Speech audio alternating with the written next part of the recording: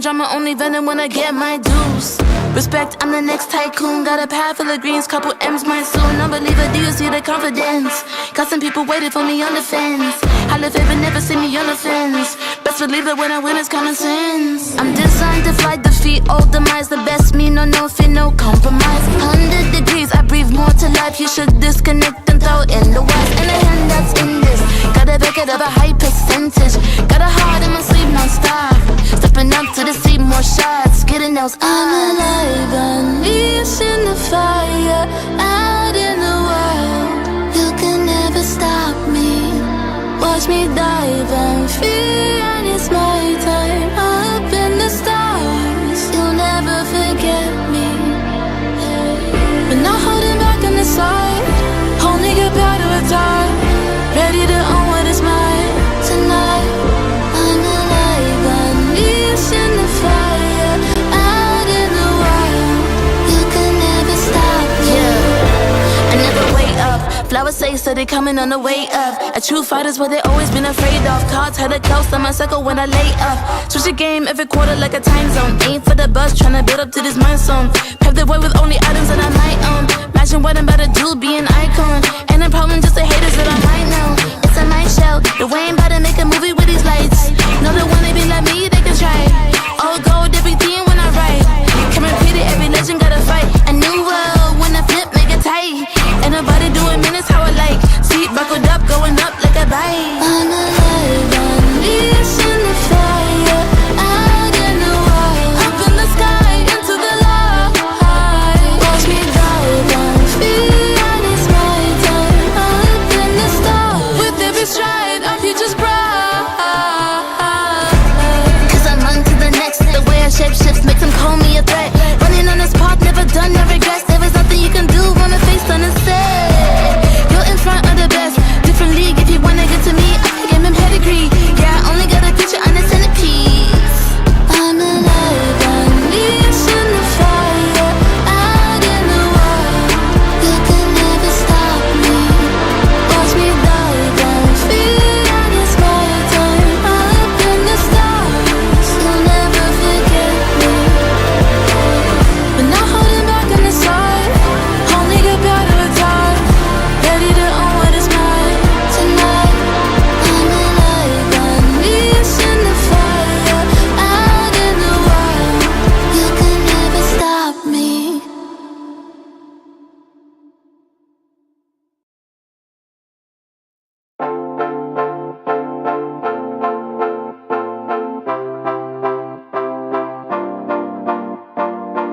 One touch from you takes me to paradise, paradise.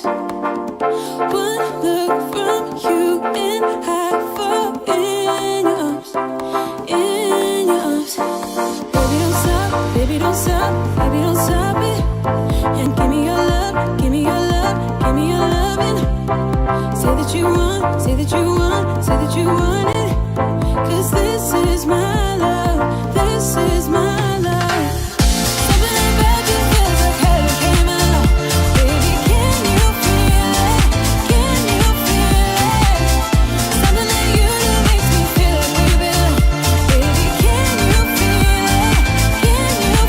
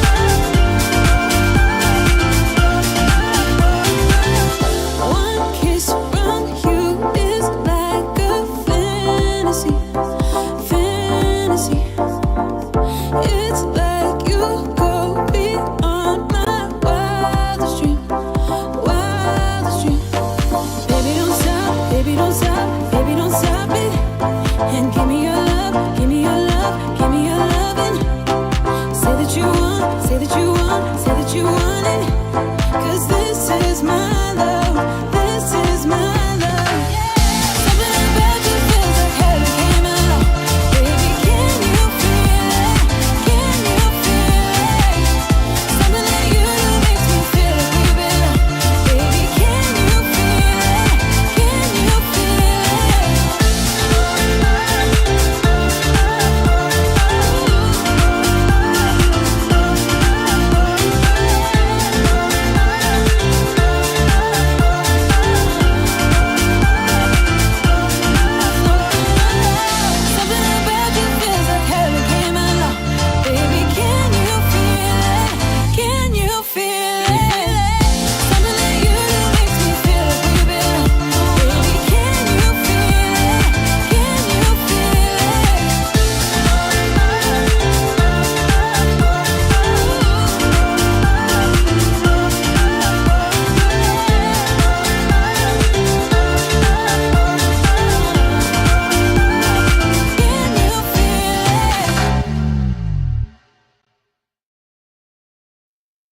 I don't know why we parted.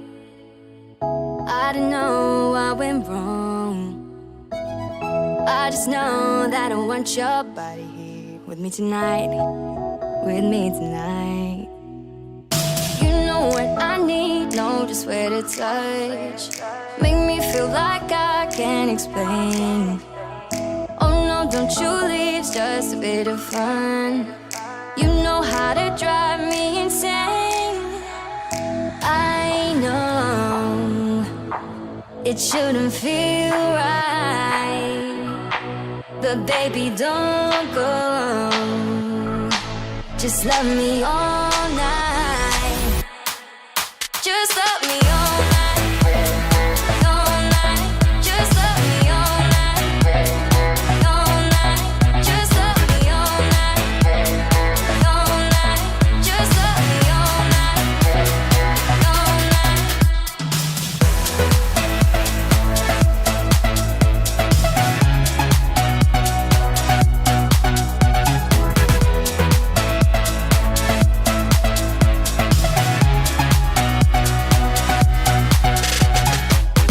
Tell me you want me, baby. Tell me I'm not alone. Tell me you wanna be with me tonight. With me tonight. With me tonight.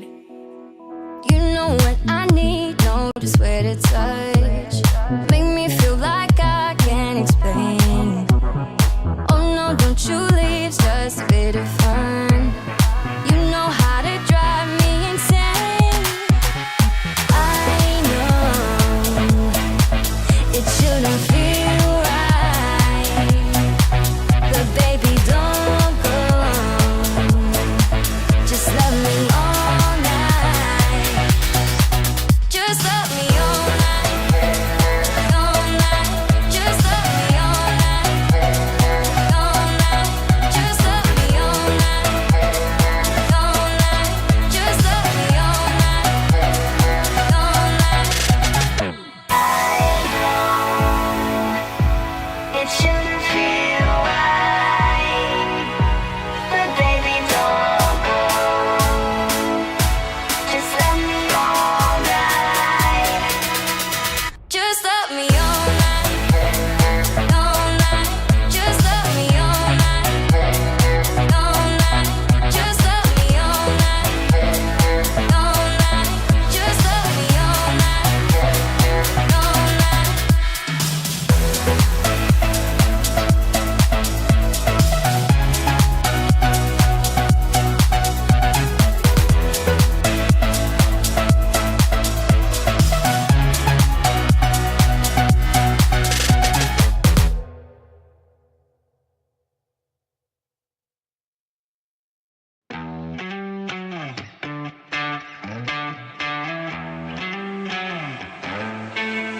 Don't need no thing.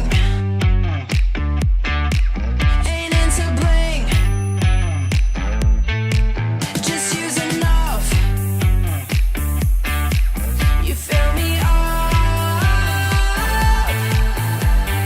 I don't care for diamond rings. I just crave the simple things, 'cause that's what I want. That's what I want. I don't need no fancy car. I'll take you just the way you are, 'cause that's what I want. That's what I want. That's what I want. Don't need no thing. Ain't into bling. Just use enough. You fill me up. I don't care for diamond rings. I just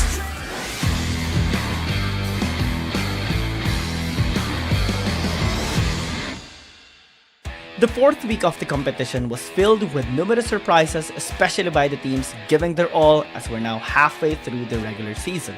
Hi, my name is Giang. Let's dive into the top 5 highlights of week number 4.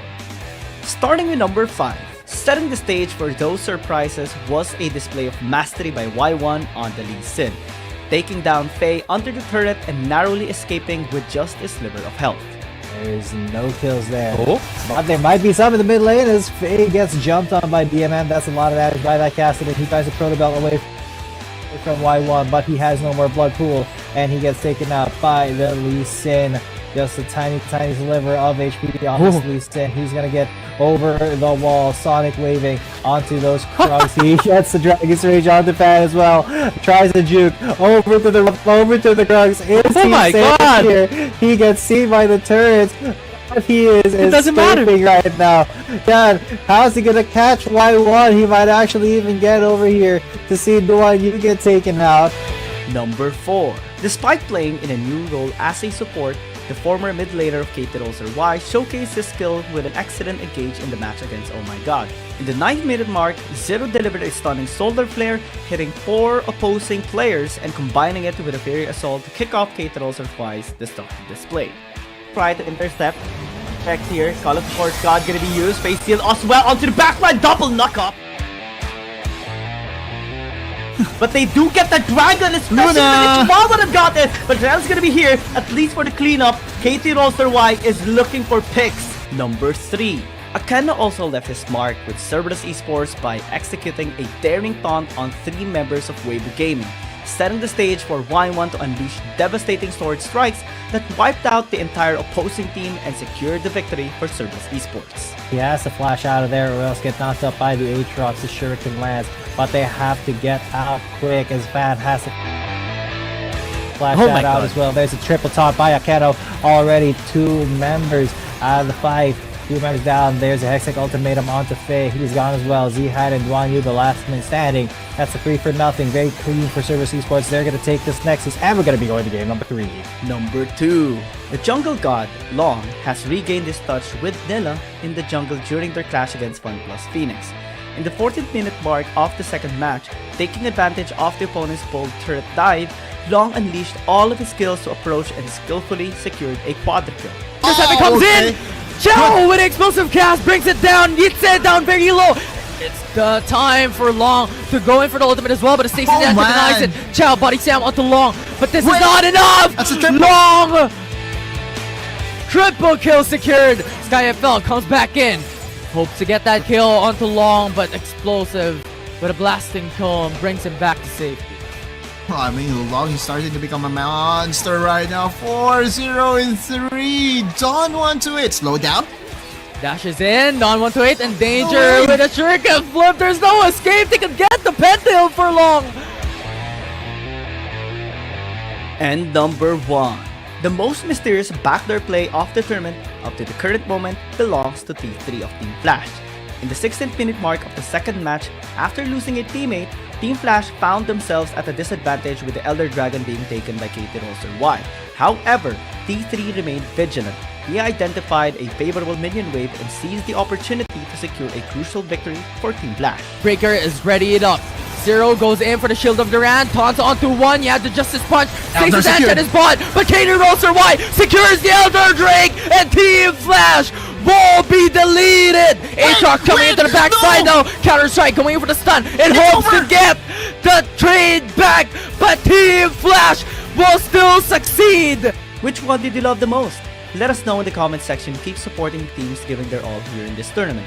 My name is Giyang, we will see you again in the next video.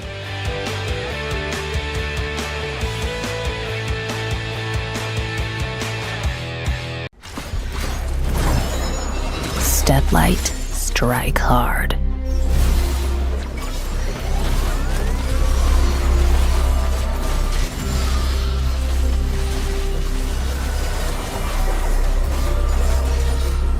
Crack 'em like a tomb.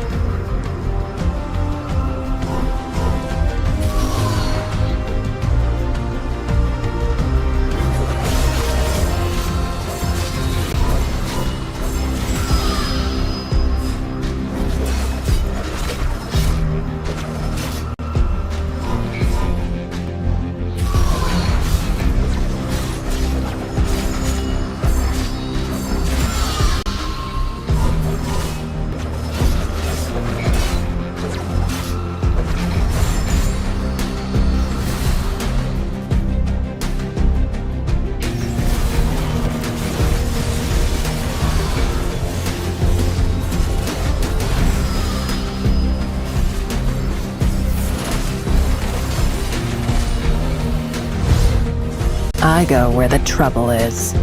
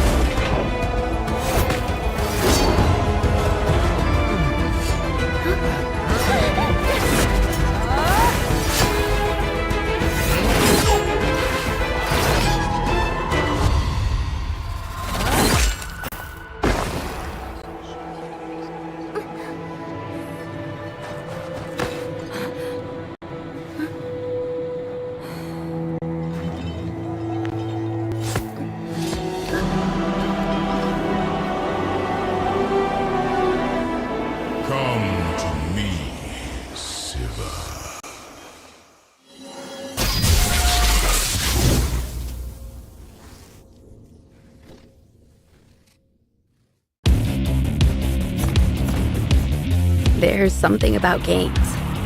What you doing there gives you real chills. There is one thing that can't be stopped. Feelings.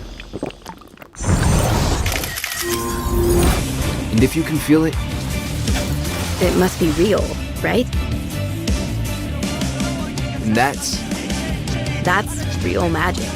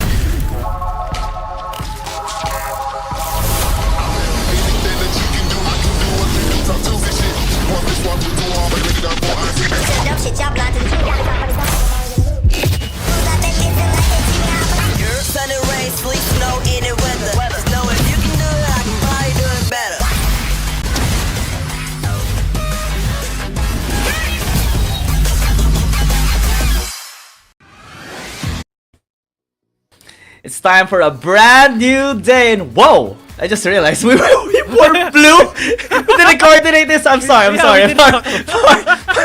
For the slight ad-lib, but welcome to our brand new day, of course, of Lifting Asia 2023 season number 2. By the way, we're at day number 24 this time around, and we have exciting games for you guys. Yeah, definitely. Definitely exciting, especially a lot of some of the games later in the day.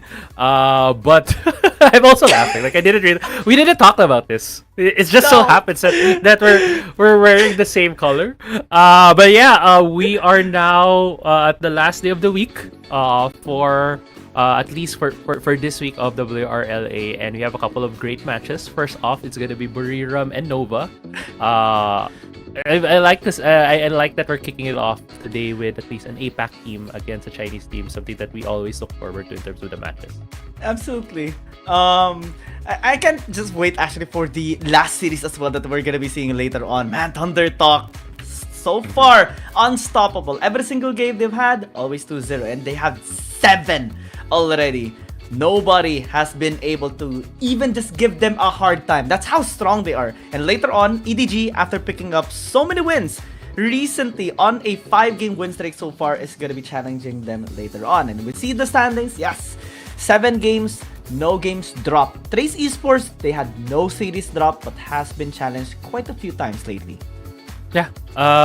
Thunder Talk just also want to like enforce that. You see the plus 14, that's because they have not even lost a single game. They've 2-0'd every series that they have gone through. But yeah, we saw FPX also yesterday able to solidify their spot here in the 3rd place by winning against JDG. It really is going to be a race between the teams around the 7th to 11th spot to make sure that they will also reach playoffs. Actually, this is very different from last season, right? Because before, what we see are J-Team, KBG, Nova Esports, and Weibo Gaming. But now we see all of them on the lower side. J-Team, KBG, Nova Esports, even EDG right now is still, despite their 5 series win streak, are still on the 7th ranking right now. It's actually FPX, Trace Esports, and Thunder Talk that are leading. JDG, OMG, and Woohoo Gaming have yet to overcome the recent challenges. But here the APAC side is also different. Now we see our PH flags just being waved out here onto many teams. 6 wins so far for both NOWS Esports and G2B. Cerberus Esports though has been really grinding lately and have been able to secure their 3rd ranking so far. Yeah, Cerberus Esports has been on a bit of a tear. Currently with the 4-4 win-lose record, but has better overall series record so far. That's why they are higher than KT Roaster Y. Buriram is in a very good spot to try and usurp or at least tie it with KT Roaster if they get a 2-0 against Nova later, although that's going to be a tough ask for sure. But there is still that possibility for them if they can be able to grab the win today. I mean, we kind of have our expectations already based on the matchups, based on their previous performance, based on the patterns that they have been showing towards us lately. But we always hope, right, Crazy Apple? We hope that we would be proven wrong, because we love surprises. We have seen some surprises lately, and man, oh man, it has been always nerve-wracking and also just so exciting to see all the time.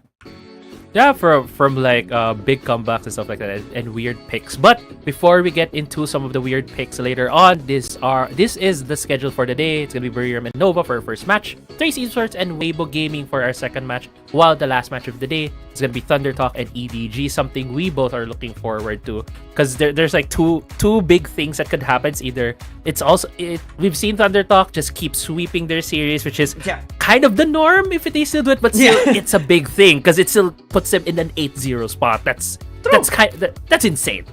I mean, the only team to have an 8-game win streak before in Season 1 was KBG. No other team was able to do that this time around. If we look at the lineup right now of BRU, still the same members, of course. BBB gonna be trying to be able to impact this game this time around after being challenged quite a few times during their match against Weibo Gaming. And the thing here about BRU as well is that they haven't really secured any wins against the CN Conference team just yet. But I hope they do this time around. It's going to be a massive win because, well, NOWS Esports done it against Nova Esports. Maybe they can too. Yeah, I think, correct me if I'm wrong, but I believe we've had 3 wins right now for APAC teams, right, against CN Conference teams. And this is like the best time for Buriram to also reach that pinnacle, right? To reach that goal of having a win against a CN team. Might not be the easiest against Nova Esports, which you see on your screens right now, but at the same time, it's not unprecedented now. It's something that has been done and can possibly be replicated by other APAC teams. All right, so sorry, we had 4 because I did recall that NOWS Esports actually won 2 CN Confidence games already in KT and also G2B. It's growing. It's Oh, yeah. possible. It Yeah, just it's growing. proves the point even more that it is possible. And that's what we like to see. The potential of our APAC teams being able to challenge these strong teams as well in the CN Confidence. We look at the head-to-head and see actually an exactly same this is the first time as well this happened. Exactly the same KDA. Long having a little bit more prowess than Valdez, especially because of some of the wins that Nova Esports has been having and the impact of Long in general. But man, we see also the potential of Valdez. Yeah, Valdez is not someone you just need to really like forget about when it comes to the lineup of Barrier. Also a very good playmaker as well as a player in his own right. But we've seen Long having some of these more different kinds of picks. I think he's the only one who consistently has been playing the Nila when it comes to in the jungle position, and I'm actually looking forward he's able to use that today if he's able to whip up that champion against Buriram. I mean, why not, right? Long has been almost unstoppable lately. Only a couple of teams actually were able, or junglers are able to match his energy and match his playstyle. And one of those are Trace Esports, especially Weiba. But it took them banning like 9 champions in one game just to be able to shut him down, and them forcing him on a Shen with Hecarim being secured by Weiba. But maybe Valdez can actually apply that as well in their match here against Nova Esports. I mean, the name of the game always against Nova Esports, or the saying goes always, is in order to win against Nova Esports, you have to win against Long. You have to out-jungle Long, you have to outplay him, because even if you give him just the slightest chance of comeback, he will take it, and he has taken so many comebacks already from many games. Yeah. I'm actually thinking about how it's gonna be a bit trickier, right, to draft against Nova, just because they can have a marksman in the jungle position, which we don't see often nowadays here in the league. But going to our other head-to-head, it's gonna be between our mid laners, Golden Feet and Neon. Look at the numbers. There's a bit more advantages on the side of Golden Feet, but still you can't discount this Neon for the side of Nova. I mean, Neon, most of the time, actually has been targeted in the bans as well. We don't really see his Yasuo anymore too. And he's being forced out to play these really common champions, I would say, like Kassadin, Vladimir, Zoe, just rotating on those, being just a stable player in the mid lane. So maybe that's one of the limitations that Nova Esports is currently having right now. Golden Feet has been trying, experimenting a couple of picks. He has been impactful on the standard champions as well. So maybe this time he can actually experiment on a different one. Maybe a Jace can be implemented there. Maybe he can pull up something like an Akali and win against Neon that can pave the way for them to maybe eventually overpower Long as well. I mean, there are many ways that teams can actually win against Nova Esports. Some teams have done it as well, and they can too.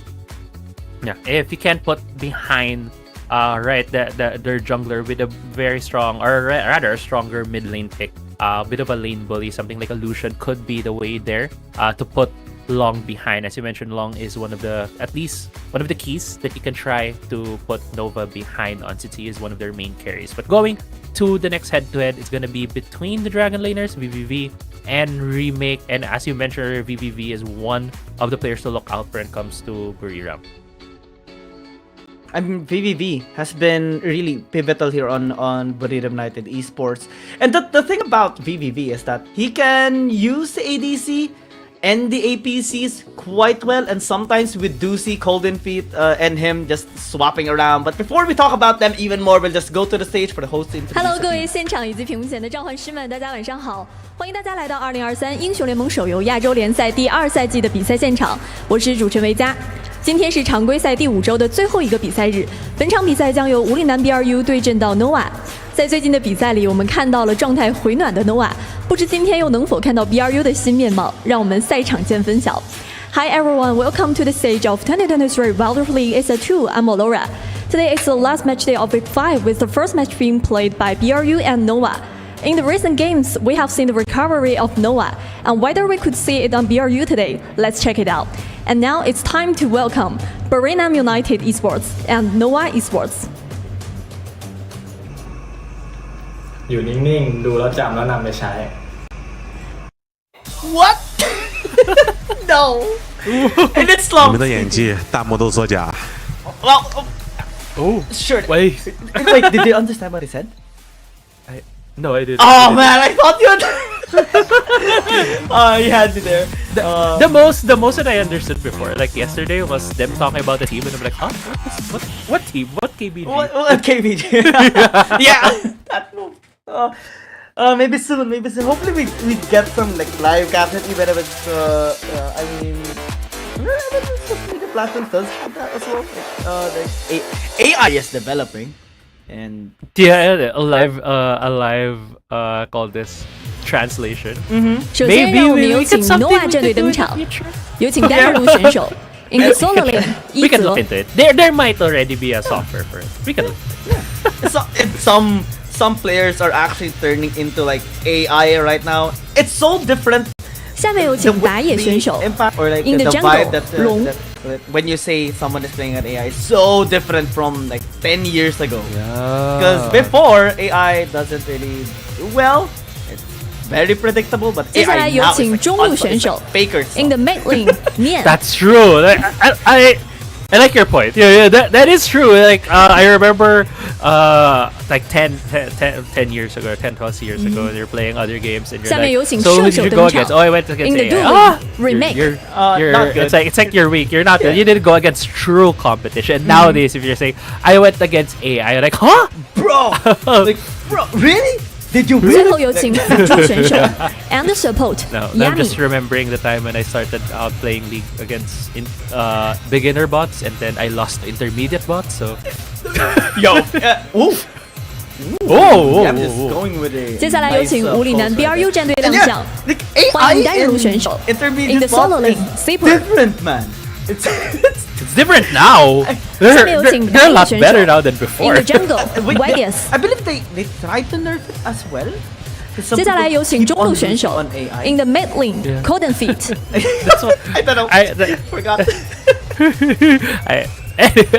They're just 下 looking 面有 at 请 the 射手 um, in the dueling poses of our VVV players right now as they get introduced. VVV just staring longingly into the oh, actually, 最 I 后 thought he 有 was just 请 gonna 辅 stare 助选手 longingly into the and camera. support Yeah, Water I Jazz actually thought that he would go with the peace sign. Yeah. 两支队伍 is 现 that 已 a 集结完 premonition 毕 that， 让 he 我 will 们 pick 即刻 up 进入 Jin 召唤师 or 峡谷 Jin? All the players are getting ready Gun Let's pose. start into the Gun battle pose. Can Jin, huh? like Jin. We like- don't often see Jin nowadays, though. I mean, we've seen Fennel try it out. Yeah, true. At least Danny. try. A good try. There's also a chance for the other gun character, Caitlyn. The other gun characters. You know, it could also be side era match. Might be something that they'll be using for our Fight for Side today. Fight for Side will be held on an era match 5v5, so it's gonna be interesting. What are gonna be the compositions? Because we often see Rengars. That's why I was thinking that hey, they might have rerolls because there's just too many Rengars that we see running around in our Fight for Side. With first strike. Always. Please just pick first strike. I mean, face rush makes you all look all fancy and fast. But first strike is just bang for buck, man. Bang for buck. You go in AoE onto so many. It always fascinates me as well when a Ziggs has first strike and then he uses like Mega Inferno Bomb with Liandris and Ludens, and you see so many of the procs just going towards It just it sounds like sound effects. Like stonks just yeah, it's just so. And I think the most for me, I feel like it could be annoying for other people, but I'm like, what is this sound? Why does it keep rocking? And then I look, the and sound it's like of money. it's the sound of money on first strike. I've seen that as well on Misfortune. I imagine getting it all the time by the Make It Rain and then get with the Leander's proc. We won't see it today though. The repeated first strike procs. But we have Zion though. I think that's gonna be Oh my exciting. With face rush? Face rush? Is that going to be the damage type? Like lethal temp, collector rather, can be picked up here later on. Just have massive damage. Sadly, we don't have prowlers though. yet on Yeah. that would be wild.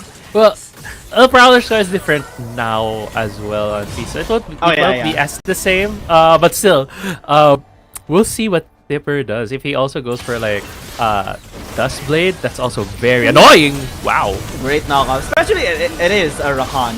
Tipper gonna be following up as well, but not really able to deal as much damage as Valvis is actually doing right now, just committing onto the kill. He will fall down, but it's okay. That's still a kill for him. Yitze gonna be getting one as well before it falls down. Actually, 2 kills picked up by just Yone. As now, the Malphite of Yami actually... is it just me or this Malphite looks small? I think it's the skin. It's a skin. It Oh. has a bit more edges. Doesn't seem as big when you look at it that way. Looks like an inhibitor. Yeah. Oh, Zipper. Stop to his ulti. Great Not good for the knockout. knockout. Fate Seal though onto the back line, not really dealing as much. I believe the only damage dealers so far here are just the Lucian and the Draven.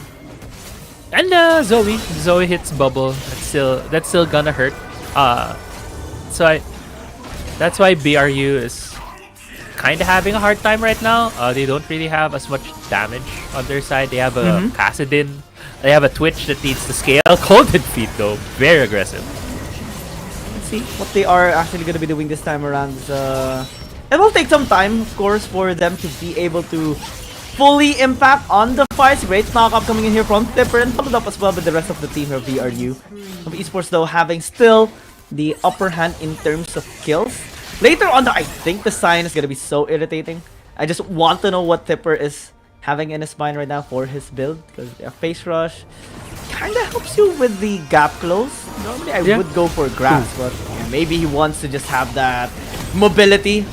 Okay, so the Face Rush works that if he gets the damage done, he will just speed up as well with his passive. Okay, it makes sense now.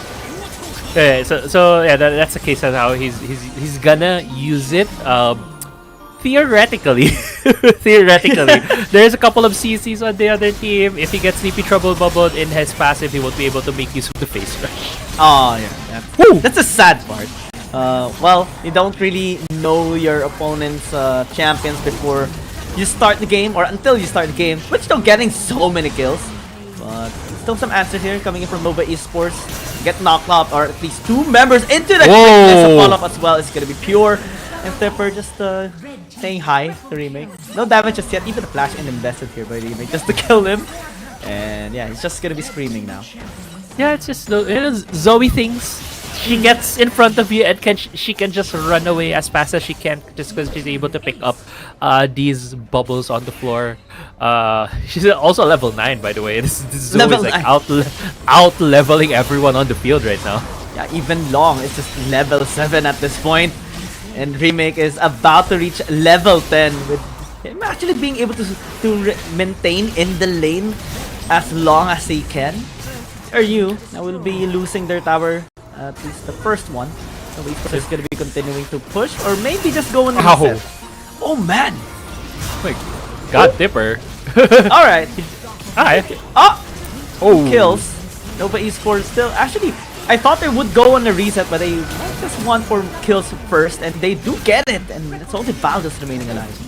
Yeah, they can still reset after this. Actually, or rather, they are just gonna try and live, or actually go for a tower dive right there. Long trading his life to be able to get the Lucian as well. But yeah, they'll be looking for the resets right here. They should, or they'll be very off tempo. They should. Okay, finally they do. We get the answer now. This is still going for one last fight. Doesn't get to get the golden feet. That's sad. That's sad. So yeah, like I know. Oh my God, that was a good pick right there from Remake. But yeah, some of the things like I always want to mention that in terms of ARAM, the most important thing if you're playing it as a regular player, not these players, because right now they're really fighting. They want to determine who gets to pick sides.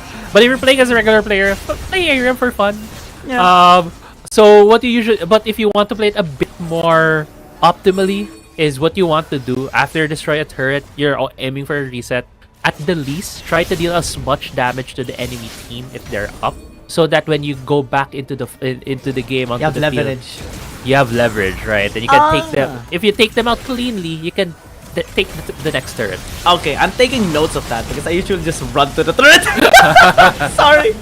I'm sorry, my previous teammates. I will try better next time. But it's as well doing a lot. Triple kill on his side. Nova Esports is just waiting for the wave to be able to crash here on the tower. Yeah. It's gonna be a 2v5. It's gonna be a hard ass for Tipper and Val. Actually, Tipper just going in. And will die as well. Goes with a zombie mode. Okay, yeah. Wow, Yami's just soaks in all the damage and wasn't even feeling any of it. Flashes it! Okay, Valdez did not expect that happening. And got shocked as well. Great power coming in from the Rakan. Grand challenge into the quickness as well as Golden Feet just following up with the damage. We'll get 2. Nova Esports only Neon. It's even though like usually you see like this Kassadin from Golden Feet, so does fall down to Neon. But actually what a cast. Whoa! Ow! Play on Aram, man. These guys are they warmed up. They're very I mean, it is the best possible warm up before the actual series. And again, to everyone that is just tuning in right now, this is again just the fight for side. This is not the official match. It will go down after this one, but whoever wins this will get to decide if they go on blue side or red side. Yeah.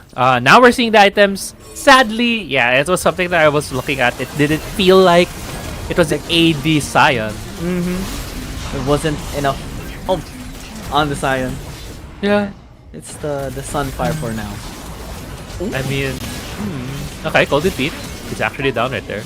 And BBV just chasing down long till the very end. We'll get almost the ace. I mean, Neon has just recently spawned back up. BBV hiding will get spotted out by Neon, but no damages yet on the switch.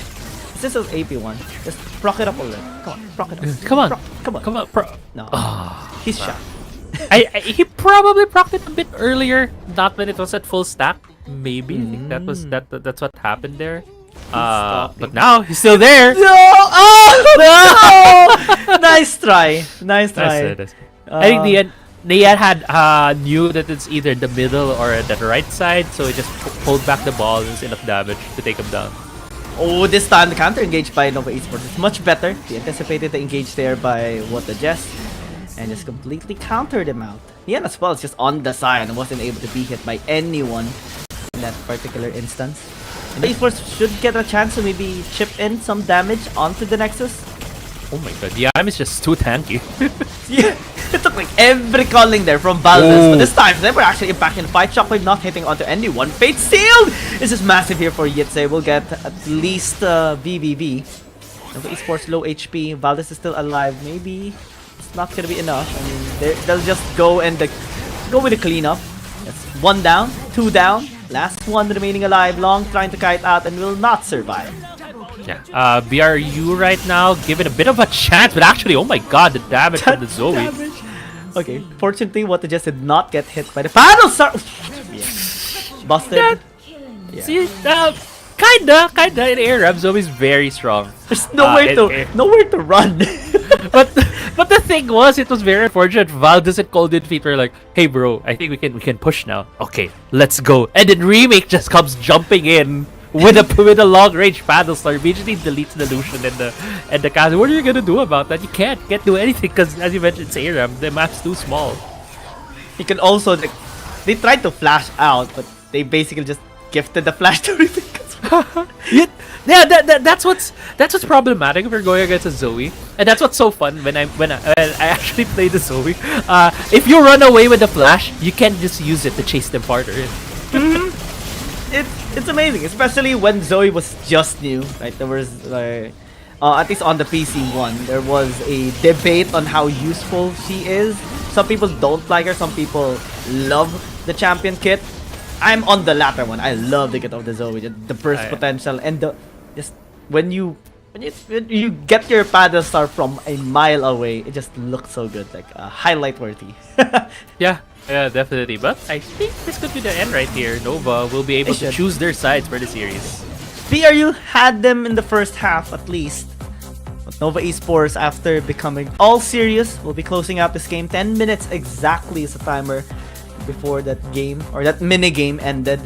Nova Esports, based on their performance, believe it would be fine on either side. I think they would decide if they go on blue side or red side depending on what BRU's performance is the past few games. Yeah, depending on that as well as what are their priorities.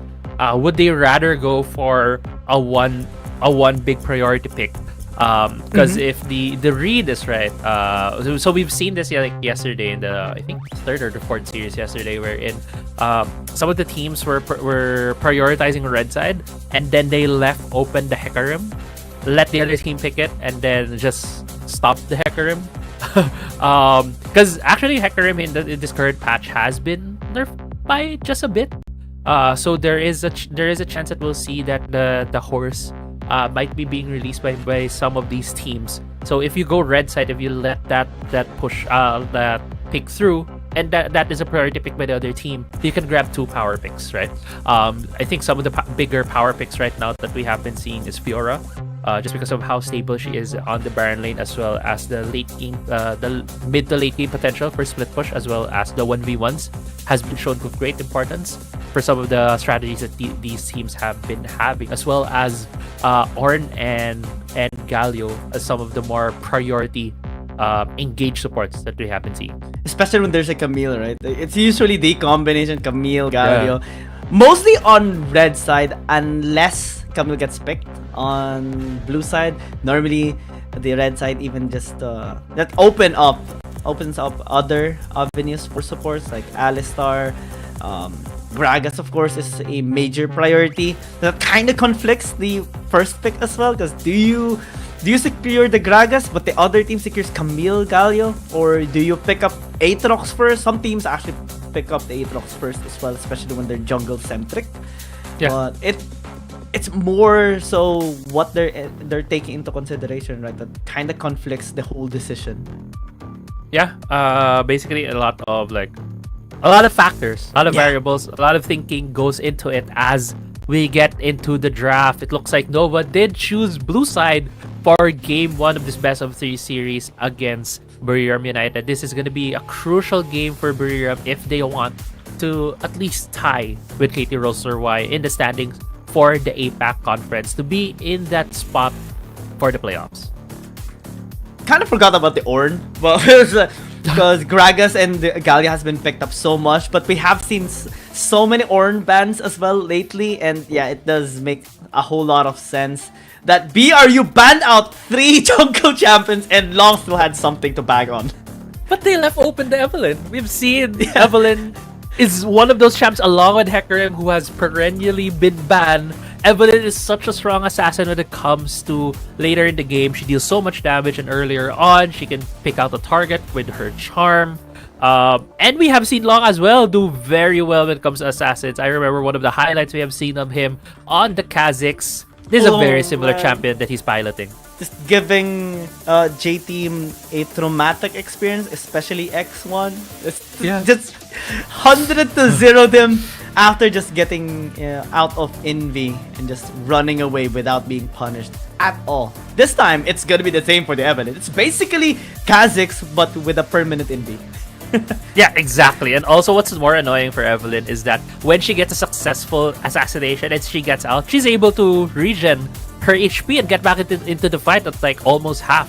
Yeah. So that is something unique for her as an assassin. It's something that's very annoying because she can still be able to throw out her charms. But there have been other picks right now. We are seeing on the side for Buriram, they have picked out the Gragas, Renekton, and the Zaya. So far, really good front-to-back composition that they're fielding. Also, very decent team fight composition. Hoping to see maybe a control mage to be added to their pool since Vladimir has been banned. Orianna might be something they can look at as a bit of an AP splash damage for Buriram.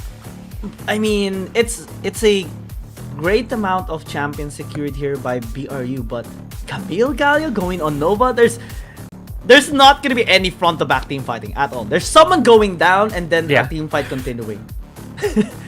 Yeah, that is true. Depends as well, right? Because the thing is with Camille, Galio, they go in once and they stay in the fight. Xayah is one of those champions that can absorb that engage and then able to burn through these tanks if she's able to pick up at least 2 to 3 items. The Featherstorm also deals so much damage if it's going to be this front to back style or at least a diving style from the side of Nova. If they do pick that Sivir, which they do lock in, it adds to that pile on factor for their composition with the Galio, with the Camille going in, as well as the Sivir supporting that whole team running towards the team of BRU. They need to figure out if they want to go for a disengage, but actually they double down. They double down to engage with the Yasuo. They really want a scrappy fight here. I mean, okay. It's not that. It's okay. Man, this kind of just blew out my mind right now. Yasuo suddenly getting picked up. Yeah, there's a Gragas, there's a Vi. It makes a lot of sense, but still, I did not expect this response coming in from BRU. They're going 100% in game number 1. Yeah, I feel like they're risking a lot, but when is the best time to do it than in game 1 of a series, as well as when there's kind of something big on the line for them, right? They need to get this win to be able to secure their spot for the playoffs. And also, as we were talking about earlier, we have seen a string of wins from the APAC region against CN Conference teams, and curveballs are something that may be effective against these kinds of teams because they play this kind of style that they have perfected for a while. If you are able to throw something different, it might just cause chaos to go in your favor. But you can also create so much chaos, and I just love that latter part. Let's go! Game number 1 between Nova Esports and BRU United Esports. Still, I mean, it's just the start of the series, but what a way to start the series. But with a banger. To see the Camille as well just going in the mid lane. I actually thought a while ago that it's going to be a Fiora in the mid lane because that's what we have seen quite a few times already. It can also stand a great chance against the Yasuo.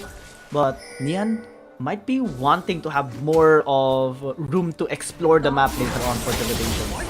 Yeah, definitely. Also, having the Camille in the mid lane provides, as you mentioned, more of exploration, easier gank route as well. Camille has shown that she's very mobile even in just a lane. With her Attack on Titan ability, right? But she can also utilize that to quickly go to these side lanes. And one thing that I'm also going to be looking at is if they'll be utilizing that to help out any invades or possible counter jungle by Nova, if there's gonna be a thing right there to go against the Vi. It's gonna be a Mikasa moment here for Nia. He's having a great time against this Renekton as well. It's just so impactful as well. It kind of seems like it's not really a big deal, but this is already early game dominance that it is basically doing right now. Because Renekton usually gets picked up for that top side priority, so that the win or the lane would be won in the bottom lane already. But they're actually fighting back really hard, using the ignite just to chip down the HP here of Kitsane. But Honeyfruit, let's go back. Bottom lane, Yami actually gets a great engage here onto what the Jet, but still not able to pick up a kill. Valdez is here, will not push through. Yeah, on the top side, Valdez was just able to take advantage of Ize's not letting the wave, or rather not shoving the wave, even though he had the advantage in health bars and the harass on the Renekton. He let the wave shove towards him, so he was stuck at level 2 while the Renekton was level 3. He used advantage for that, but long.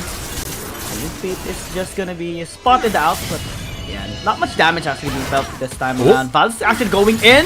Will they connect or commit? It's a question, but they don't. They just let it be for now. Reset's coming through. Just 2 minutes in.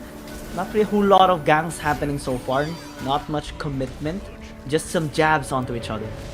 Yeah, it's gonna be more of that until we get towards our ultimates. But VVV is a bit behind in terms of XP here. In the bot side, Long actually able to sneak into this brush. Will they commit? Oh, VVV senses danger.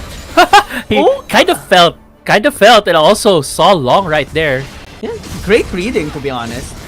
Normally, a path of Long on the Evelyn is pretty unpredictable. But BRU, having a great read, will just give the plates away for now. It's a lot though. Scary position. They're anticipating the PvP is gonna be there. Watajes is here, Hasn't spotted out long just yet. They want to prevent this from being taken down, but they have to pull up a fight. Shield of Dawn not going to be connecting onto anyone, and Nova Esports will just walk away for now. Yeah, but this is very significant in terms of a lead right now that Nova is trying to get on the bot side, but mid lane. Toxic Ultimatum gonna be used this time around. Great knock-up as well with Hero's entrance, but the last breath for the reset! This is why we just love Yasuo! Cold one survives? Man! What a way to start this game! Yeah, as you mentioned, right? The last breath reset, refresh his shield, gave him enough more HP to work around in this fight. You see right here, he's so low. He even got knocked up as able to cast the last breath. Gets the kill, gets the level 6, gets just enough HP to burn through the ignite and live through it. What a turn of events for BRU. Talk about luck and skill.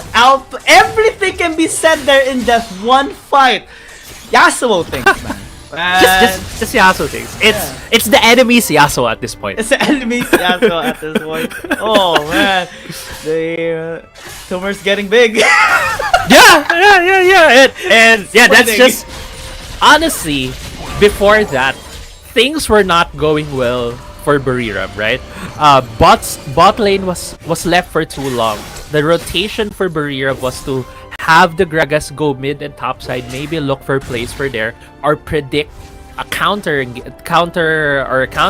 jungle counter fight against Nova. But Nova big brained them, saying we're just gonna put more members bot side. You have a very low leveled bot laner. We're just gonna gang up on the guy. But VVV with the mind games, with the reads, using the Scryer's boobs, spotting out long. That's just things going in favor for Buriram. Call it luck, call it skill, whatever. But these things happened for he still lived. It happened for them, ending or using it to their advantage. It doesn't matter what you say. It is what it is. And BRU landing the first blow here against Nova Esports mid lane. A bit of a contestant here, but not really a whole lot of commitment. I think Nova Esports this time around would pace themselves, possibly long would just target top side this time around since BRU is already starting the dragon. Yeah, there is a bit of a positional advantage right now for the bot side here. Golden Fate is just fighting the Camille to push him away. Now Dragon has been but mid lane though. Yep, the Feather Storm gonna be used already. Potent Battery to chase him down as well. The Bolt Breaker committed. It's just the trade of objectives, but BRU getting their second kill. Yeah, getting their second kill, getting as well the Dragon as we head to this replay right here. It started, I believe, with a flash from Yami, actually. Flash engage right there in VVV. But as we were talking about, Xayah does have that safety net. He just needs to pop her ulti to dodge a lot of that damage. And Nova wasn't able to finish the kill. But with mid lane being left right here, I think it's a bit of a boo-boo from BRU. They left the mid lane alone, and the Herald was able to be summoned, getting the first start of the game for Nova. Yeah, it helped them recover a bit of the gold that they've lost through the deaths occurred on their side. And BRU not really having enough defense in the mid lane. I think they went on a reset a little bit too late. Now in the bottom lane, they are just committing a bit. They're just checking Nova Esports if it is going to be worthy of a dive for them. But so far, with the rotation, with them spotting out long, it's like they're just going to be calling it off. Yeah, we might be seeing a bit of a lull right now in the action. Earlier on, it was being started a lot by Nova. It was BRU reacting to it, and reacting to it really well. But right now, there are moves that Nova has done that has put them more in favor, and that is destroying the mid lane turret. What's gonna be hard for BRU as well is having the going against that Sivir in the mid lane, because Sivir is really good at shoving out these waves, which will give Nova a lot more control over the mid entrances to the jungle. So you can see right here Yami actually trying to fish for some vision for the side of the jungle for BRU. So do expect that Nova, if they can put down vision on the jungle side of BRU, Long might have chances and angles to go for these assassination plays for the Evelynn. It's going to be very difficult though if he tries to go on to the Yasuo, because Wits End is going to be out, and now BRU just adds it back into the top lane. Flash going to be used in the hook shot as well. Be able to be safe, burning to death! Will at least be able to blow out the fire. The top side will not be safe anymore. What the Jess checking the brush, making sure if someone's there, he will die. But unfortunately, no one's there. Oh not. Oh no. Oh no, indeed. Okay. Feather Sun. will be fine. Just actually Long forced him to use two big skills, the Exhaust and the Feather Storm, without investing anything. Right. And that is the threat of Evelyn, right? Why I believe she's also one of those more annoying assassins to go against, because even just seeing the charm going on top of you, you really need to invest resources to get away. And that is a threat of an Evelyn. VVV now has no ultimate. Could be something that Nova tries to take advantage of, but BRU has been playing this map pretty well in terms of defensive plays for VVV, and VVV just feels like he has a very good sixth sense right now, able to spot out aggression from Nova miles away. I mean, even the first gank a while ago in the bottom lane, he was able to spot out, or at least like get a good read on the macro play of Long, and it allowed him to be safe unganked. Yes, there were plates taken in the bottom lane a while ago, but no kills. That's why we saw BRU getting the first blood a while ago. And so far, no kills secured by Nova Esports. Man, this is actually a great improvement by BRU. Yeah, so far, it has been stabilized for the side of BRU. They do have good late game potential. This Xayah is going to build a lot of crit, a lot of damage against the members of Nova. Looking as well as the tanks, it's only going to be the Galio who's going to be the big tank for Nova. The thing as well for the composition for Nova is they will try to dive on you because of that Sivir, because of that Fiora, because of the Camille. And if, as a Xayah, it's one of the things you like to do. If you're able to kite them out effectively, you're able to drop your feathers, and then the whole team dives on top of you, you can just pull it back and deal massive amounts of damage. And this time, you cannot really pull back from 4 members of BRU, but actually it does! What?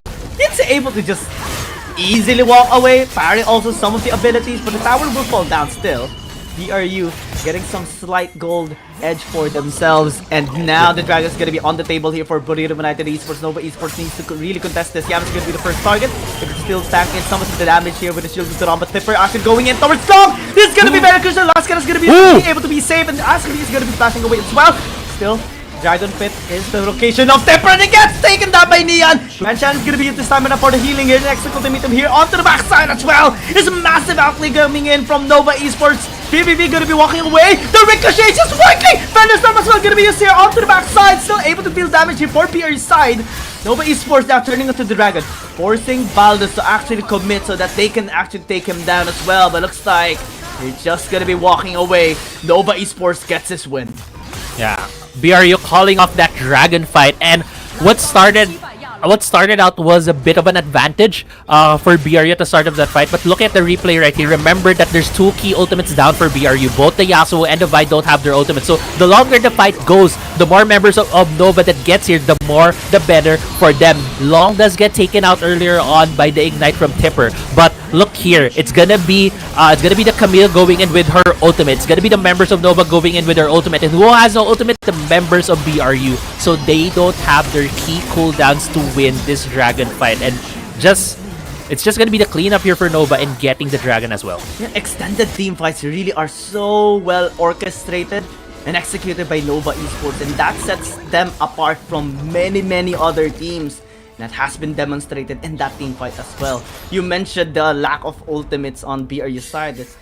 It could have been much better if they were more efficient onto it, but they bursted everything just to take Long down. I think it was a nice touch to try and take him out, and yeah, they won the early team fight, or the first half of the team fight, but they should have walked away and reset. Yeah, I think the idea from Tipper, right, to try and take out the jungler ASAP was the correct call, considering the situation they were in. But the thing is, when they weren't able to convert the kill on bot side against Yize, that was where it kind of fell apart.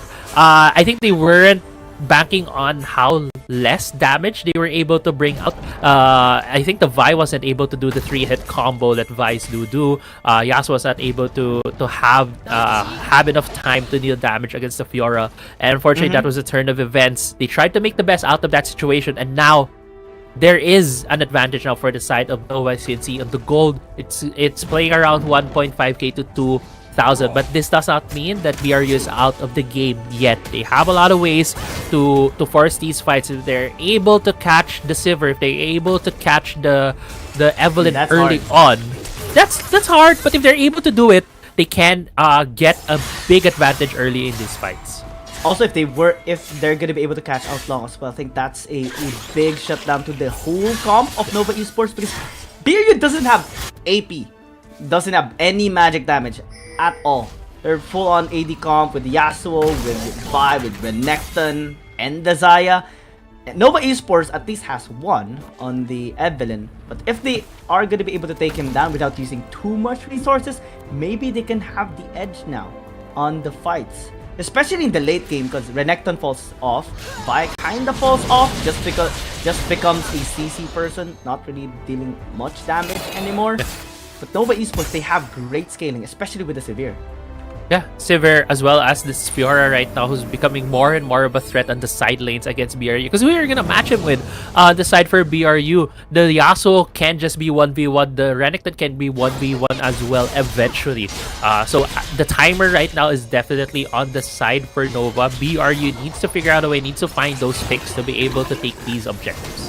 Are they really going to turn onto Neon this time around? That's going to be used as well as a season desist, and they will take him out. Actually, say I'm able to survive an attacking sweep as well. Stalled for so much! What was that? Still has the maw, still is going to get taken down. But man, that's so much invested just on the Camille.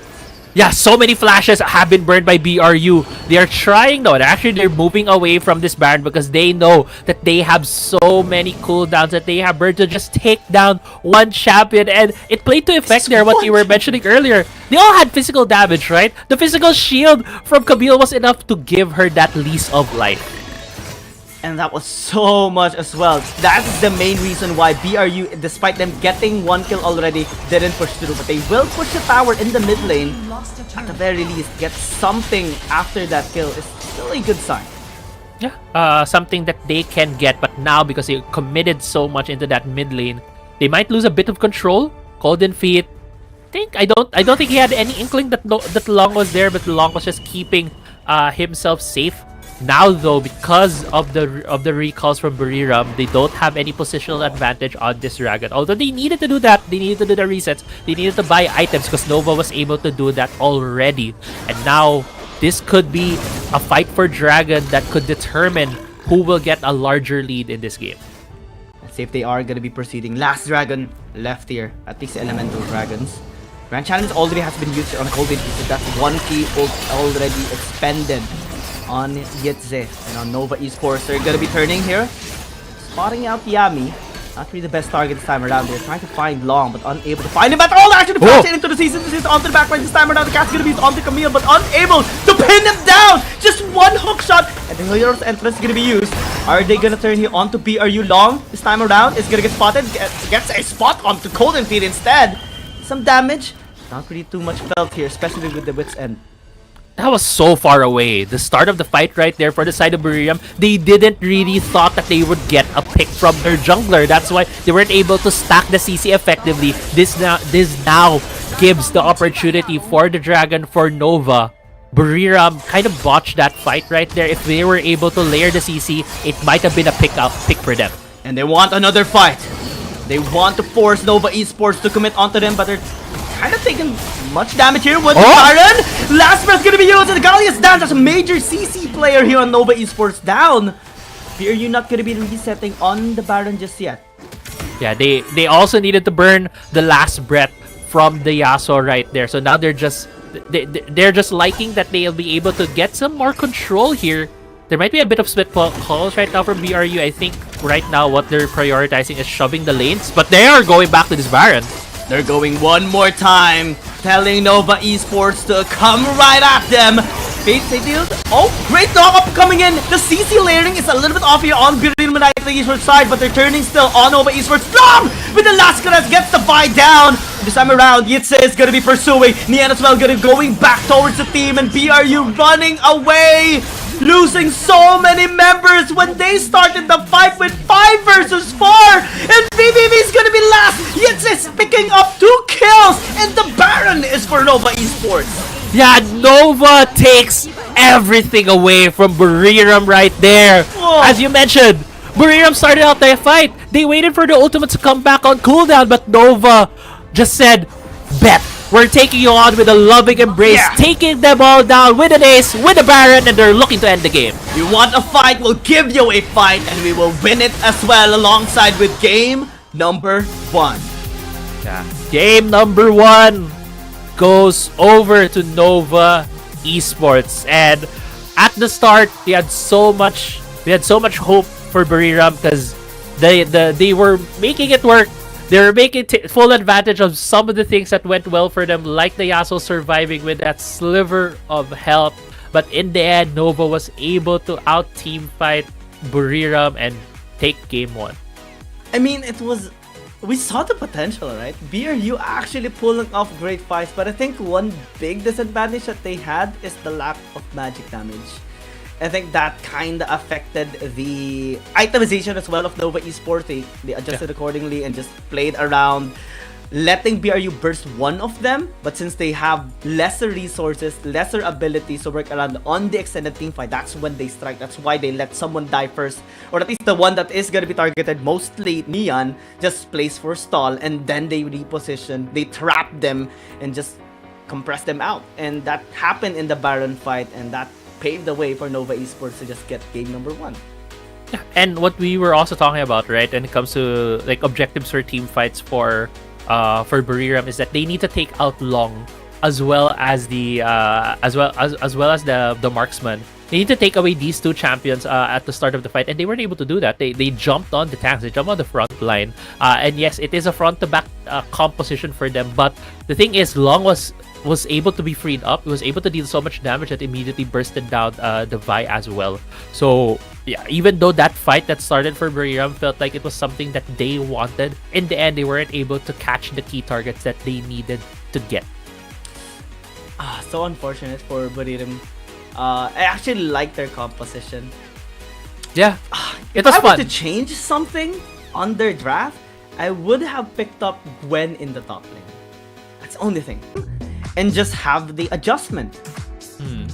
I'm on a different viewpoint in terms of what to change, right? I think the Renekton was fine in terms of trying to at least stabilize a lane for them. What I would rather see is switch out the Xayah with maybe a Kai'Sa and go for a more AP-centric build, because the Kai'Sa can jump into the backline along with the Vi, along with the Yasuo to take out either the Sivir and just bomb in, right? And use the Icathian Rain to take out some members. So that's my point. That's where my headspace is at.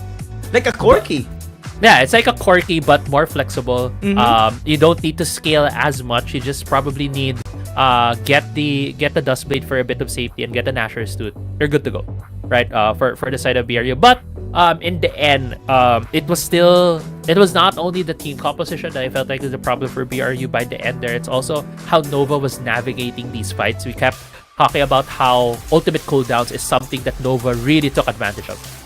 And Remake gonna be getting the MVP. Severe recovering on the win today, because yesterday, right, we saw a loss on the Severe. Yeah. Quite a bit of losses, actually 2 losses on it, but this time around it's showing more and more stability, and we might see more of this champion, as well as still the series is not done. BRU can still pull off a game number 3. But Esports can 2-0 them, but we will know the conclusion later on, of course. Before we head down to game number 2, we'll just go in a very, very short break. When we come back, Crazy Napple and I will just hang on to you guys.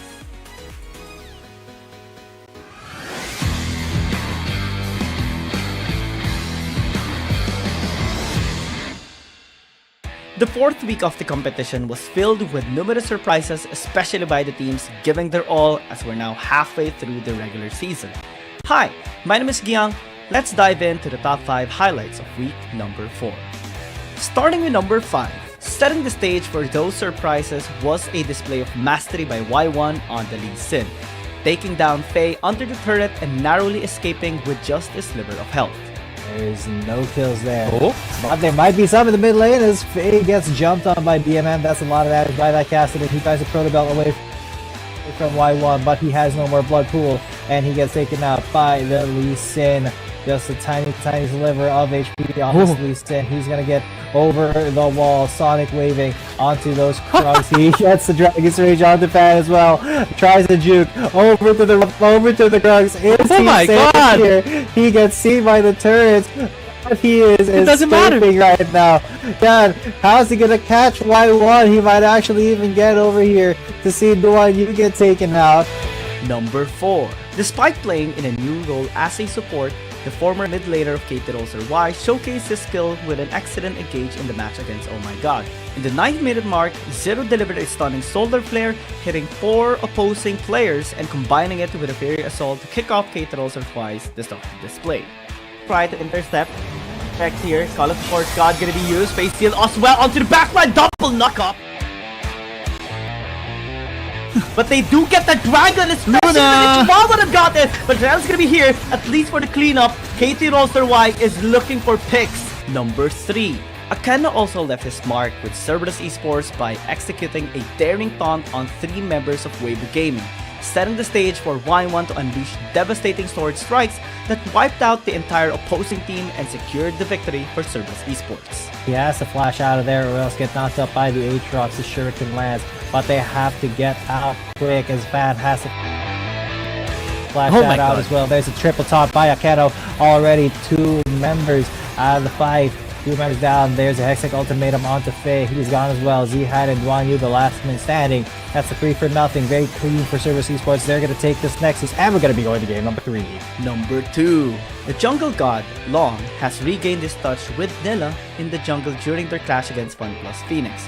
In the 14th minute mark of the second match, taking advantage of the opponent's bold turret dive, Long unleashed all of his skills to approach and skillfully secured a quadra-kill. This comes in! Chao with explosive cast brings it down, yeets it down very low. It's the time for Long to go in for the ultimate as well, but Stacy denies it. Chao body slam onto Long, but this is not enough! That's a triple. Long! Triple kill secured. SkyFL comes back in. Hopes to get that kill onto Long, but explosive with a blasting cone brings him back to safety. I mean, Long is starting to become a monster right now. 4-0-3. Dawn 1-8. Slow down. Dashes in, Dawn 1-8, and danger with a shuriken flip. There's no escape. They can get the pentil for Long. And number 1. The most mysterious backdoor play of the tournament up to the current moment belongs to T3 of Team Flash. In the 16th minute mark of the second, we just can't wait for the game to start, so we're diving in straight with 40 seconds left on the break. Again, we're your casters, Giyang and Crazy Apple. The BNB connection is on, and we're moving to game number 2. Game number 2. Pick and bad phase right now here. It's gonna be Bariram on the blue side while Nova is on red side. We saw earlier how Nova was able to just dominate Bariram by the mid to the late game, being able to navigate these fights more effectively. And now looking at the bans, we see the respect ban coming from BRU, taking away that Nila from Nova. It is, again, just so much focus on Long. 3 jungle champions. Again, yeah, it's 3 jungle champions. But at least they're not the ones to ban the Evelyn and the Hecarim. I think that's the luxury that they have right now. So a total of 5 jungle champions in the first rotation is very reminiscent of their match against Trace Esports for Nova. Yeah, we'll see if Buriram prioritizes a jungle champion, at least in the first 3 picks. Valda still has a lot of that he can go for. There's still the Lee Sin that he can pilot here. Probably something that they're looking at. I do like the Gragas first pick as well for Buriram. Yes, it wasn't as successful as the previous game, but still very flexible pick, very good front line, and very good disengage tool for Buriram. What will be the response? Galio is very much open, right? And normally when we see like Camille, there's always going to be a Galio. And then later on, we might see Vladimir this time around actually being open. And Neon might just set his eyes on it. Yeah, I do think that Vladimir would fit in as well. Also one of those control mages that we do see very, very safe. But it might be stolen away by Buriram. Cold Feet as well will be piloting this champion instead Omni, and now this goes to question: what will be the answer here for Nova? Will they prioritize the jungle or maybe the mid lane? Ooh, early counter or matchup rather on the Vladimir. A Kassadin gets picked up. I'm not really too fond of a Kassadin just because of too much scaling and resource required just to have any impact in the game at all.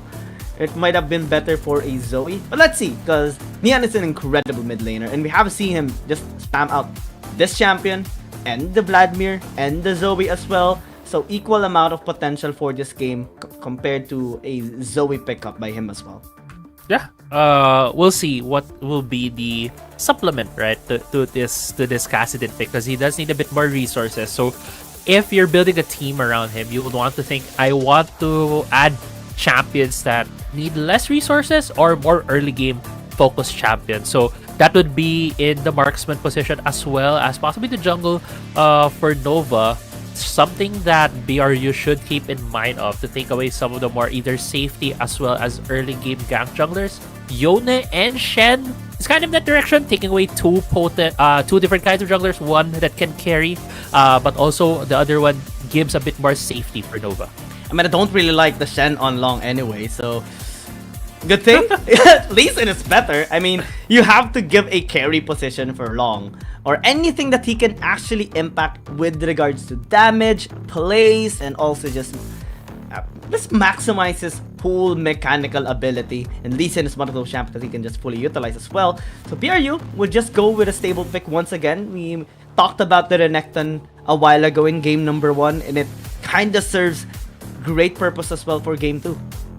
Yeah. One thing I was looking at for Nova, they have 4 melee champions with the marksman on the Ezreal. That's going to be their only ranged champion on the team. But this is a very ballsy composition right now for Nova. I know they won game 1. I know that they were able to control mid to late game. But the thing is, they have 2 scaling champions on their end. It's going to be both the Ezreal and the Kassadin, which are very, very weak in the early game. I actually would have liked to see Ezreal and Jace together here for BRU, because that would just serve so much poke on their side. Yeah, it's kind of split up. So both of these teams might opt for scaling, particularly their mid laner and their other champions as well. But nobody, but the BRU on this kind of composition kinda would serve great purpose for early game, because Jace has great wave clear, can impact the early game skirmishes, can poke a lot, so they can kind of win the team fight before it even starts. We'll just need to see for Buriram, because in game 1, but like they were nullified by a lot of their plays weren't really from their own, as we were talking about as well during the cast.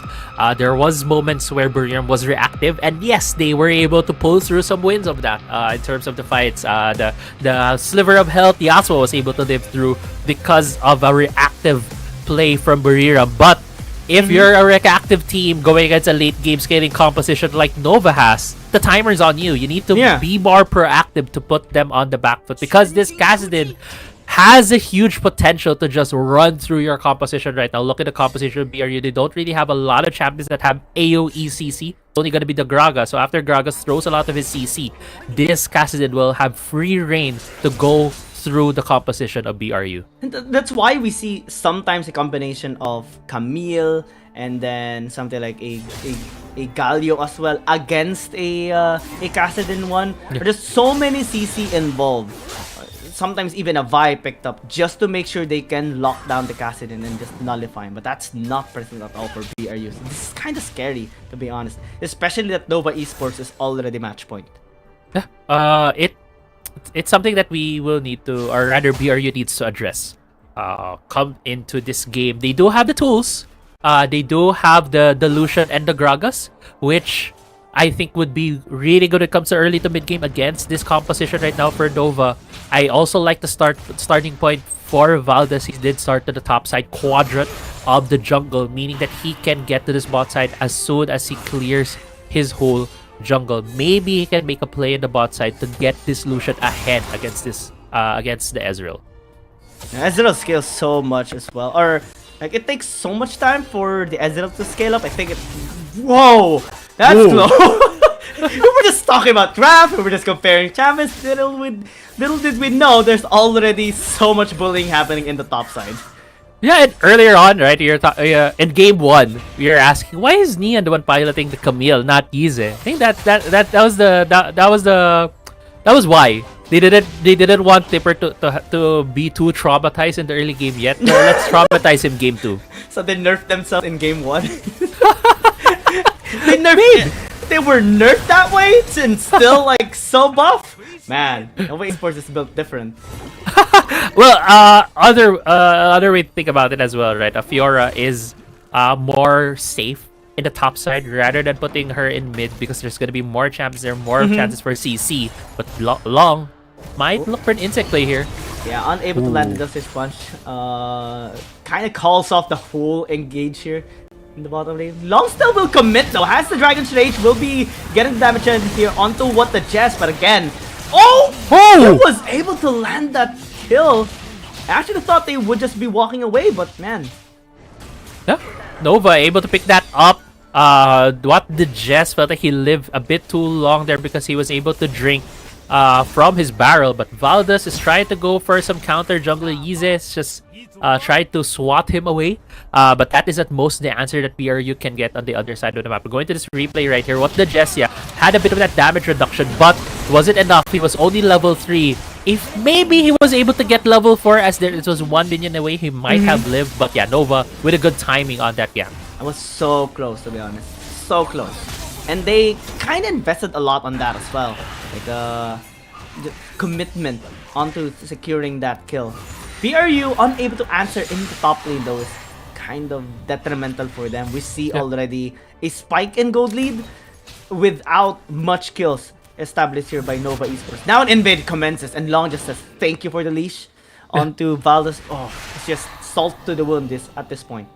Yeah, and we were talking about Nova. BRU is the one who needs to have a bit more control here in the early game. But as it stands, 2k gold lead is what Nova is looking at as an advantage for them as we get to the 4-minute mark. And that is a very substantial lead because that is not in like a lot of kills. There's only been 1 kill that's been gone to the side of Nova. Only 1 first blood. But means 2k?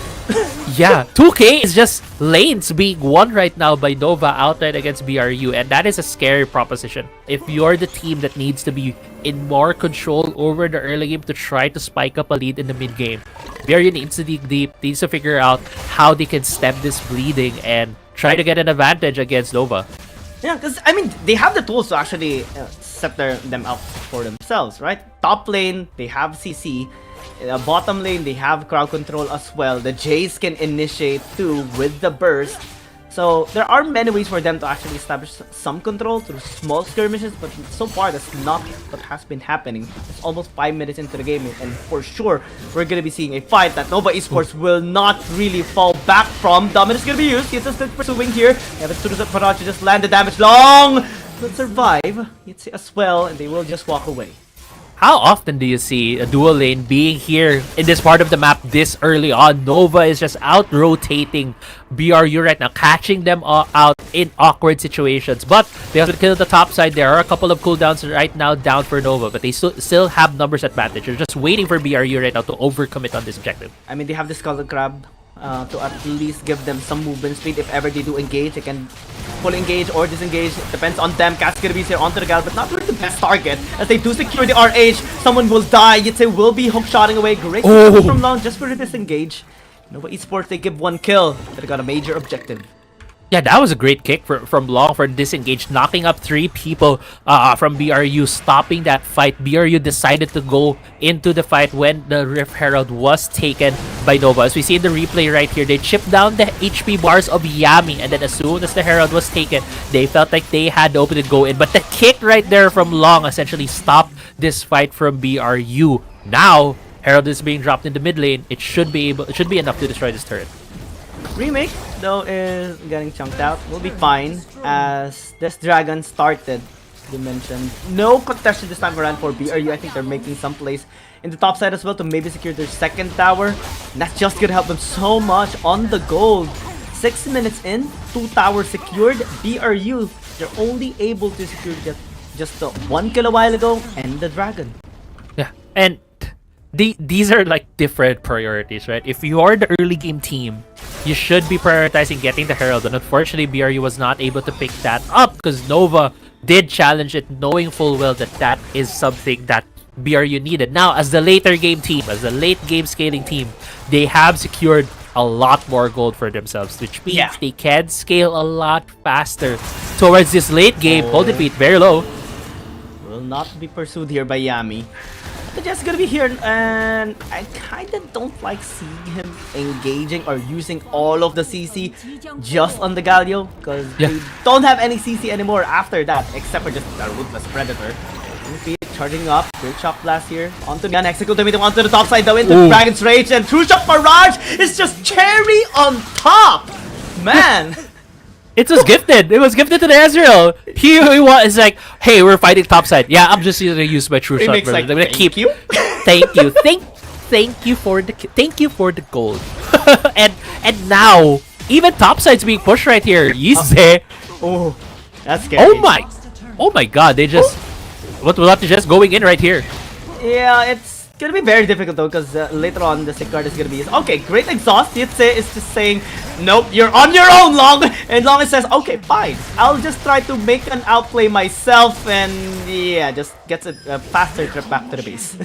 Yeah, Yise felt like was the one who wanted the fastest trip back to base, but going to this replay in the bot side, Valdez did get jumped here by Yami. There's 3 members of Nova, so it's gonna be a very tough ass. Almost getting the kill on Yami as well, but unfortunately, because of the brush, wasn't able to be seen, wasn't able to be targeted by any of the damaging abilities, and this has just gone from bad to worse right now for BRU. 8 minutes into the game, there's a 7,000 gold lead for Nova. It's a deeper hole that they are in right now.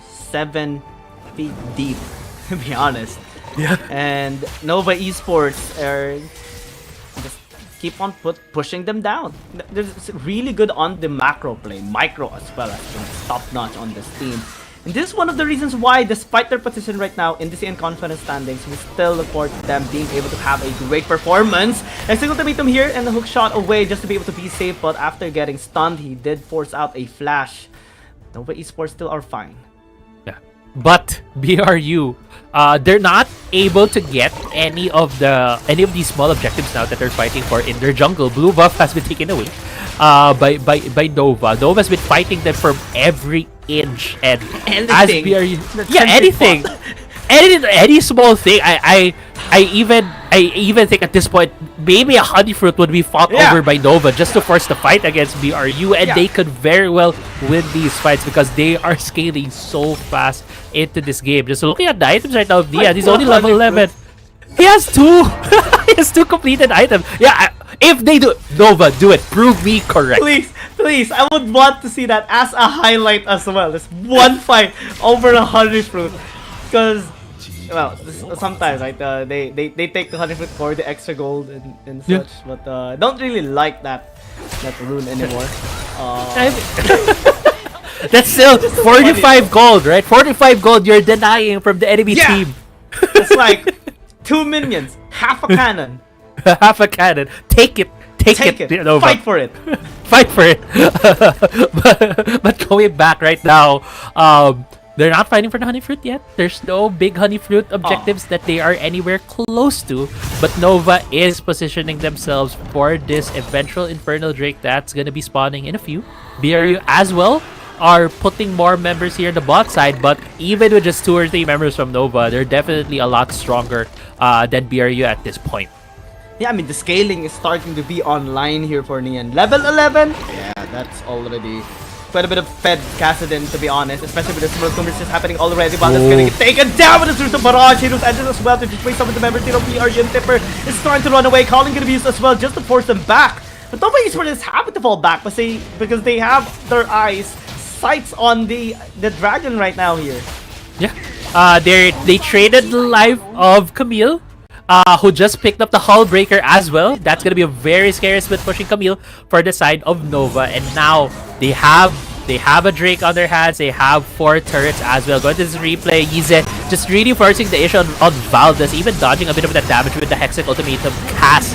I feel like Nova were also trying to bait out BRU right here, but yeah, the damage on Golden Feet, the highlight right there. But on the top side, double body time into the cask, and BRU will finally get the team fight win.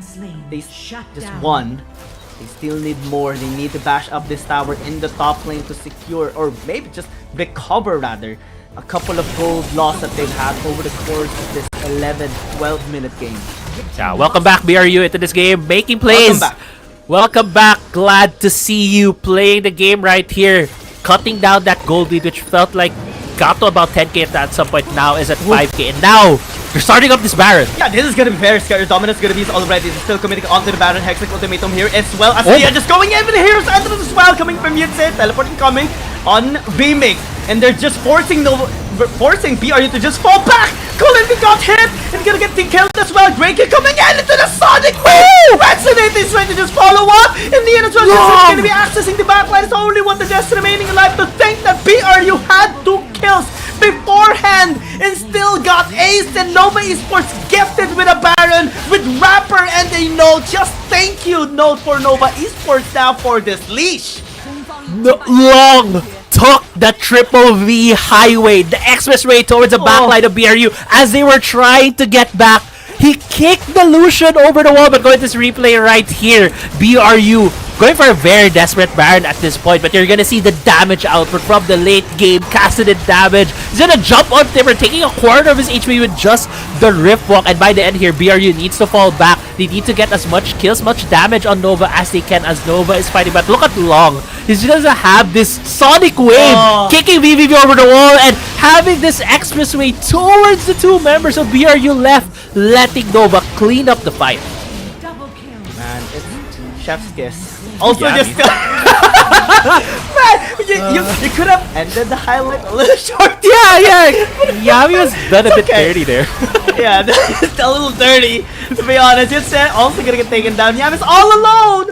Just a little bit sad after him just dying alone in the Baron a while ago, and still he is stalling for days. Will finally fall down, but Nova Esports is answering back here in the bottom lane. Chocolate gonna be used here as well as the move played by Golden Feet, but unable to just stack in the members here of Nova Esports. They're actually getting caught a little bit there, but still able to take this tower in the mid lane by Remake. Yeah, BRU trying to make some more proactive plays now on the map. 40 minutes into the game, they tried to get that top side, and they were able to get 2 picks. Yami does.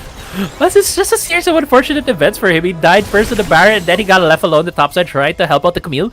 But now BRU able to reclaim some lost territory for themselves, although albeit this is just gonna be such a short time for them, because when Nova gets back to the map, they're gonna be able to reclaim all this territory. And you got Nian, he's already level 14. He just picked up the death cap as well. This is a fully online casting at this point. He's gonna melt through the health bars of BRU. Oh yeah. You know what would just be so irritating as well if ever he picks up that item? GA. Yeah. Oh my god. Just imagine just being pinned down, invested with everything, and still has like a second life. And there's no anymore like any catch tools that BRU has. Yeah, you invest everything while he was rift walking away from it, jumping around, and then has a second life. Has a stasis as well. You can still rift walk away. It can still rift walk away when he lives it. Oh, no. Please. I don't want to live in that world. BRU right now trying to not think about that situation. They're trying to be in their happy place at this point, just farming, just trying to scale up. Yeah, think happy things, think happy places. Yizedo is in a very good spot, even though there are 2 members of BRU, possibly 3, can still just get away because he is using Camille. But with the dragon up right now, BRU might try at least to get some pick-offs. If they're able to get a pick-off early on, it could be a good way for them to start the fight, but still Nova is just really strong at this point. Yeah, I mean, they can just start this dragon up if they want to, but they want to also just catch BRU off guard, force them to commit something, maybe a cast, maybe a body slam, maybe any ult here on BRU side. But as they walk away, Nova Esports says, you don't want to fight?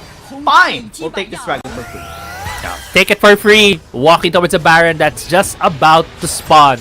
No vision. Actually, there is a bit of vision, I think. No. Sorry, I thought that was a ward right there. But yeah, no vision right now for BRU. They don't know how this Baron is going. They know that Nova has walked over that location, and now wards are being placed. Nova might be looking to spot to spring a trap, but Long did just back away.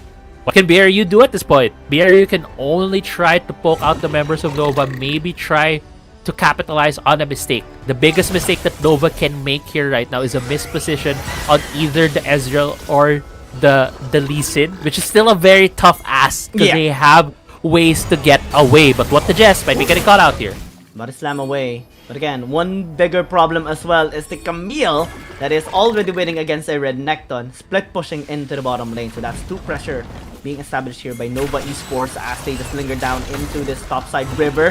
What it is going to be the one tanking and checking. The cast is not going to be so pure this time around. Nova Esports find the backlane as well. BBB might be in trouble, but Leon actually getting chased out. Baz crashing in and trying to go with a hammer forward, but gets just response instead. The Nova Esports even got to the Necton in the bottom lane. This is already pushing into the bottom lane as well, getting that inhibitor tower as this Golden Fate. Vladimir's actually doing some work here into this fight. Sin by long will still just be walking away because there's nothing to be left anymore for BRU. Yes, it's done! It's a 2-0 sweep by Nova Esports. Yize wants the game to be done as fast as he can. Gets the 2-0 against Buriram, and by the end there, we saw signs of life from Buriram. Some plays being made, some pickups that were being done, as well as the damage being online for Golden Feet. But it's a little bit too little too late by the end there. Nova able to secure the 2-0. Man, oh man, it's just amazing plays. Again, just standard things for Nova Esports, right? At this point, BRU, they had some great fights. Game 1, Game 2, but when it comes to just overall macro pressure, micro, and also team fighting, or the strategies implemented methodically, we do see Nova Esports is shining a little bit more, especially after the first instances. Like after just 1 kill, we see like 2,000 gold lead as Yitze just wins over the Renekton Tipper as well in the Baron lane. So much gold accumulated. By the end of the game, I believe it was like 13,000. Yeah, I think so. I think it was about 13,000. Yeah, it's just Nova Esports playing very comfortably, playing their style against BRU, and I felt like a lot of those moments BRU was just letting Nova exert their style on them, which was quite unfortunate. We did see a bit of signs of life from Nova as well, but from BRU, but it wasn't enough. Now they're not gonna be in the best spot to try to go for that playoffs run. At least for BRU, they are 1 more loss down against KT Roster Y. While on the other hand, for Nova, it's just like another Tuesday for them. Yeah, that's another Tuesday. After this, they're just gonna eat out on a restaurant for sure, something like that. I mean, we saw how they walked to the stage and bow down afterwards. They were like, okay, we're done for the day. Time to chill. Time to go home and also play. Yeah, and looking at the graph as well, it's kind of the story of the game, right? It's just all in all the wins, all the gold lead going in favor from Nova, and also see here a lot of the gold as well.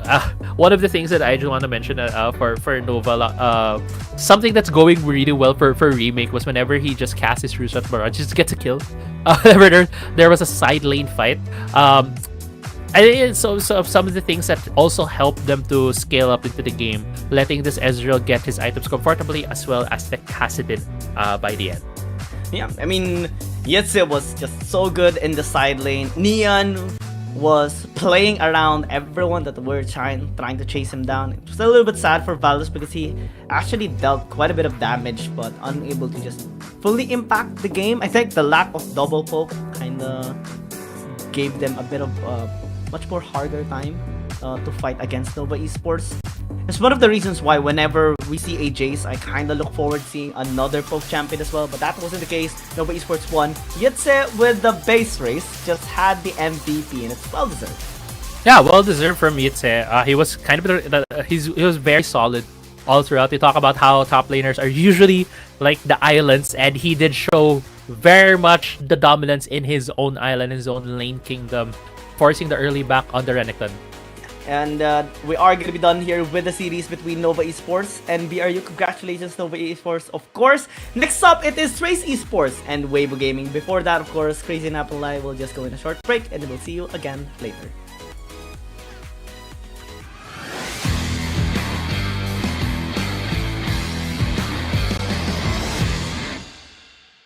The fourth week of the competition was filled with numerous surprises, especially by the teams giving their all as we're now halfway through the regular season. Hi, my name is Giang. Let's dive into the top 5 highlights of week number 4. Starting with number 5, setting the stage for those surprises was a display of mastery by Y1 on the Lee Sin, taking down Faye under the turret and narrowly escaping with just a sliver of health. There's no kills there. But there might be some in the mid lane as Faye gets jumped on by DMN. That's a lot of damage by that Cassidy. He tries to Proto Belt away from Y1, but he has no more blood pool, and he gets taken out by the Lee Sin. Just a tiny sliver of HP on this Lee Sin. He's gonna get over the wall, Sonic waving onto those Krugs. He gets the Dragon's Rage onto Fan as well. Tries to juke over to the Krugs. Oh my god! Here. He gets seen by the turrets. But he is escaping right now. God, how's he gonna catch Y1? He might actually even get over here to see you get taken out. Number 4. Despite playing in a new role as a support, the former mid laner of KT Rolster Y showcased his skill with an excellent engage in the match against Oh My God. In the 9th-minute mark, Zero delivered a stunning Solar Flare, hitting 4 opposing players and combining it with a Fairy Assault to kick off KT Rolster Y's destructive display. Try to intercept. Effect here, Call of Force God gonna be used, Face Seal as well onto the backline, double knock-up! But they do get the dragon, especially when Jamal would have got it. But Rel's gonna be here, at least for the cleanup. KT Rolster Y is looking for picks. Number 3. Akena also left his mark with Cerberus Esports by executing a daring taunt on 3 members of Weibo Gaming, setting the stage for Y1 to unleash devastating sword strikes that wiped out the entire opposing team and secured the victory for Cerberus Esports. He has to flash out of there or else get knocked up by the Aatrox. The Shuriken lands, but they have to get out quick as Van has to flash that out as well. There's a triple taunt by Akeno. Already 2 members out of the fight. 2 members down. There's a Hextech ultimatum onto Faye. He's gone as well. Zihad and Duan Yu, the last man standing. That's a 3 for nothing. Very clean for Cerberus Esports. They're going to take this Nexus, and we're going to be going to game number 3. Number 2. The jungle god, Long, has regained his touch with Nilla in the jungle during their clash against FunPlus Phoenix. In the 14th minute mark of the second match, taking advantage of the opponent's bold turret dive, Long unleashed all of his skills to approach and skillfully secured a quadra kill. Just comes in! Chow with explosive cast brings it down, gets it down very low. It's the time for Long to go in for the ultimate as well, but Stacy denies it. Chow body slam onto Long, but this is not enough! That's a triple. Long! Triple kill secured. SkyFL comes back in. Hopes to get that kill onto Long, but explosive with a blasting cone brings him back to safety. Well, I mean, Long is starting to become a monster right now. 4-0-3. Dawn 1-8. Slow down. Dashes in, Dawn 1-8, and danger with a shuriken flip. There's no escape. They can get the pentail for Long. And number 1. The most mysterious backdoor play of the tournament up to the current moment belongs to T3 of Team Flash. In the 16th minute mark of the second match, after losing a teammate, Team Flash found themselves at a disadvantage with the Elder Dragon being taken by KT Rolster Y. However, T3 remained vigilant. He identified a favorable minion wave and seized the opportunity to secure a crucial victory for Team Flash. 我们再一次恭喜 Noah 赢下了这场比赛的胜利。我们也是请到了射手选手 Remake 来接受我们的采访，先和大家打个招呼吧。大家好，我是 Noah 的射手 Remake。恭喜 Remake 一个干净漂亮的2-0，而且感觉 Noah 的状态真的是越来越好了。第一个问题可能想问到你，在第一场比赛的时候，也是第一次看你在赛场使用希维尔，在他上线之后嘛，那你觉得这个英雄强度如何？以后会不会变成你的一个招牌英雄呢？感觉这个英雄挺强的吧，然后就是挺适合我们团队的，因为他清线很快，然后最后打团的时候也可以给队友提供很高的帮助嘛，所以就后面应该会多去尝试使用。就好像加了 buff 一样，以后会经常看到这个英雄出场的。会的。I asked him, it's your first time to use Silver this season, so how do you think of this champion? And Remake said, I feel like this champion, it suits our playstyle well, and we feel like we got buffed during the team fight with that champion. And I'm sure we're going to practice more and use more in the upcoming games. 第二个问题，那第一局17分钟，当时我记得 BRU 是在偷大龙，然后那个时候呢，你们发现的非常及时，来到龙坑那边，然后也是打赢了团战，一波直接推掉了水晶。那个时候你们当时是很默契的一起过去的，因为我注意在听你们那个赛后语音的时候，你们当时也没有人说啊他们在打龙，就是过去看了一眼，然后所以想问一下，当时是谁先预判到这个事儿的呢？就是因为当时可能视野太黑了吧，我们大家都想赶紧集合过去看一波，然后就把他们逮住了。是的，就直接把团开起来了。是的，当时就是想随便看一眼，没想直接逮住了他们。对。I asked him, let's talk about the team fight around the Baron. It's also the key element you win the game. So who's the AGL at that time? And he said that at that time we don't have the vision and they disappeared in the map. And then we just want to have a look and then we catch them and we win the team fight and we win the game. 第三个问题，那第二局 BP 的时候，看到你们是选择了用卡萨丁和吸血鬼去对线嘛？然后其实现在很多队伍他们都会选择像阿卡丽这一类的英雄去和他们对线，因为可能觉得能更好的 counter 到吸血鬼。那所以当时你们选卡萨丁是想要走一个比较后期的阵容的思路吗？对，因为就是我们经常使用卡萨丁，然后去打吸血鬼嘛，就感觉都练得比较熟练了，所以有这个自信拿出来去打。就是觉得自己的卡萨丁也可以完完全全 counter 到对面的吸血鬼，都是非常有自信的。就拖到后期肯定是我们赢。Okay, I asked him that during the ban pick phase of Game 2, what's the reason behind that Khazarding pick? Does it mean the strategy of a late game? And he said that both Khazarding and Swing, they are the champion we are very familiar with. And we have the confidence to use Khazarding counter the Swing. And we surely, in the late game, will win the game. 那我们的赛后采访到这里就结束了，再一次感谢 Remake 接受我们的采访，让我们稍事休息，精彩比赛马上回来。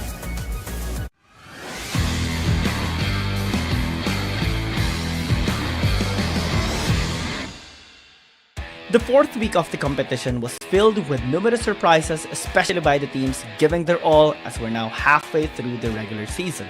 Hi, my name is Giang. Let's dive into the top 5 highlights of week number 4. Starting with number 5, setting the stage for those surprises was a display of mastery by Y1 on the Lee Sin, taking down Faye under the turret and narrowly escaping with just a sliver of health. There's no kills there.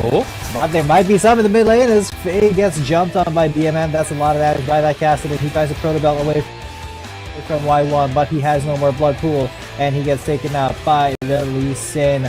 Just a tiny sliver of HP on this Lee Sin. He's gonna get over the wall, Sonic waving onto those Krugs. He gets the Dragon's Rage onto Fan as well. Tries to juke over to the Krugs. Oh my god! Here. He gets seen by the turret. What he is doesn't matter right now. God, how's he gonna catch Y1? He might actually even get over here to see Duan Yu get taken out. Number 4. Despite playing in a new role as a support, the former mid laner of KT Rolster Y showcased his skill with an excellent engage in the match against Oh My God. In the 9th minute mark, Zero delivered a stunning Solar Flare, hitting 4 opposing players and combining it with a Fairy Assault to kick off KT Rolster Y's destructive display. Try to intercept.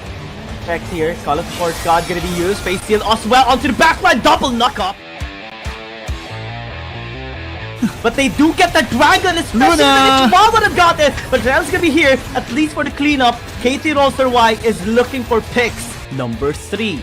Akena also left his mark with Cerberus Esports by executing a daring taunt on 3 members of WBG, setting the stage for Y1 to unleash devastating sword strikes that wiped out the entire opposing team and secured the victory for Cerberus Esports. He has to flash out of there or else get knocked up by the Aatrox. The Shuriken lands, but they have to get out quick as Van has to flash that out as well. There's a triple taunt by Aketo. Already 2 members out of the fight.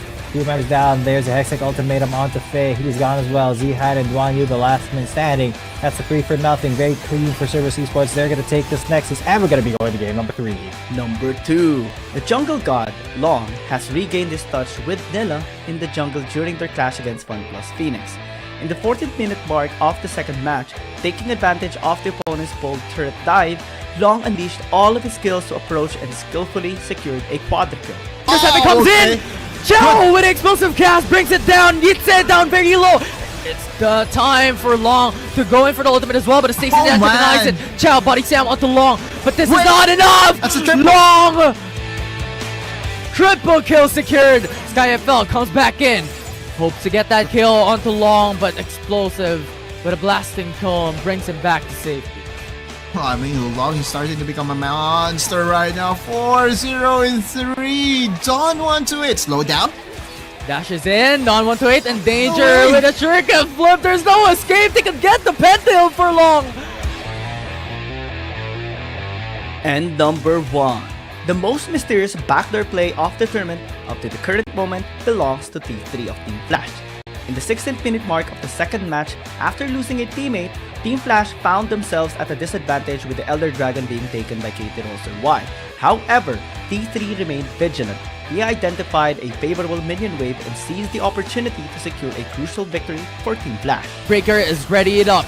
Zero goes in for the Shield of Durant, taunts onto one, he had the Justice Punch, takes his dash at his bot, but KT Roster Y secures the Elder Drake, and Team Flash will be deleted! A-Shock coming into the backside though, Counter-Strike going for the stun, it hopes to get the trade back, but Team Flash will still succeed! Which one did you love the most? Let us know in the comment section. Keep supporting teams giving their all here in this tournament. My name is Giyang, we will see you again in the next video.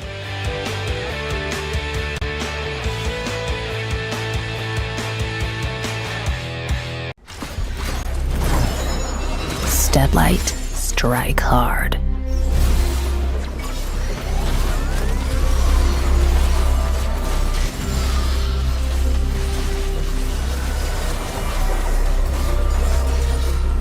Crack 'em like a tomb.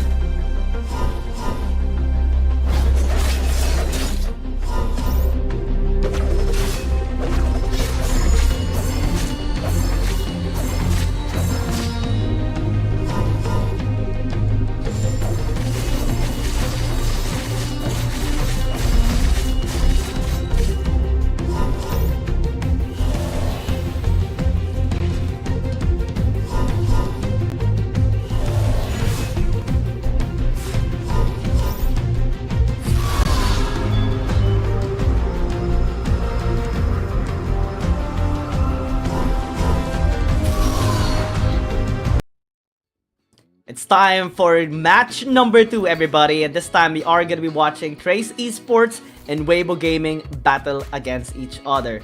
Just a little reminder to everyone that is watching right now, so far, Trace Esports is undefeated. 7 series battled, but all series won. We're still going to be your Southcasters, Giyang and Crazy Apple. We're so excited for this game. Yeah, definitely.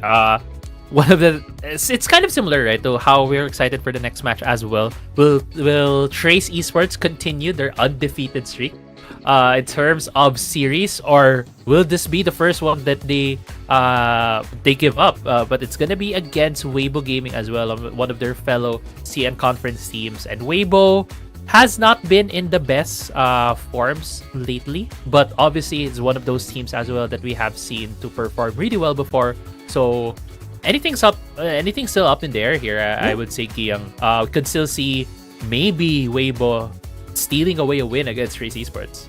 I mean, that's the goal, right? So recently, Trace Esports, of course, has been dominating so many teams. They even won against Nova Esports in a reverse sweep. That was just so amazing to see, because they really shut down Long so many times, and even in the last game, they forced them to use something like a Shen that wasn't really able to secure as many objectives as they needed to, and almost every game they had was a 2-0. The only 3-game series they've had is Nova Esports, JDG, and Keepus Gaming, and they're just so strong.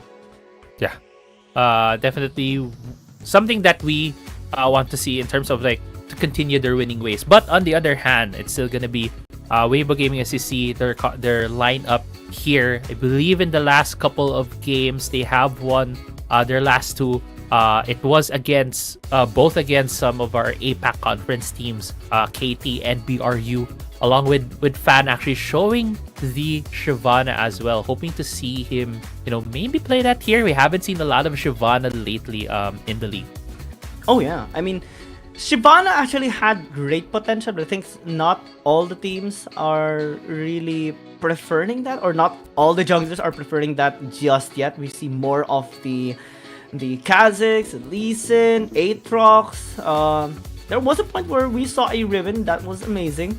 Weibo and Fan matchup is going to be so exciting to see because, again, Weibo Gaming has just recovered on their lose streak with a couple of wins on 2 APAC teams. They won 2-0 against KT and 2-0 again against BRU. Now Fan should have a better control this time around, especially enabling his team. He loves picking up those carry champions like the Aatrox, and picked up even the Nilla last time around. Yeah, but on the other hand, Hueba was able to get double MVP actually in the previous games that they were able to do as well. I believe it was against KT, piloting the Yone and the Vi. It's gonna be one of those matchups that we have to look at, right? Because in terms of the jungle, it's not only them that really matters in the matchup. If the lane states are able to help them out in terms of a counter invade as well as an invade, it would really give the scales towards the jungler that got the help from their team. That's my bad. It's kind of the season for that. It's okay. It's kind of the season, unfortunately, but hopefully these players don't really experience that. I mean, we don't want them to be after even 99% of their performance is not enough. It has to always be 100%. Juju have been really impactful, giving 100% of his efforts as well as Duan Yu, and I think Zeri would be highly contested here. Duan Yu is just so good on this champion, and we can never ever forget his massive outplay 3 versus 1 against J-Team that allowed them to just secure that reverse sweep against J-Team during day number 4. And now Juju should also be able to pick up the champion. He recently tried out the Severe as well, and that might be a great threat here against Weibo Gaming. We go to the stage for the host to introduce the teams, and we'll just sit back and watch. Hello， 各位现场以及屏幕前的召唤师们，大家晚上好！欢迎大家回到2023英雄联盟手游亚洲联赛第2赛季的比赛现场，我是主持人维嘉。今天的第2场比赛将由 TE 对阵到 WBG。TE 在这个赛季宛如战神般百战百胜 ，WBG 又能否在今天立刻强敌，赢下比赛的胜利？让我们拭目以待。Hi everyone, welcome back to the stage of 2023 Wildlife League Esports 2. I'm Laura. The second game for today will be TE versus WBG. TE has won all battles like a god this season, and it will be interesting to see if WBG can take down them and win today. Let's check it out. And now it's time to welcome Trace Esports and Weibo Gaming.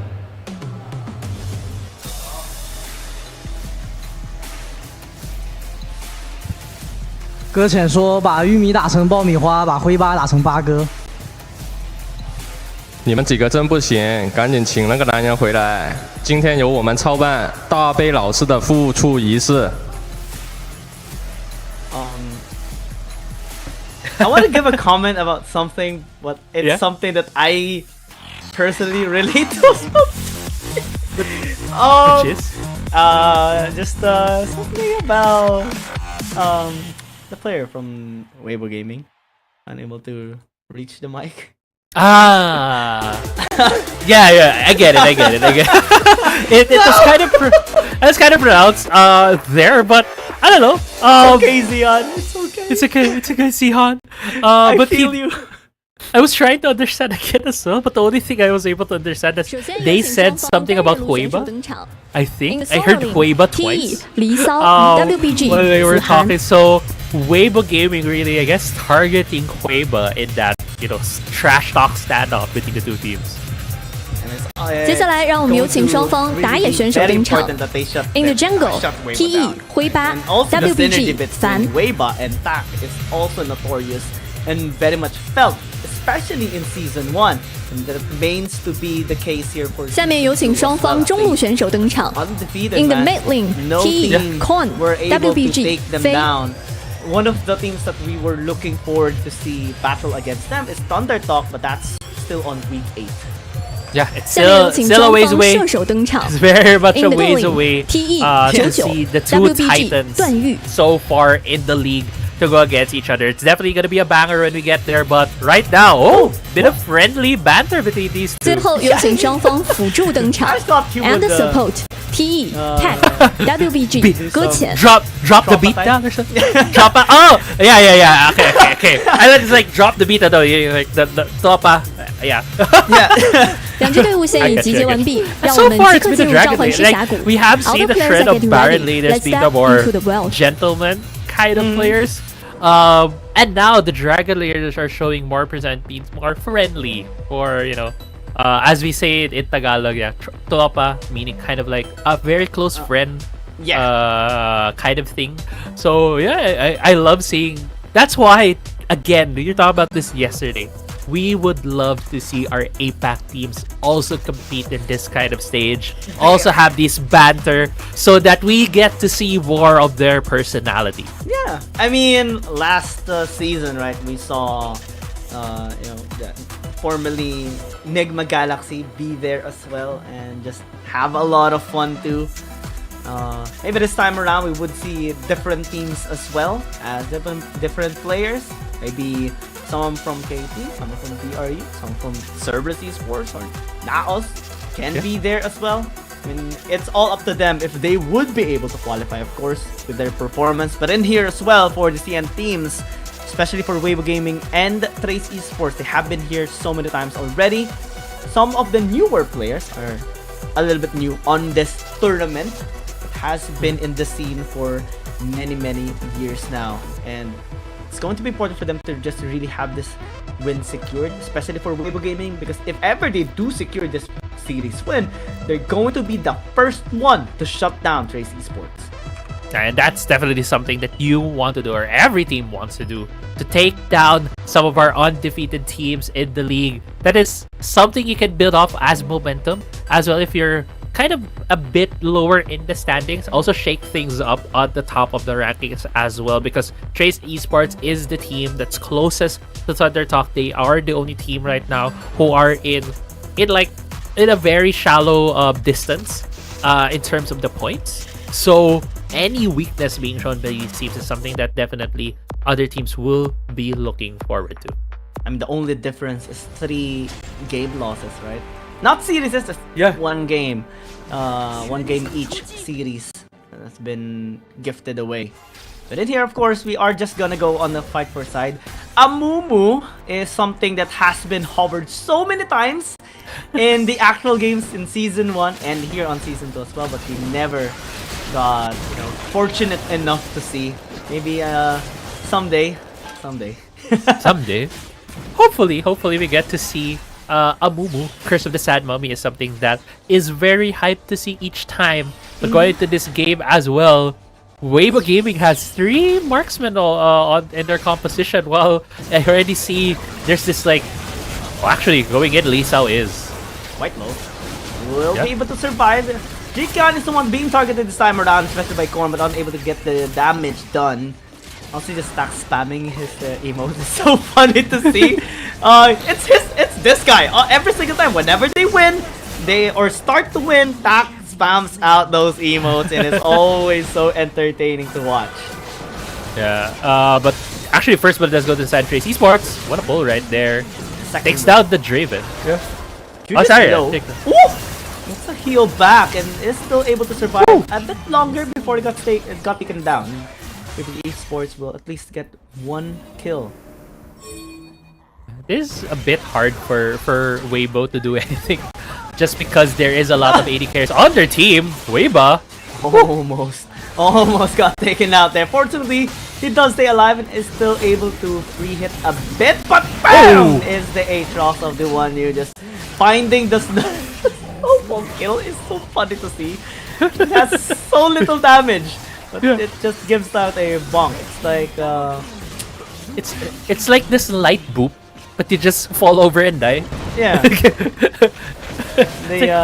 The concept of HP sometimes is funny to see. Just dying of a snowball.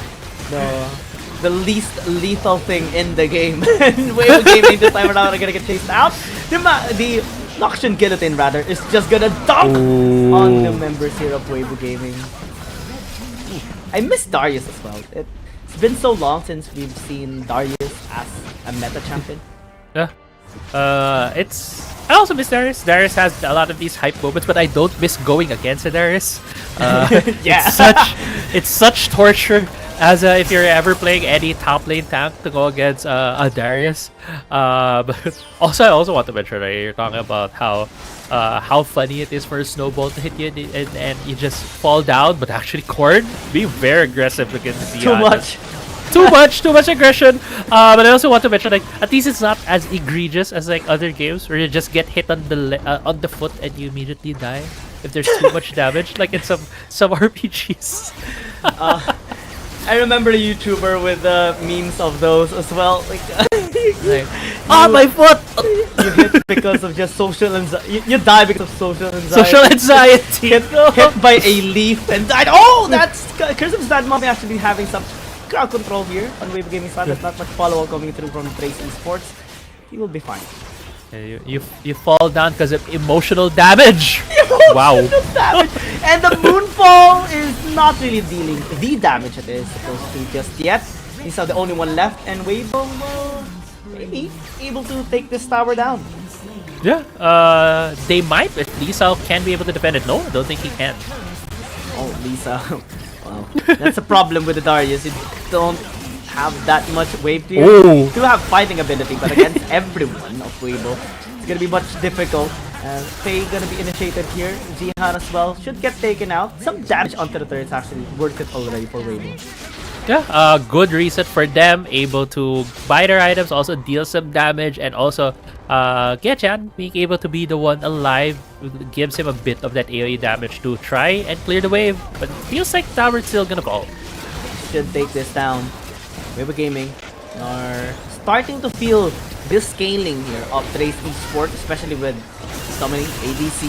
Korn as well has been able to be more tanky this time around with the Diana skills, of course. The shield is stack up with the 8 as well, and Weibo is trying to time. Everyone is hiding on the brush here of Trace Esports, and then they turn, and then the ult comes through. Moonfall as well gonna be initiated here, and Jikan gonna get taken down. It's only Zion remaining alive this time around here, and the next Noxian Guillotine will just find the triple kill for Lee Sao. Trace Esports in like 5 seconds they get the ace.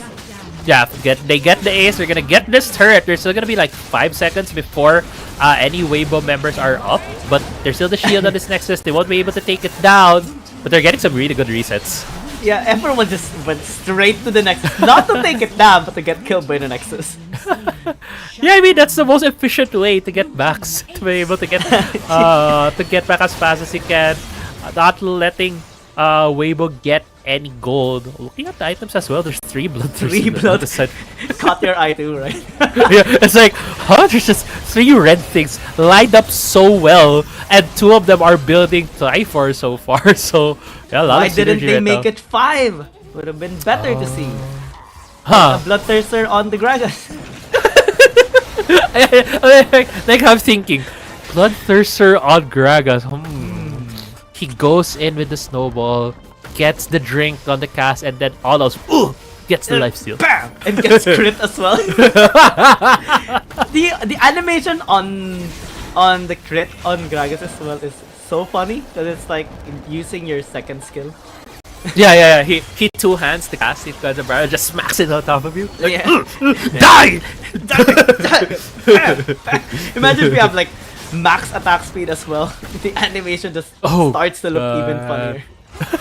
No, I'll probably just try it at a practice tool, but I don't want to think about it in practical terms. That's just giving our viewers ideas that I don't want them to try in the era. Sorry. Try it with your friends, maybe not random people. This game has been just going the distance. Actually, it's just 7 minutes. Seems longer than it is in actuality. Maybe because there's not much fights going on. We're only at 30 kills in total at 7 minutes. There's Esports. Bottom stamp here by Chica and immediately regrets it that he gets engaged instead. Great flash out of the Moonfall. Just be able to be safe as well! Curse of the Sad Bomb is just having 3-man CC chain. And Trace Esports still unable to get the kill this time. 1U! thought he would be fine, but gets dunked on. A second dunk by Lisa, but unable to get the skill. But the emo gets bleed up upon. Yeah, the bleed was enough to get the kill on the Ezreal. Both Taka and Junior just trying to get as much time. Maybe trying to go for an execute and deal as much damage to this Nexus here. But yeah, it's going to be in the defense for Weibo. They're still going to be able to have more time to be able to defend. This is still the fight for side. Yeah, this is still the fight for side. The team here who will win will get to decide which side they will be on for this series. And we have seen a lot of the CN teams really prioritizing blue side. And this is going to be the same here. So far, blue side has been really something that has given the teams wins. Korn, though, very sneaky right now. Yeah. They don't know he's there. They don't know. Yeah, okay. We have to remain silent. No, Zihan! No, Zihan! Not Zihan! No! He falls down. It's the first one to check, and immediately the game turns into a horror game for this Ezreal. And Weibo Gaming gonna get chased out. Patch gonna be used here by Juju to trace down the members here of Weibo Gaming. Gets golden to stay alive. As Scorn is just finishing up pay here. The Aatrox as well is just gonna get kited. Pulled back here by the Darius, and will get aced on Weibo Gaming side. Yeah, they're just gonna be waiting for the wave. Zihan, first one to fall. The one to has fallen for his diligence to check the brush. Now team Trace Esports will be winning this fight for side. No, no, not Zihan. I think the saying of ignorance is bliss can apply there, because the four members didn't know he was there and they were safe. They were happy. They were pushing. They were on the other side. And then they just didn't know there was a monster waiting in the brush. Zihan was the one who was like, the team hasn't checked the brush, right? Let me see it. Oh my god! Bam! And suddenly there's a Diana right in front of him. And yeah, definitely regretted being, there. But it's okay. It's a nice try. Yeah, definitely, bro. Nice try for Weibo. And now we will just be waiting to see which side Trace Esports will be choosing for the start of this series. And it's a good start for Trace Esports, because this is as we say for Fight for Side, it's always the warm-up for these players, and Trace Esports has shown that they really made full use of that warm-up. I mean, even us, right? We had quite a bit of fun watching that Fight for Side. It was truly quite entertaining. So many ADCs, regretting picking ADCs.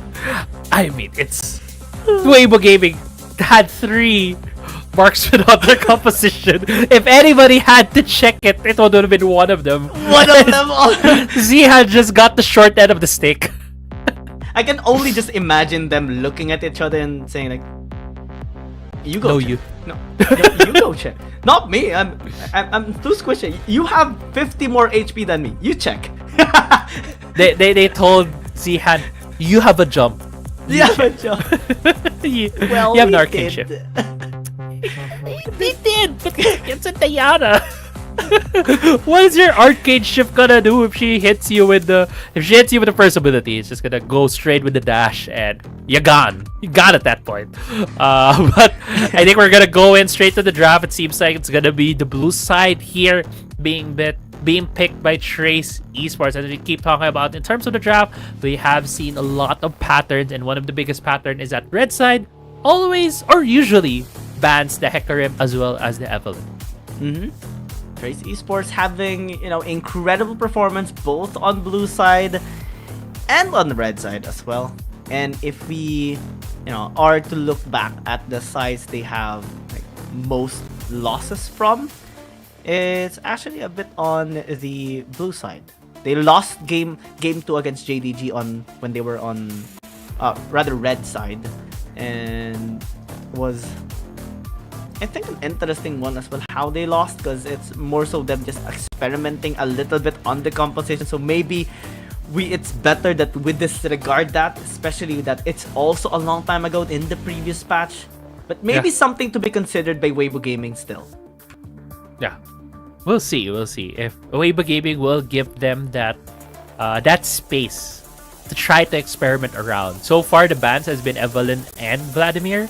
Not the quick Hecarim second, but goes for the third ban for Weibo. So not a lot in terms of like exploration. Maybe trying out some of these junglers that have been perennially banned or being banned. Also for the side of Trace Esports, we have been seeing more of that today, or being not let through in the pick and ban phase. Of course, they're gonna lock in the Aatrox. It's Weibo Gaming and Fan. Whenever it's open, it's gonna be picked up. Sorry, I laugh because it's just the trend that we do see on Weibo Gaming. Gragas as well gonna be picked up. I don't think it's going to be a problem for them to go up against a Camille Galio comp, because they can just isolate them with the Gragas, and then that's where the time that Fan just goes wild against them. Yeah, they can also use the cast, right, to take if the Camille uses Hextech Ultimatum, just use the cast so that the Camille gets out, so that anyone who's targeted will not be stuck in that position. As you mentioned, Galio Camille has been locked in for the side of Trace Esports. A lot of in potential for them with the lock-in as well of the Akali. This really gives a composition profile, I would say, for Trace Esports that they would want to go in for fights. Yeah, and this is the cool thing about Korn. He has a different champion pool compared to Yausa. He loves Assassin, even picks up sometimes the Gwen in the mid lane. It's very reminiscent of Z, to be honest, and that's what makes him like really shine in these kinds of moments.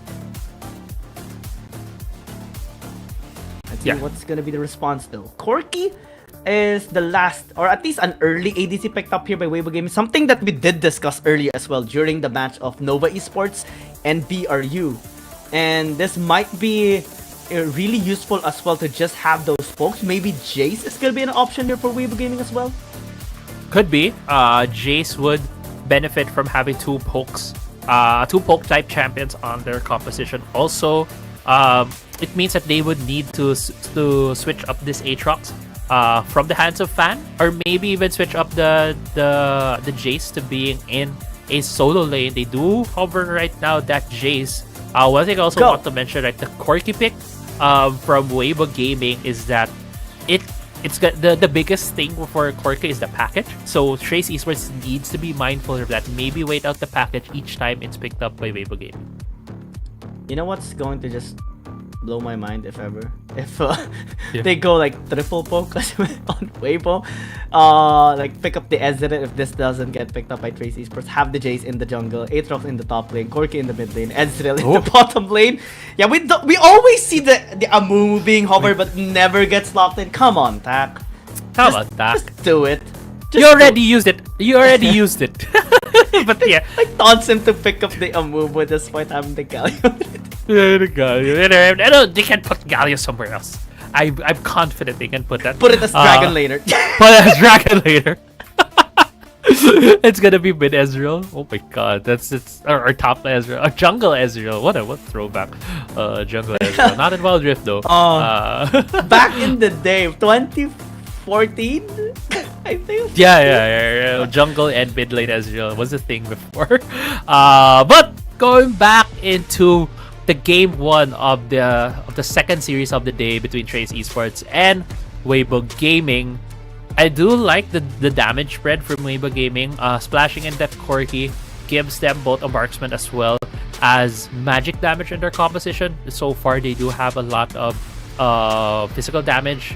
The Jace would also give them a lot more poke as well to maybe whittle down Trace Esports before Trace Esports can get on top of them. But the thing is, the length of the engage, how far the engage can come from Trace Esports, so far away that it might just pass through the poke as well. So those are like the things, the seesaw battle we might see. Engage versus poke, which is very classic League of Legends. Absolutely. I mean, Trace Esports has so much reach, right? But Weibo Gaming has more flexibility in how they can actually engage onto Trace Esports. They can go for pokes. They have the clean up with the Riven, of course, with that burst. They have the Aatrox as the consistent damage dealer as well, alongside with the Corki, of course. And just overall, great setup potential because they have the Gragas as well. Yeah. We'll see. Early game, doesn't seem like any shenanigans. Phage is going to be putting down an early ward to spot out where the Aurelia will be starting off her jungle. Seems like it's just gonna be both junglers just starting from each end, so not gonna be a lot of well, I assume there's not gonna be a lot of invades or interaction in the early game. Might be just a very passive early game for this one. Actually, like the setup that Weibo Gaming is doing right now, having the Jace to go up against the Akali, just because of the range and the engage potential, the pokes as well, and the overall early game advantage of a Jace. I think it's going to be very useful to mitigate the amount of scaling that the Akali can actually have. Yeah, definitely. Jace is always a menace just because he has two abilities, but that I think he's going for the trade here in the bot side. Oh no! Ooh, you're gonna see big trouble! So close. Okay. Yeah, not just a trade. I retract my statement. Juju and Tak wants blood in the bot lane. Yeah. The moment we saw the exhaust come through, we know that Trace Esports is not joking around in the bottom. He's out taking too much actually in that supposed short trade. Yeah, but that was a good trade for Zihan because he had the shoving lane.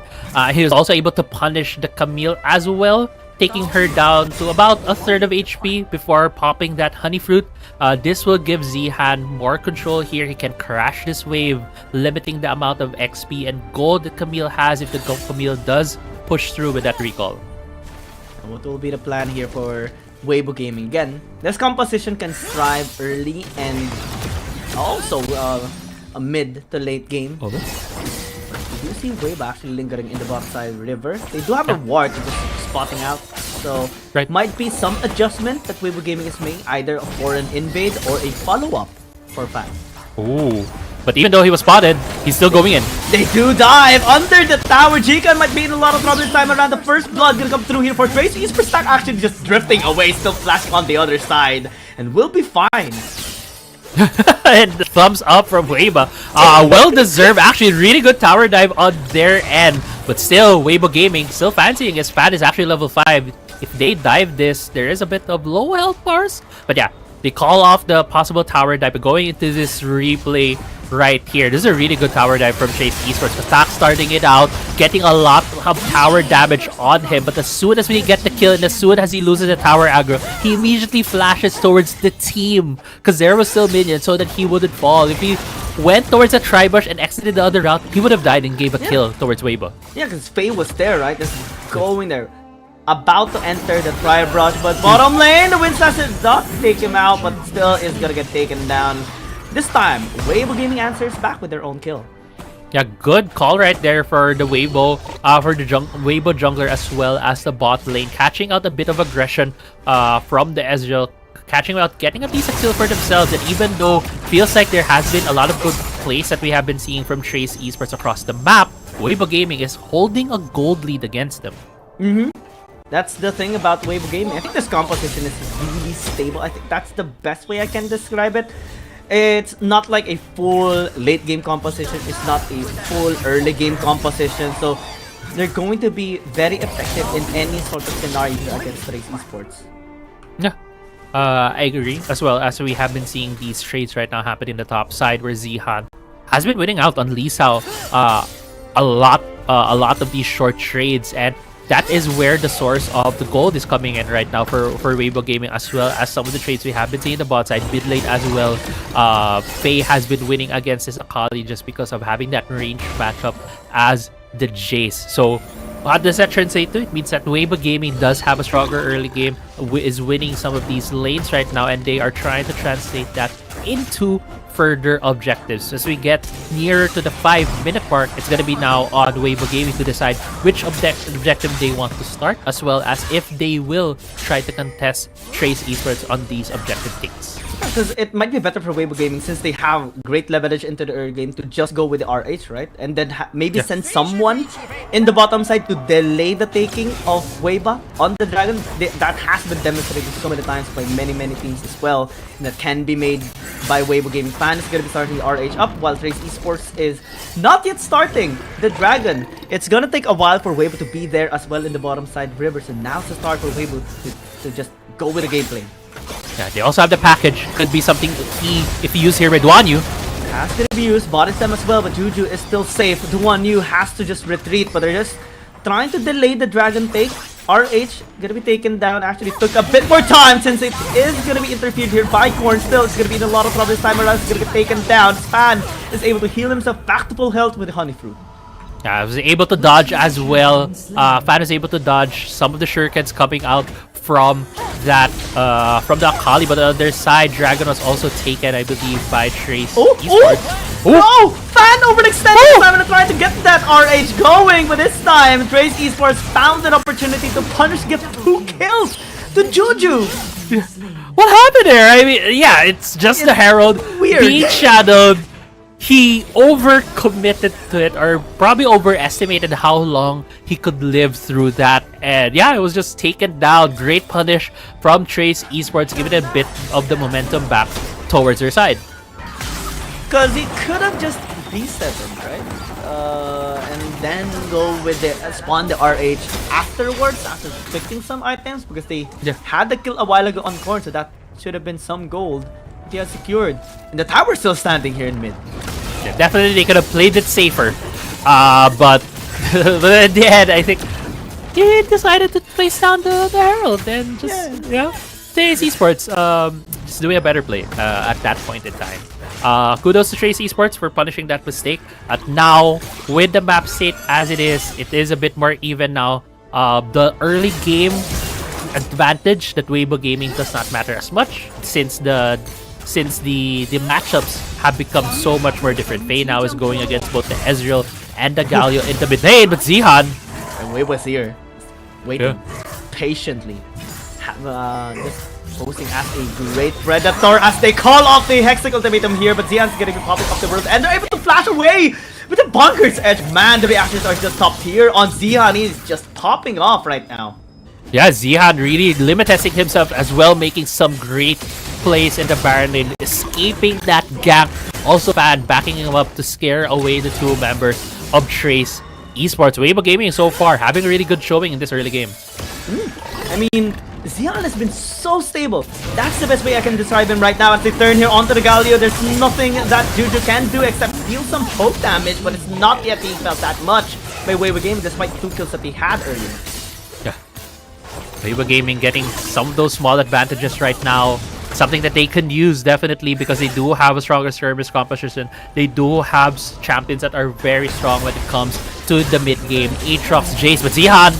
Yeah, that's a bit of an overextension, but the World Ender will be used. Great knock-up as well. The heal is just... Yeah. Aatrox things.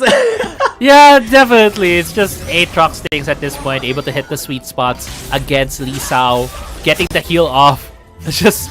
like, he was the one at lower HP. He was in threat of dying and just turned the tables completely. That's one way to heal, to like go back to the base to heal, right? Yeah. He doesn't need to, just needs to hit this like 3 Darkened Blades and after popping the World Ender, and it goes back to 100 HP this time. Maybe 100 to 0. If Duan is not going to be that safe. 4 members flashes away with the balcony as well, but still going to be pinned down by Trace Esports. They should get this tower as well, but they don't have a wave.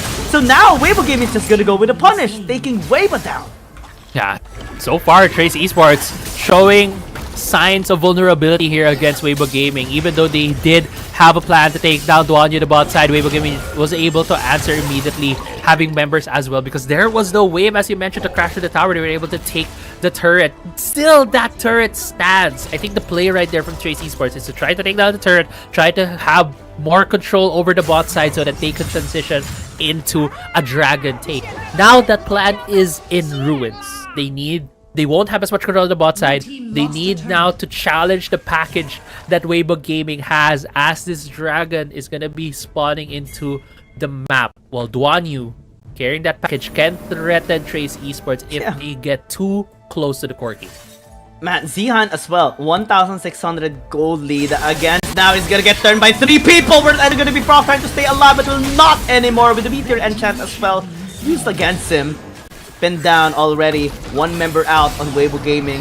The dragon is being spawned, at least contested this time around by Trace Esports, having the leverage in terms of numbers. Fan is in the vicinity, maybe trying to get a good angle towards the backside, but it is going to be so risky because Lisa is also in the vicinity, popping that Edge of Night of Faye, now making him more vulnerable as the Just Response is going to be Fan is going to be on the way to maybe steal out this Dragon with Snatch and the steal! It's just amazing actually by Fan, and he was so patient with it as well, but what will be the cost? So many members from Weibo Gaming is going to be pinned down, and Trace Esports got 3. Yeah, Trace Esports gets 3 in the end, but the objective did go to the favor of Weibo Gaming. Going to this replay right here, we're gonna start at about the 3000 HP on this Dragon. And you see, there's so many fights happening, but Fan only had one in his face right there. But look at the picture, Victor. There's a big fight. Yes, the Destroyer wants to have his revenge, and Lance Dark in plays. The hammer as well is being poured down. Juju gonna be the next target, but still able to dash away as well with the Arc and Chip. Double kill as well is gonna be secured by this Ezreal.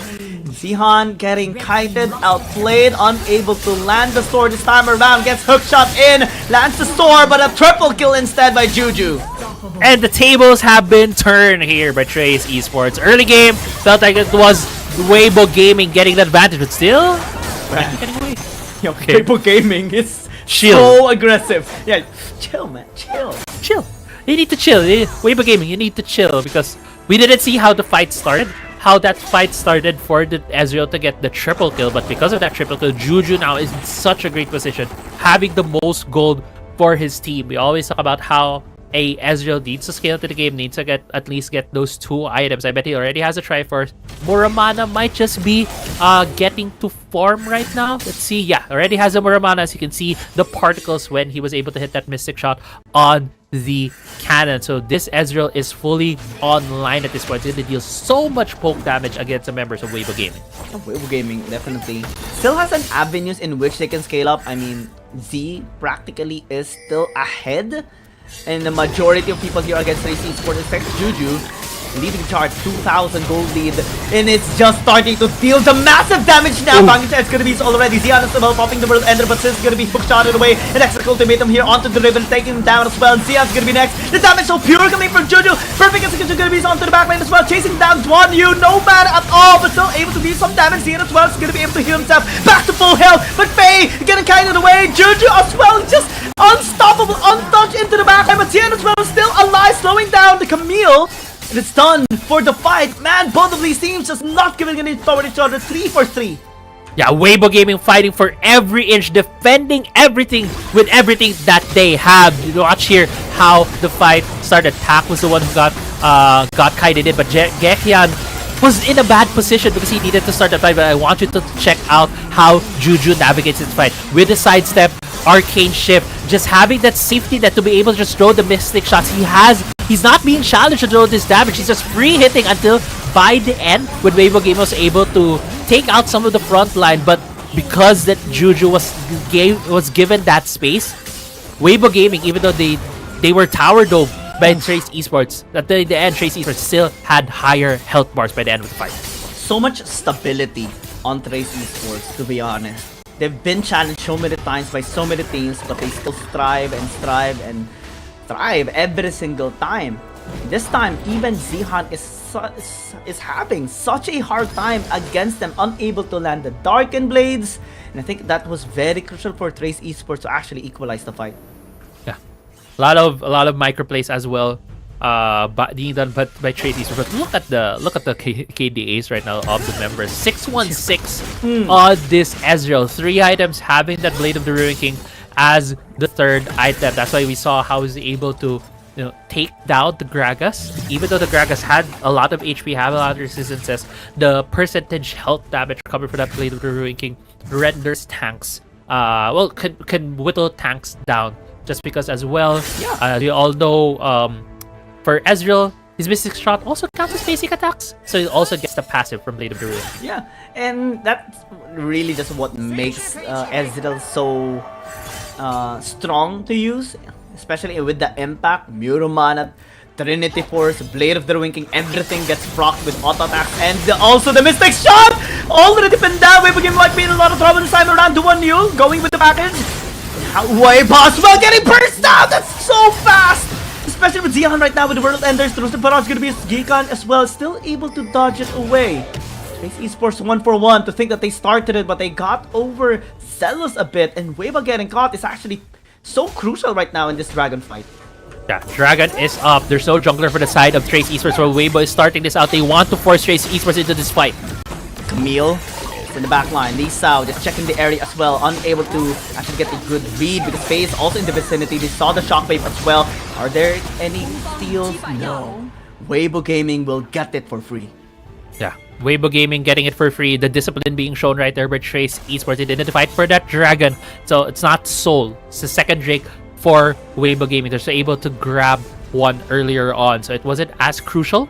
But Trace Esports actually trying to set up a trap here in the bush. Duan Yu! No! Not like this! Stasis? Maybe the back away. No! He flashed out. Unfortunate. Maybe he thought it would expire, but just 0.5 seconds off on the timer. And now Trace Esports starting the Baron.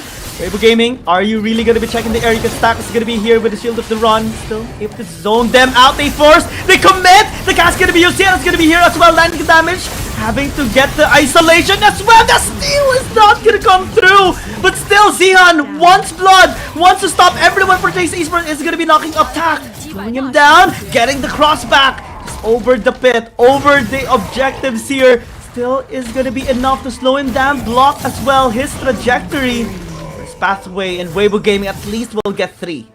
Yeah, get some exit kills from Weibo Gaming. That is something that they need right now to be able to at least shove these waves. Baron has been picked up by Trace Esports, but Weibo Gaming is the one who's current control over the map because they do have more numbers. By the end there also, by the Baron fight, felt like Trace Esports could have gotten it cleanly, but Weibo really forced the issue on them, challenging the objective. That was what they've been talking about this whole game. Weibo Gaming, even though feels like they are on the back foot, they weren't able to position themselves in these objectives, in these fights. They just keep fighting Trace Esports, and they've been getting incremental advantages, but so far it's been Trace Esports who has just having the overall advantage in this game. Yeah, I mean, Baron is a big advantage that Trace Esports will be utilizing for the split pushing right now. That's why we see even Weiba in the bottom lane.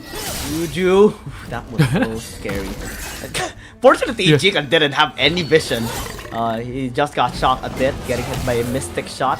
But again, with Elder Dragon spawning up in the next few seconds, this Baron power play that Trace Esports wanted might just get neglected if Weibo Gaming can win. Yeah, but still, they do have the Baron. They could use it to at least make shoving the lanes much faster for them, but right now there's no one shoving. Actually, Irelia, Weiba going to the bot side, shoving the bot lane wave, while top side looking at it. The wave is also shoved in favor for Trace. Hextech Ultimatum onto Faye. Still is able to stasis away. Juju as well is starting to pre-hit, of course, with a Mystic shot. But here comes Zihan, World Ender. He wants to end the world here off Trace Esports.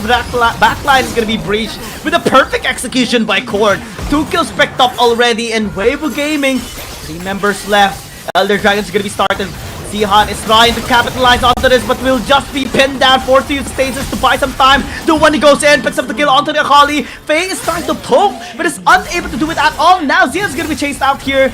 You do have the damage to just pin him down, kite him away. A double kill by Juju, and the Elder Dragon for Trace Esports. Yeah, it's gonna be the Elder Dragon take here for Trace Esports.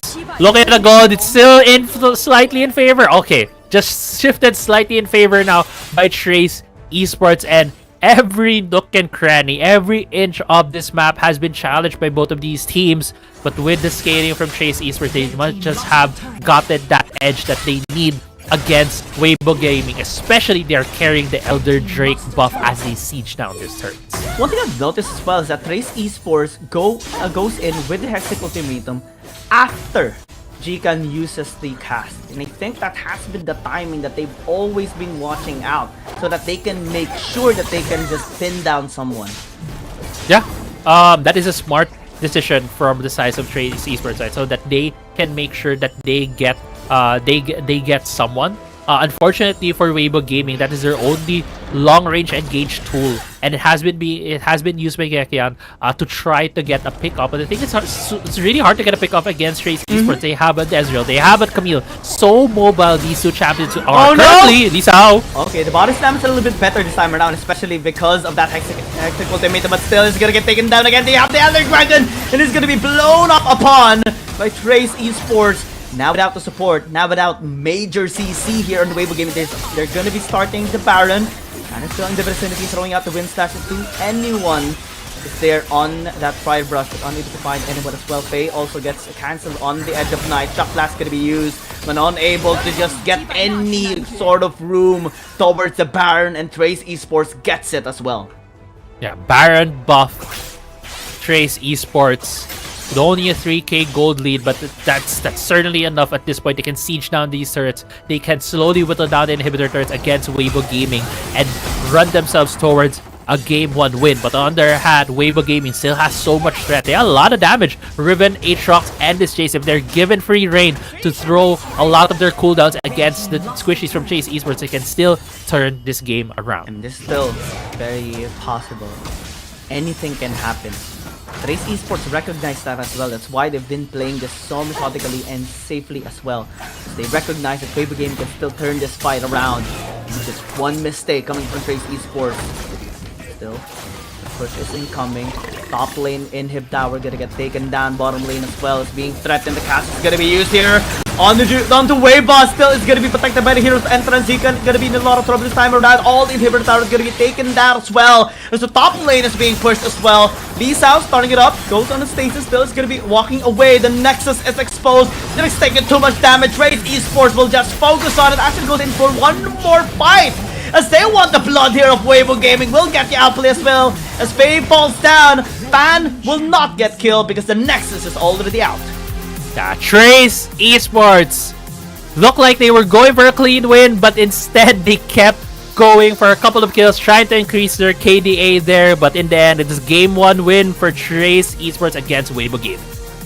You know what? I'm actually just happy seeing another 20+ minute game on Trace Esports, because many of their games has been below 20 minutes. Similar to Thundertop. Weibo Gaming actually put up a great fight against them. We saw the potential. It just came down to how Trace Esports actually responded, initiating, waiting for their Gragas to actually use all of their abilities, and then using the Hextech Ultimatum, getting that deletion onto one. With the numbers advantage, they kind of force Weibo Gaming to not be able to poke anymore. Those forced fights actually became a massive winning condition for Trace Esports. Also, Juju getting so many kills is the biggest winning condition of all, because he was untouched the entire late game.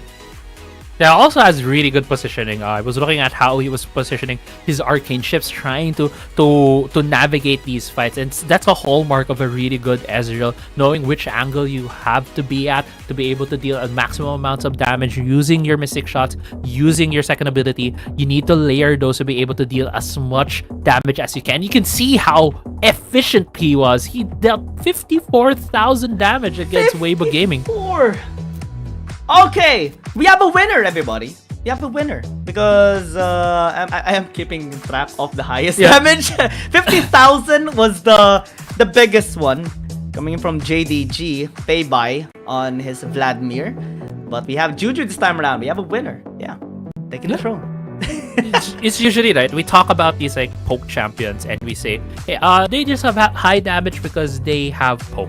And they really weren't like the big linchpins of some of these fights. We've seen Ziggs, we've seen some Ezreal plays as well. But for Juju, it wasn't just that. It was his team going in and him always supporting them, throwing out the damage, dealing it out. Also, even using his true shot barrages to be able to try and harass Weibo members in like these tight corners, as well as getting information. It's a very different kind of Ezreal playstyle, but I do love how it was used here by Trace Esports. Yeah, we didn't see that much highlight coming in from Korn, because he was playing for Juju as well. He was protecting, he was distracting, he was focusing on limiting the amount of attention to Juju, and just giving him so much space to work around on the team fight. And that just makes Trace Esports even more a better team than many of the teams that they have come across, because those kinds of adjustments are just so unique, and this is only on Trace Esports that we see so far today. Yeah, definitely. An MVP does go to Juju. Well deserved. We have seen him really popping off on that Ezreal, and yeah, now I'm excited to see what other champions Juju gets to play here, because he's just just really impeccable when it comes to that spacing. Yeah, and we will see that later on, of course. Also, with a question that on what adjustment will Weibo Gaming get in order to push this to a game number 3 will be answered later on after this short break. Step light, strike hard.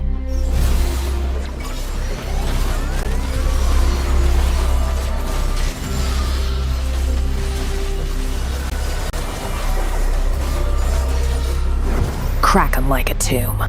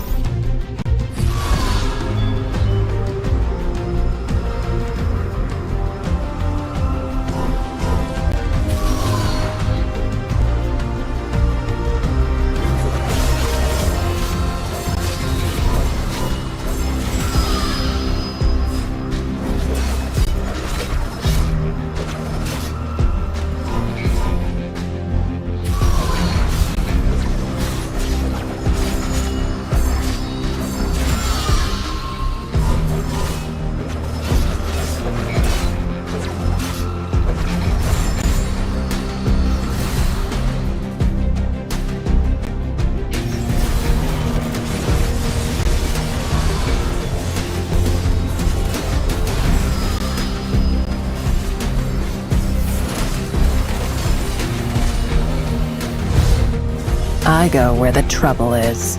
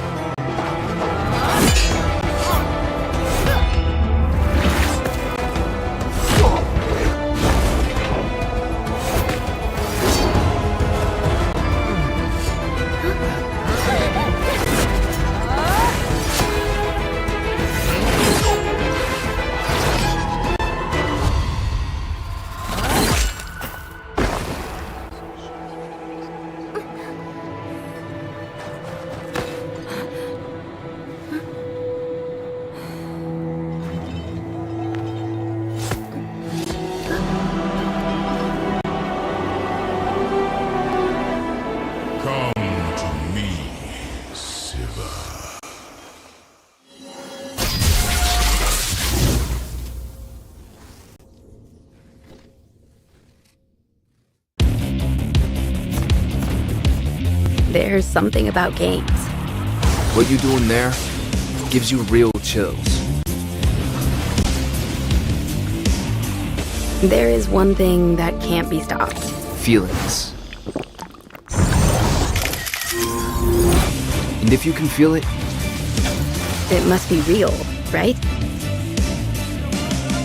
And that's real magic.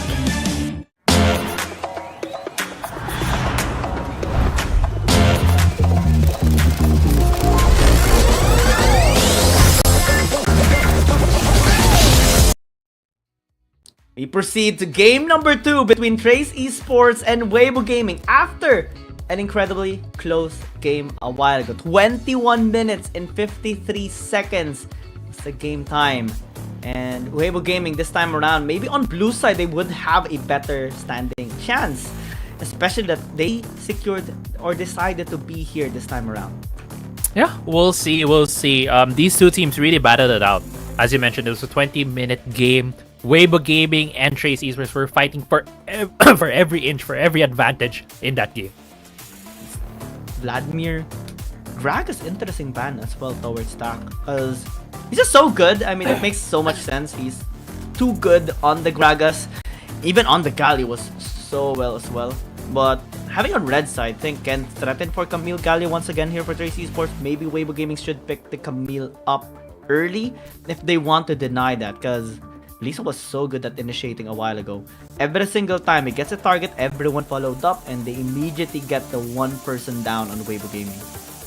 Weibo Gaming calling the bluff right now from Trace Esports, banning the Hecarim because Trace Esports let both through so far. They banned Zoe and the Aatrox. They haven't banned Evelyn yet. But this is the call right now for Weibo Gaming. They try to bluff out Trace Esports. Yes, they banned the Evelyn. Yeah. That was a bit of a mind game, because if Weibo didn't catch that, if Weibo didn't catch the ban the Hecarim, they could have left one or both open by Trace Esports, and they could have just let both of these junglers through. But Weibo Gaming didn't want to risk any of that, taking both away now. What would be the priority? As you mentioned, Gali Camille has been the priority on the red side if left open. That's why they have taken it away for Weibo Gaming. What will be the response this time around for Trace Esports is the bigger question we have right now, because they experiment a lot of champions, but yeah, kind of forgot about the Ornn, especially with them numerous times we do see it being banned away now. So this is going to be very impactful for sure on team fights. Yeah, team fighting, he's really strong when it comes to these long range engages. Another one to add to that, yeah, it's gonna be that Vi, another strong champion when it comes to engages. I think it's just a bit more committal compared to an Ornn. Ornn can just throw his Golem to Forge God, not be in the front of the fight, while Vi needs to really, really get in there. Ooh, Akali for Faye. Now, this is gonna make this game so exciting because it's one of the champions that he just loves to use, and even allowed Weibo Gaming to get a win against Woohoo Gaming because of his amazing performance with this. They also tried it out against many teams and just had a decent amount of success with it. So maybe this time around, even against the Kassadin, it can still actually work, because sometimes we do see, yes, Kassadin having a notorious counterplay against many of these AP champions, but Akali is just built for team fight, built for like shredding, deleting people the moment he gets an opportunity of it. Yeah, and definitely Akali has a earlier power spike compared to the Kassadin. So if you can get this Akali rolling at the point where she gets a bit of her strength, you can outpace the Kassadin and end the game from there. So that is the timer that both of these mid laners are probably looking at and probably playing around. But as we get into the second round of this pick and ban phase, top laners are still up in the air for the side of Trace Esports. So that's going to be where the denial might be coming from. Weibo Gaming. Fiora, one of the stronger top laners that we have been seeing in the league, is still up, still not being banned. Jax has been taken away. Fiora might be the last ban here for Weibo Gaming. Are we going to be seeing a Kha'Zix here for Fan is actually one of my question. Also, if they're going to be committing on damage and also like deletion, Riven might actually just work as a champion as well. Though it's going to be a little tricky to be used in the jungle, of course. There are many other options as well, but if you want to have more CC as well, it can actually work given the circumstances that Fan is going to be able to use it fully. Yeah, I do think that it should have been the Ezreal pick for the side of Trace Esports if they really want to get that, because there was no option for the Fiora to be taken by Weibo, but now being let through, it was given. Actually, Shen has gone through this pick and ban phase, not something that we were able to spot earlier on. There's two globals now for the side of Weibo Gaming. Definitely something that Trace Esports will need to get past if they want to go for any tower dive. That's true, because we've seen a great win rate as well with this kind of combination. Akali and Shen. Because Akali will just go in confidently, knowing that the Shen is going to be there to back her up, especially with so much auto attack damage coming in from Trace Esports. Even the Kassadin has one. Vi and Fiora and the Severe. This Shen is going to be so impactful if fully utilized by Fan. Definitely, the Shen will be paying dividends with the pick. As you mentioned, there's really a lot of auto attacks. Even Ornn, if he needs to get an auto attack off to proc Brittle. Yeah. So all of the damage right now, yeah, a lot of forms of damage from the side of Trace Esports will rely on that auto attack. So we'll see how Weibo Gaming can leverage that. The Shen is definitely the perfect pick right here. It was also something that was let through because of that pick and bunch shenanigans that we saw earlier, when it felt like these two teams were like, actually Weibo Gaming calling out the Evelyn Hecarim being left open. So yeah, it's gonna be we'll see how this game 2 pans out. And this is just one of the things that we really like to give credit towards Weibo Gaming as well. Yes, Trace Esports is so good right now. Yes, Weibo Gaming is struggling against some of the CN Confidence teams, but they always make sure that they get their learnings done, adjust accordingly, and just continue to adapt. This composition is actually having great potential here in this game. Yeah, Weibo Gaming starting things off with a bit of safe play, putting down the red ward immediately in their entrance of the red side jungle. While for the side of Weibo Gaming, Lee Sao did put down a deep ward transport out where the Shen will be starting. Shen will be starting on the blue side. Trace Esports will be able to know that. It's again another opposite start for the blue jungler. So possibly an invade is just gonna be happening for Weibo. Maybe take out the Raptor camp later on to just negate or prevent this Shen of Fan to reach level 5 as early as he wants. 41%. Yeah, that was high, but the raw damage is 54,000, almost 55,000 while ago in game number 1.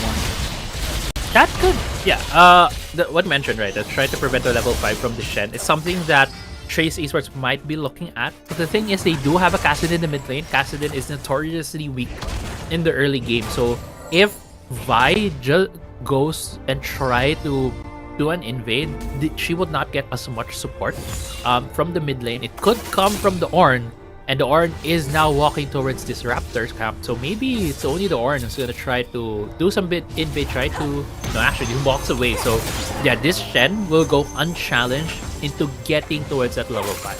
And FaZe just doing a really good job in managing this mid lane right now against Gorn, forcing him to just be playing safe and focus on CS. Xian getting pressured though in the top lane by Lee Sao. Parry. Unfortunately did not connect onto Pam, but the Vital will be procced once more. Tact and Juju needs to be very careful here in the bottom lane because Fan is in the vicinity. Jigat can just call off and engage with the Justice Punch and Flash. They recognize that. They spot out a weird movement coming from Weibo Gaming and walk away. Yeah, also they recognize the map state wherein Fan would most probably be at the bot side at that point. They did spot where he started the jungle, his jungle route, and as you mentioned, the walk up by Weibo Gaming kind of was a giveaway for the Trace Esports bot lane. So good on them to recognize the pattern coming out from Weibo Gaming. So far, it's a very actually just popping the ignite to delay the recall. Xian as well being baited a little bit their way, but didn't get spotted fortunately here for Trace Esports. This might signal a gap. And I think gonna be used already. Hook shot a little bit deep there for Lisa, might get caught. This is gonna be used as a counter play here, but great shield coming in from the Shen to prevent any auto attacks, and they do secure the first blood. Still, Weibo Gaming fighting back, getting the punish here, but Weibo Gaming is gonna get those 2 kills. Bottom lane though is gonna get a takedown here by Trace Esports. The one you try to capitalize, overextended or that is Truce Barrage not gonna connect onto tap, but Juju is so low. FaZe gonna be here in the bottom lane as well to just get the skill for the team. Yeah, and that's cross-math play right now. I believe at the bot side, hopefully we see the replay, but I think it was Tak just diving the dual lane when they were trying to recall, but in the mid lane though, Gekan is here. Okay, won't be able to reach the Kassadin, but going to the top side again earlier on. Let's see where the replay is gonna go first. Yeah, it's gonna be the top side. Weibo misses the bulk breaker earlier on, but as the Stan United gets popped, Zihan tries to go in. Do note he's only level 4. He's gonna be hitting level 5 as Lee Sao falls. That gives him the Hextech ultimatum, buying him a bit more time so that Weibo will be able to get 2 kills in the top side. Yeah, 2 kills. It's so much gold for the Shen. And XP as well is pure that will be helping him out. Helping Fan be able to pressure anyone that tries to engage onto Weibo Gaming later on. Especially the Divine Thunder. It does definitely work on the melee range matchup in which there's so many. It's only the Severe that is actually range. So this Shen is going to be very scary later on. Yeah, a lot of people would say, right, that, oh, it's fine, Shen gets the kill, he's the tank anyway. But at the early game, he's not. He builds the Divine Thunder, he deals so much damage as well. So yeah, giving him kills, giving him this early power spike as you mentioned now allows Weibo Gaming to play a bit more aggressively, try to go for these picks, try to go for these fights as we get near the 5-minute mark where both Herald and Dragon will be spawning on the map. So what's going to be the adjustment here, of course, by Trace Esports? Still just the early game in which they can still scale, especially with the Kassadin. Yeah, that early game is a little unfortunate for Trace Esports. A bit of a lead still is established here by Trace Esports, 500. This is not really a whole lot, but still can be utilized in terms of pressure for this RH that they're starting right now. Yeah, they immediately started it. They don't want Weibo Gaming to have any ideas of try challenging this, but actually when they figured out that there was no challenge, they slowed down the take on the Herald, and now Fan is just really taking the Drake as well. It's gonna be the handshake here for the two teams. I actually thought that Weibo Gaming would attempt to interfere, but mid lane, Southern Battle gonna be used already. Here's Entrance as a response, and the Stun United to just allow the 1U to be alive right now, and the counter! Man, it's the 1U that gets the kill! That's just insane! Comeback by Weibo Gaming. Topside, just a slight Panther, but man, Weibo Gaming has so much leverage right now. Yeah, there's so many good things happening in favor here for Weibo Gaming. Going to this replay right here, Weibo really wanted to force the issue on Duan Yu, but as you mentioned, the Stan United was used, giving that safety net for him as well as the shield, getting even the last hit. What a sweet thing if you're the one getting jumped on that gank and you're still able to get the kill. That feels so nice if you're the player, and yeah, that is so much gold right now. A lot more gold being infused into this Ezreal. And just to add in on the Shen impact as well, because we just see him leading the top chart. Yeah. Divine Thunder plus the Twilight Assault, or like the damage of it, just adds in almost like 20% of max HP as damage just with 1 Q. It's ridiculous. It's ridiculous. But the trade-off, right, if you're for a Shen, is that he can't do that too consistently. He needs to wait for cooldowns. But the thing is, if you're already able to deal that much damage and you have your whole team behind you, that could easily translate into kill. But Weibo looking at gap topside. Yeah, they want to answer back. They want something to take over this map, but it's just so impossible. Man, oh man, Mayday! This time Crazy Sports is gonna be in trouble. Man, call an ambulance, but not for me. It's gonna be for Crazy Sports. The tower's gonna be falling down into the mid lane, so at least answer back. Weibo Gaming. There's so much response available. They dive under the tower. It's not gonna be the problem for Weibo Gaming to chase them down, slowing down Lisa. Still is gonna be able to dash away. Call of the War Card is gonna be here to knock up the Shen. Unable to deal any damage. Now they're pressuring for the tower. It's not gonna be in a lot of trouble this time around. They will not hesitate going in. Fortunately, he was able to flash away. Yeah, I was able to flash away. Also use the Call of the Forge God, but in exchange, this top tier turret will be taken down by Weibo Gaming. Oh man, it's so much rescue team on Weibo. It's so fun to see because Season 1 we actually saw this kind of comp before, but to see it just working still on Season 2 on Weibo Gaming against Trace Esports is just, man, a sight to see. Yeah, the thing is, right, we don't usually see these kinds of compositions because the teams have been banning it out. They've been banning out either the Shen, have been picking away the Galio, banning out some of these combinations. But Trace Esports let these guys through, especially the Shen was the last pick for Weibo Gaming, which we were caught surprised earlier on, and I think Trace Esports now just feeling the punishment of the draft, of them letting through these two global response champions being right now in the hands of Weibo Gaming. There's it's never gonna be a numbers advantage for Trace Esports. Not at all. The one you this time around is gonna get bursted out despite the stand united. And that's the good thing here for Trace Esports. That's their winning condition. Burst someone out before the Shen actually comes here. Oh, actually, on the other end though, no, the Shen was able to get the Fiora. Another answer. Another answer from Weibo Gaming. They are not resting on their laurels, but Tak's just being very playful here. We do see him just stopping these recalls. I don't think there could be any kills unless Trace Esports really tries to force the issue in the top side. Yeah, because they have Juju for the damage. But still a great denial coming in from Weibo Gaming. Two-shot barrage actually leaving that's like 3 bars on the Severe. Because there was no minions to catch a bit of the damage. But yeah, it's the replay on the top side. It's just Lee Sao trying to go for the trade against Zihan, I believe. And then Stand United gets popped by the end. And he can't get out. Hextech Ultimatum is on top of you. Can't get away from this combo from Weibo Gaming. They were able to at least get something out of the kill that was initiated by Trace Esports in the mid lane. So it wasn't available a while ago in the mid lane as well. Was utilized in the top lane instead. Selected for a while ago. That was close. Fortunately, Jikan didn't really commit onto it. I think they want a different angle here for this fight, especially with the leverage that Weibo Gaming already has here in this game. Not really on the goal, but on the gold injection is the better thing here for Weibo Gaming this time around, as Duan still is able to free hit later on. Charge is going to be committed, but not really too entirely by Trace Esports. Yeah.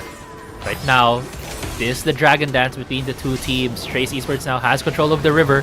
How long will they be having this control, as Weibo Gaming is also shoving both mid and bot side? We might see a big fight here, because these two teams have shown they really love taking their Drake, especially the second Drake of the game. It's just fascinating to see Tak just buying items, just foreign things, right?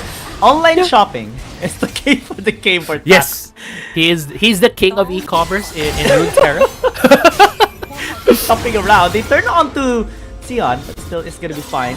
Fan gonna be here in the vicinity. That's a lot of damage dished out on this Camille. This might signal the Dragon already to be started here by Trace Esports, and I think that's gonna be worthy of a trade for them if ever they want to take this. They don't want the soul point here for Weibo Gaming. Standard is gonna be used as Faye is gonna go in 2000 HP on this Dragon. There is gonna be a steal. No! It's secures it! Trace Esports gonna go on to remember zero Weibo Gaming this time around still. The one you being able to kite away. The dash through. Arcane Shield still gonna get taken by Trace Esports. Double kill by Weibo. And now they're online. Man. Trace Esports. Trace Esports there. What a turn. Even at the end, the kill from Hueba, his punch went through the target and even got the Ezreal by the end. Look at this replay right here. How did this dragon reset him in the middle of the fight?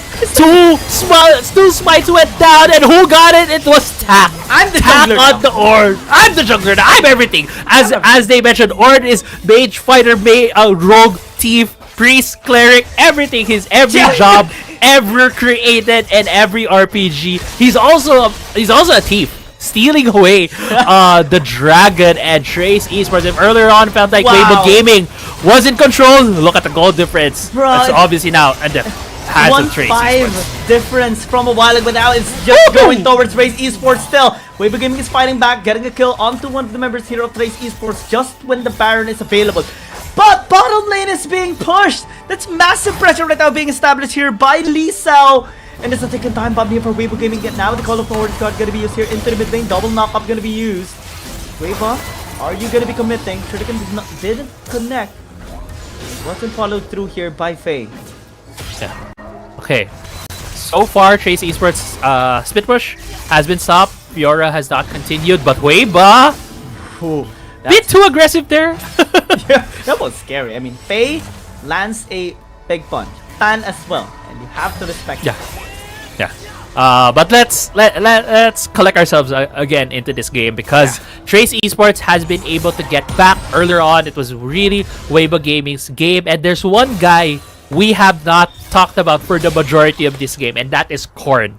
the Kassadin is online. Yeah. We are 30 minutes in the game. He was level 13. We saw in the Dragon fight, he was about at level 11, and he was also harassing Zihan. This Kassadin has scaled into this game. We were talking about how Akali has an earlier spike, can able to put down the Akali. Look at the gold actually. Hueba in a dominating lead, but next to him is Korn, and that is now the biggest strength of Trace Esports composition. 2,000 gold, 2,100 of a lead by Korn against Faye is just gonna be felt more towards this mid to late game. Bottom lane, he might actually engage here. Call of the Support card gonna be used as well. Hexical to meet him here. Arthur Lisa trapping him down, but still is able to walk away. Waver's gonna be the next target here, but still is able to stasis the delay. It's just mind-blowing here by Trace Esports. Now they're in shambles. Heroes enters to dissuade some of them. But again, operation denied of Weibo Gaming because Trace Esports is just mind-blowing them right now.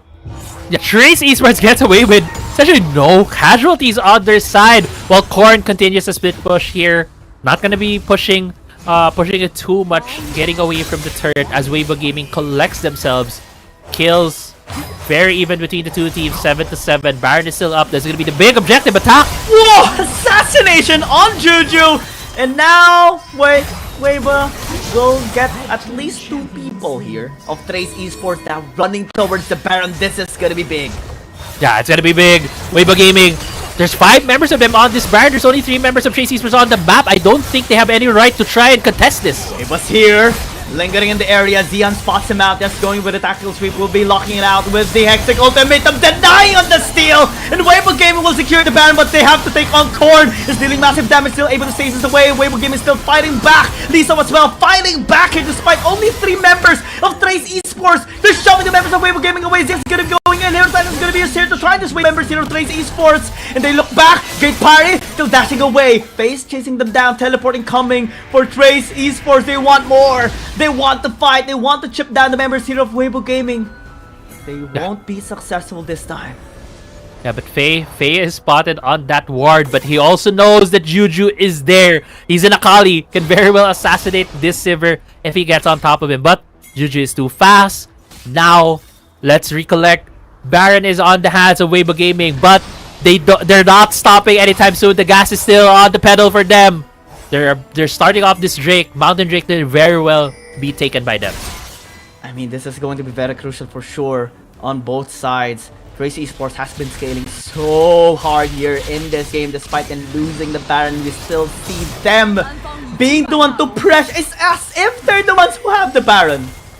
Yeah, it's as if they didn't have the Baron because they still have the Sivir. Sivir can just clear waves with no definite contest. Yeah. Actually, tap. Oh They're no, jumping on he's Gekya. in trouble. Forced to use the Stand United, that is huge! And the Akali's know is gonna get taken down, that's huge! Trace Esports is winning the macro and the micro! Everything, ooh, the ricochet, almost killing the Ornn though. Alright, never mind. Yeah, Okay. I was just so shocked at the everything here in this game. 2 Dragon stacks already by Weibo Gaming. Let's check this replay out. Yeah, I think this was the pick on Faye. Just a queen quick kill from the side of Trace Esports. I love how also these 2 teams have been dividing the map. But Jihan, okay, I think he's too tanky. I don't think they're gonna go unless not once. Stack, man. Just hilarious. Absolute confidence on the support player here of Trace Esports. Yeah, but now taking the second tier turret on the top side, Trace Esports does back away. The Baron buff has not been fully utilized by Weibo Gaming. Yes, they tried to shove the waves, but they kept being absorbed into these fights by Trace Esports, nullifying the siege potential from that Baron buff.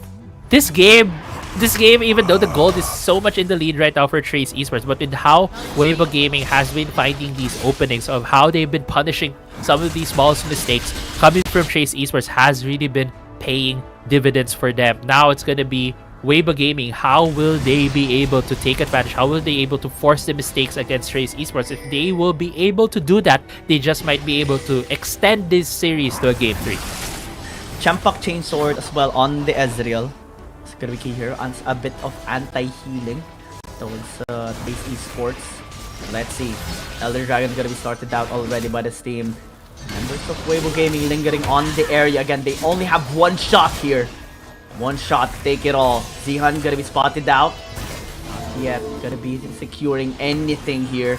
Race Esports buying time. They know they have the leverage. The wave as well is in the mid lane, crashing down there as they pull off now. Engaging through the barrage gonna be used. Sand United as well onto Faye. Can he actually access the backline here? Cold Forward is gonna be used as well as Wavebot is just gonna be pinning down someone. Entrance onto everyone. Faye is just trying to get some kills here. The Gallus one's gonna be picking up one. Tracy might actually be in a lot of trouble this time around. We're gonna be running away to a corn as well. Just rift walking away after a series of events. Weibo Gaming still able to get the team fight when getting the kills under Trace Esports, and the Elder Dragon now is on the table. Yeah, Elder Dragon will be secured here by Weibo Gaming, and it was just a better fight coming out from Weibo Gaming, and Korn was so late into the fight. The Cassidin, who was the strongest member, but actually, oh no, he's gonna be in big trouble. Weibo spotted out, being chased away. GA popped. They're not gonna pursue this time. Baron is the main event here for Weibo Gaming. Yeah, but that's enough. That's enough for them to be able to secure this Baron. Without the GA, Weibo does not have the confidence to try and go for the steal, because if he dies, it's gonna be a 4v5 situation for his team. A lot of tempo being lost on their end. It would be so hard for them to defend. And now we get in this replay starting out. Korn was here, but didn't feel the presence because he wasn't able to deal damage to the back end of this fight. He kept trying to look for a way, an angle to get in. It's just Duan Yu on this edge is just so slippery, and by the time Korn can do anything, Weibo Gaming was finished with this fight. Faye just dealing so much damage on that Akali. Dude, the stasis play is mind-blowing as well. We saw it a while ago by Trace Esports in the bottom lane, and Weibo Game is like, let's give them a taste of their own medicine. And it happened that fight. Best possible timing as well, because now they have double buffs to just force out fights. But this time in the bottom lane, there's no numbers advantage here by Trace Esports, but only for a few seconds this time around. Mayday again. Here comes the medic squad, and Weibo Gaming will take down Weibo.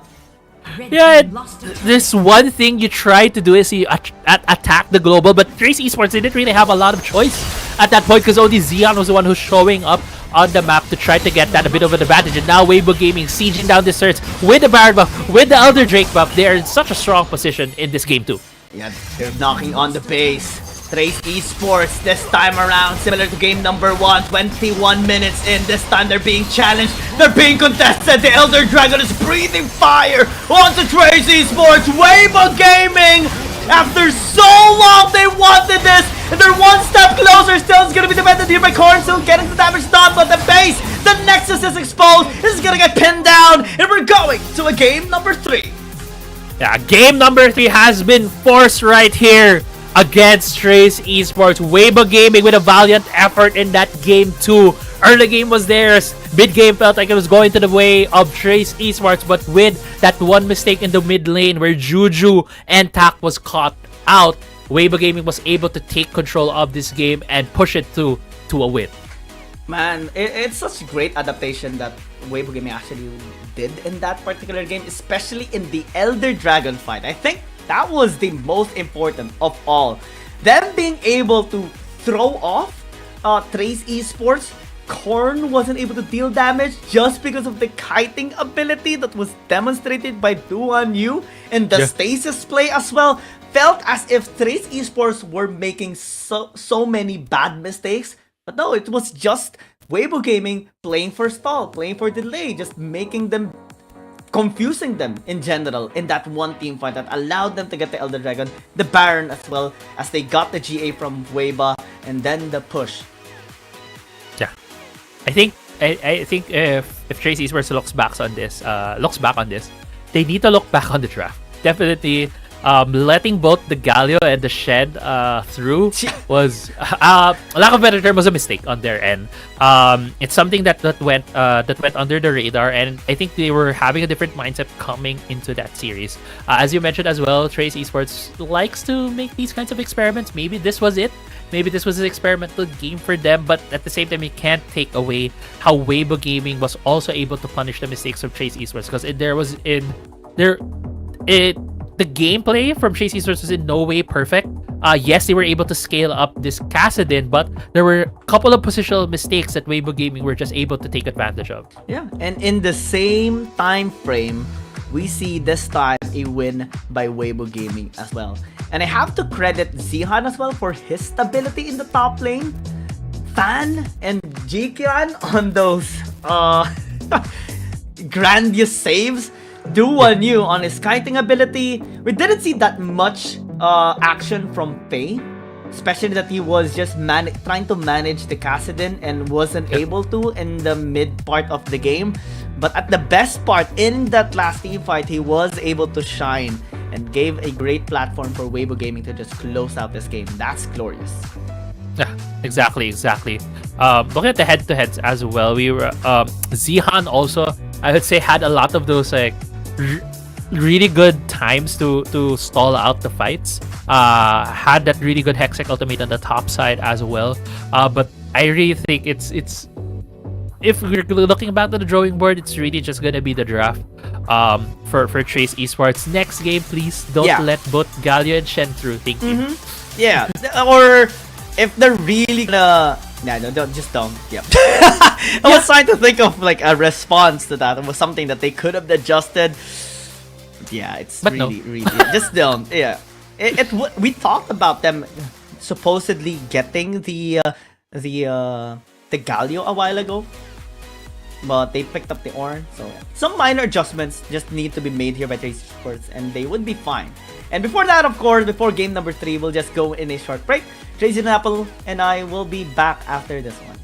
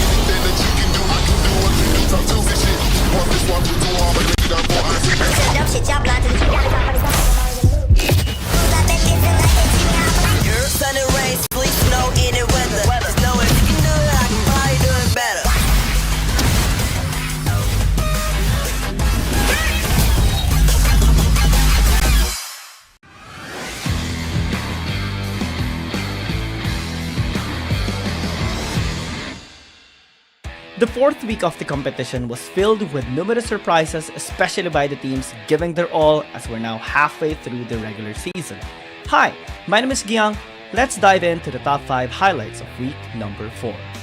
Starting with number 5, setting the stage for those surprises was a display of mastery by Y1 on the Lee Sin, taking down Faye under the turret and narrowly escaping with just a sliver of health. There's no kills there. But there might be some in the mid lane as Faye gets jumped on by BMN. That's a lot of damage by that Kassadin. He tries to Proto Belt away from Y1, but he has no more blood pool, and he gets taken out by the Lee Sin. just a tiny sliver of HP. Honestly, Sin, he's gonna get over the wall. Sonic waving onto those Krugs. He gets the Dragon's Rage on the fan as well. Tries to juke over to the Krugs. Oh my god! Here. He gets seen by the turrets. What he is scraping right now. God, how's he gonna catch Y1? He might actually even get over here to see Duan Yu get taken out. Number 4. Despite playing in a new role as a support, the former mid laner of KT Rolster Y showcased his skill with an excellent engage in the match against Oh My God. In the 9th-minute mark, Zero delivered a stunning Solar Flare, hitting 4 opposing players and combining it with a Fairy Assault to kick off KT Rolster Y's destructive display. Try to intercept. Check here. Call of Force God gonna be used. Face steal as well onto the backline. Double knockup. But they do get the dragon, especially if Jamal would have got it. But Rel's gonna be here, at least for the cleanup. KT Rolster Y is looking for picks. Number 3.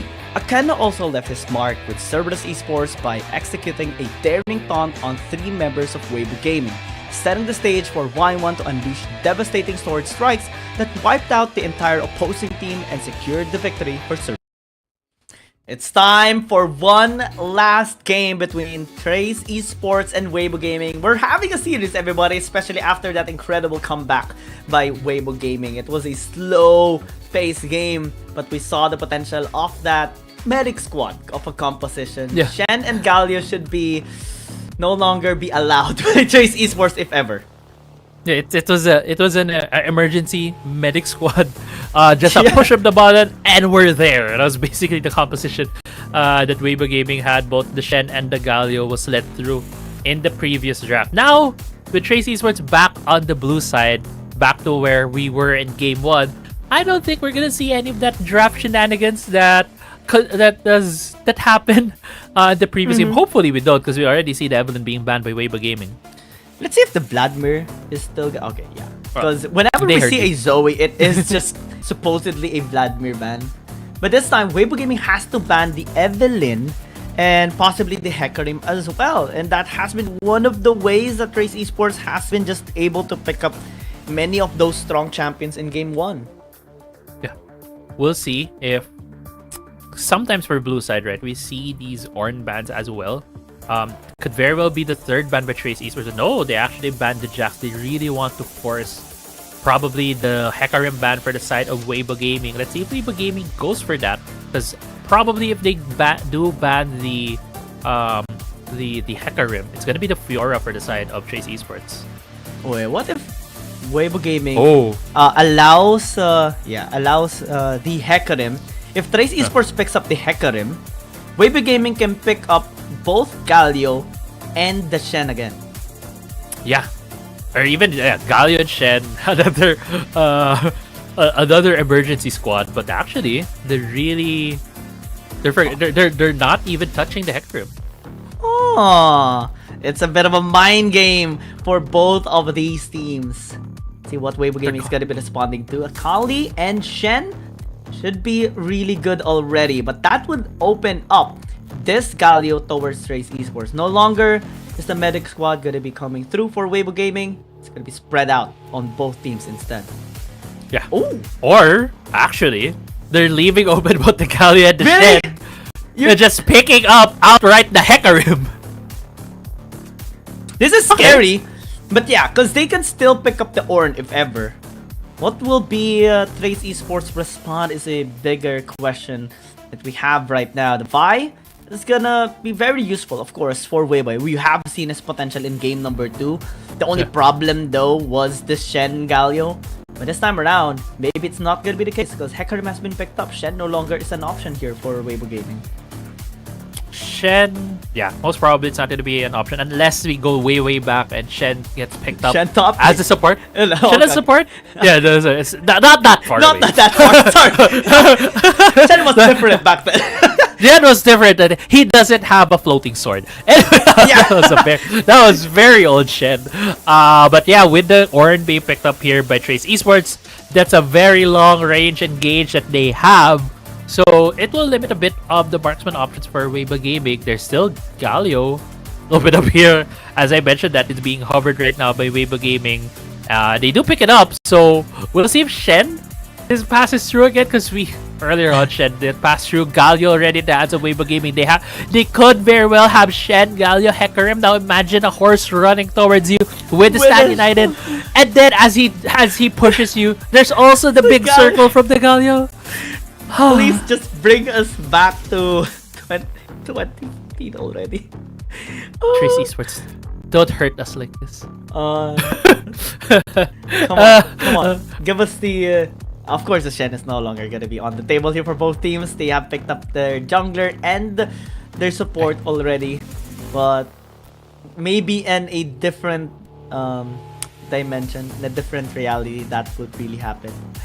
Galio, Hecarim, Akali, and the Shen. I will not...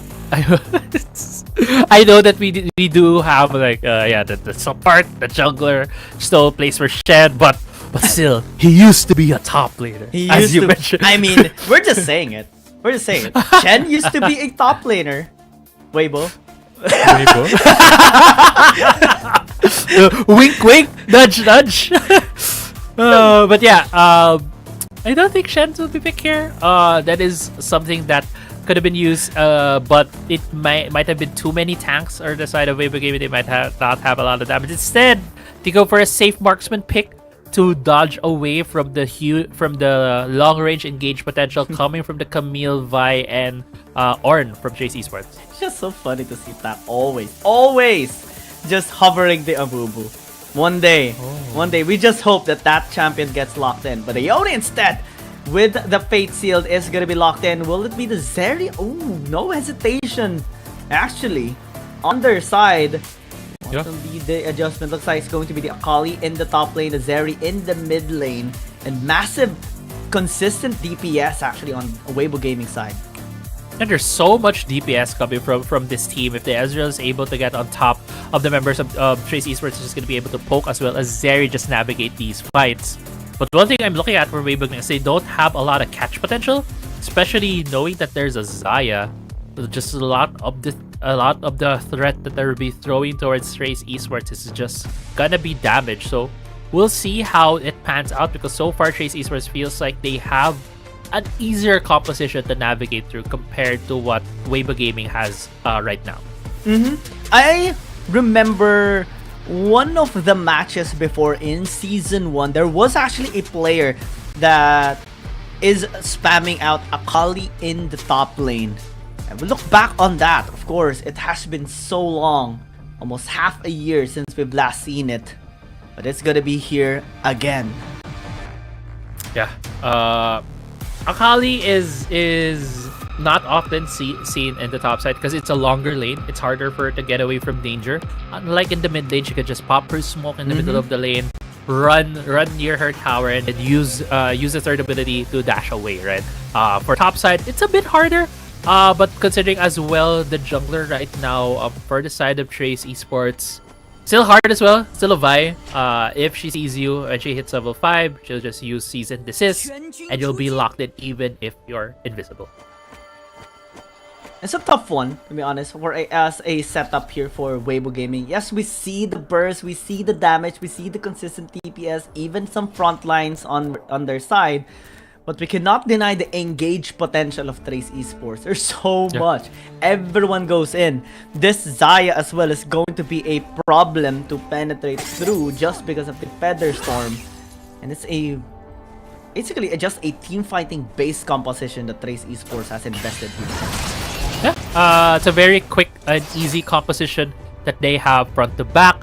Xayah has so much safety in terms of the middle of the fight. A lot of the champions in their composition is also able to back up the Xayah just in case if the Hecarim does go deep, as well as the Akali. So Trace Esports having, again, a very safe composition on their hands. While for Weibo Gaming, it's a bit tougher. Having two marksmen, they need to either peel for themselves or have someone to peel for them. If there's two of you, it's harder to make those calls. So probably what's going to be the priority here for Weibo Gaming is for Faye to be the one to have that peel, while the Ezreal will just be peeling for himself using the Arcane Shift.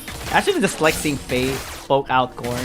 Korn not really feeling anything. It's like, you know, getting attacked by an ant.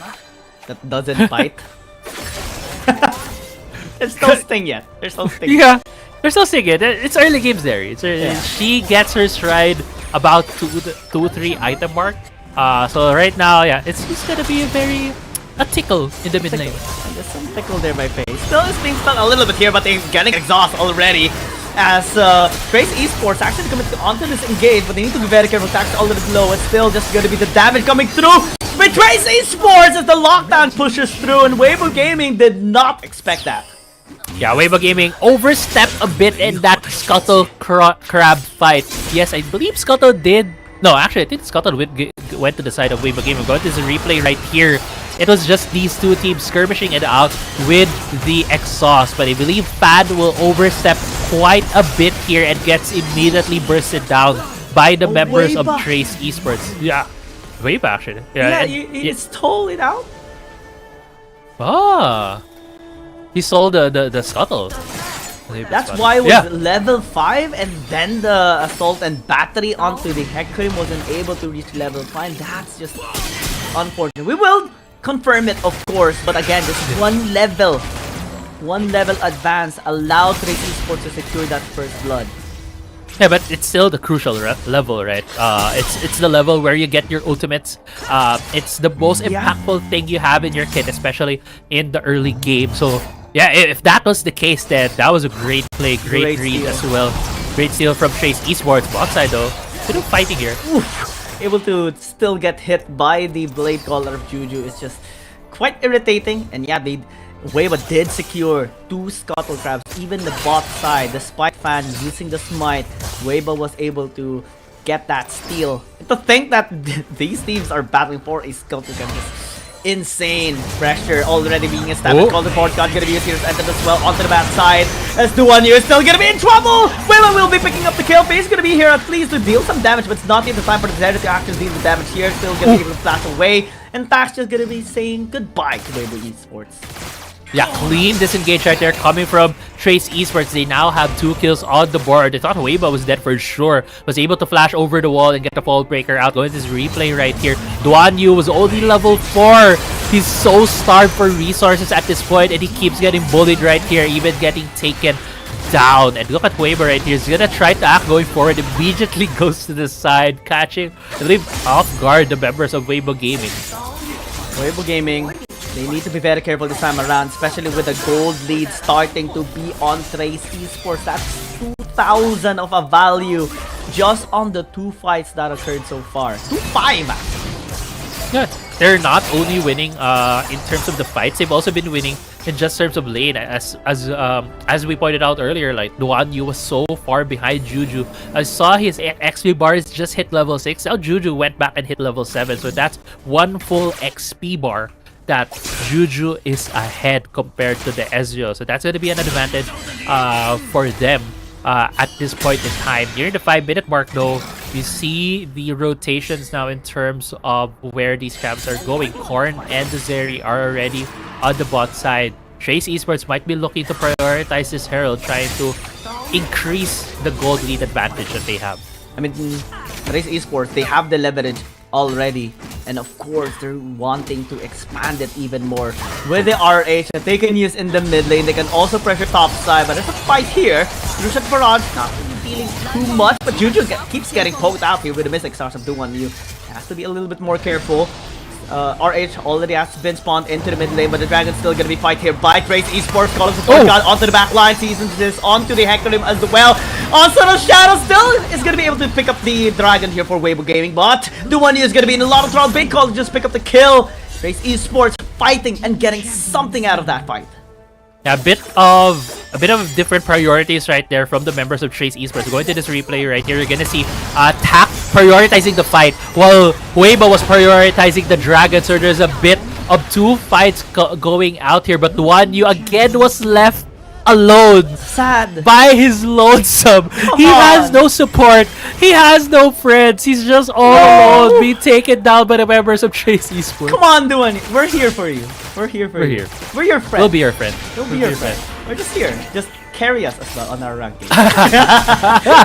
That's exchange to be friend. But but it kind of reinforces what we were talking about earlier, right? In terms of composition for Weibo Gaming, they will have more priority to cover the Zeri, because Zeri, yes, has a dash, but is less mobile than, let's say, traditionally an Ezreal, and that goes to show right now where the priorities of Weibo Gaming are. Duan, you can fend for yourself. You can be safe, while Weibo Gaming is just trying to defend Faye as best as they can, because this Zeri, she has a higher peak in terms of power spike compared to an Ezreal.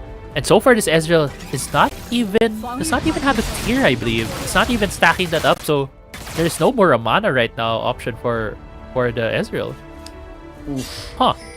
This is gonna be so unfortunate, and again! No! Not like this! Not like this! Man, it's not a nice day to play right now as an ADC. I mean, there's two of them on the other side. There's two of them on Weibo Gaming. One of them is gonna get the boot, and Trace Esports is showing Duan Yu the boot right now. No, and to think that he has the more mobile champion here, the Ezreal with the arcane ship, but is not being allowed to have fun or play at all in this game 3. Now that is a big grumble here. That's a big disadvantage for Weibo Gaming, especially that this is a very delayed Ezreal with absolutely minimized power spikes, because it doesn't have the Manami no tier that you mentioned earlier, and Trace Esports will recognize that and will just keep on applying pressure towards the Duan Yu.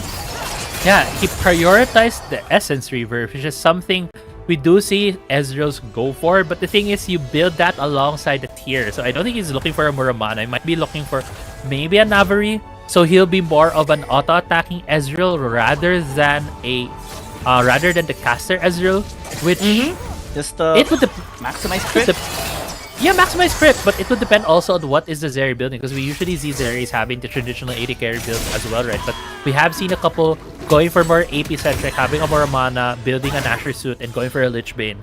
That has been the case before, so I think I'm just going over right now Ezreal builds in my head, trying to analyze where they're going with this. But as we're trying to go for that, these teams are looking for fights here in the top side.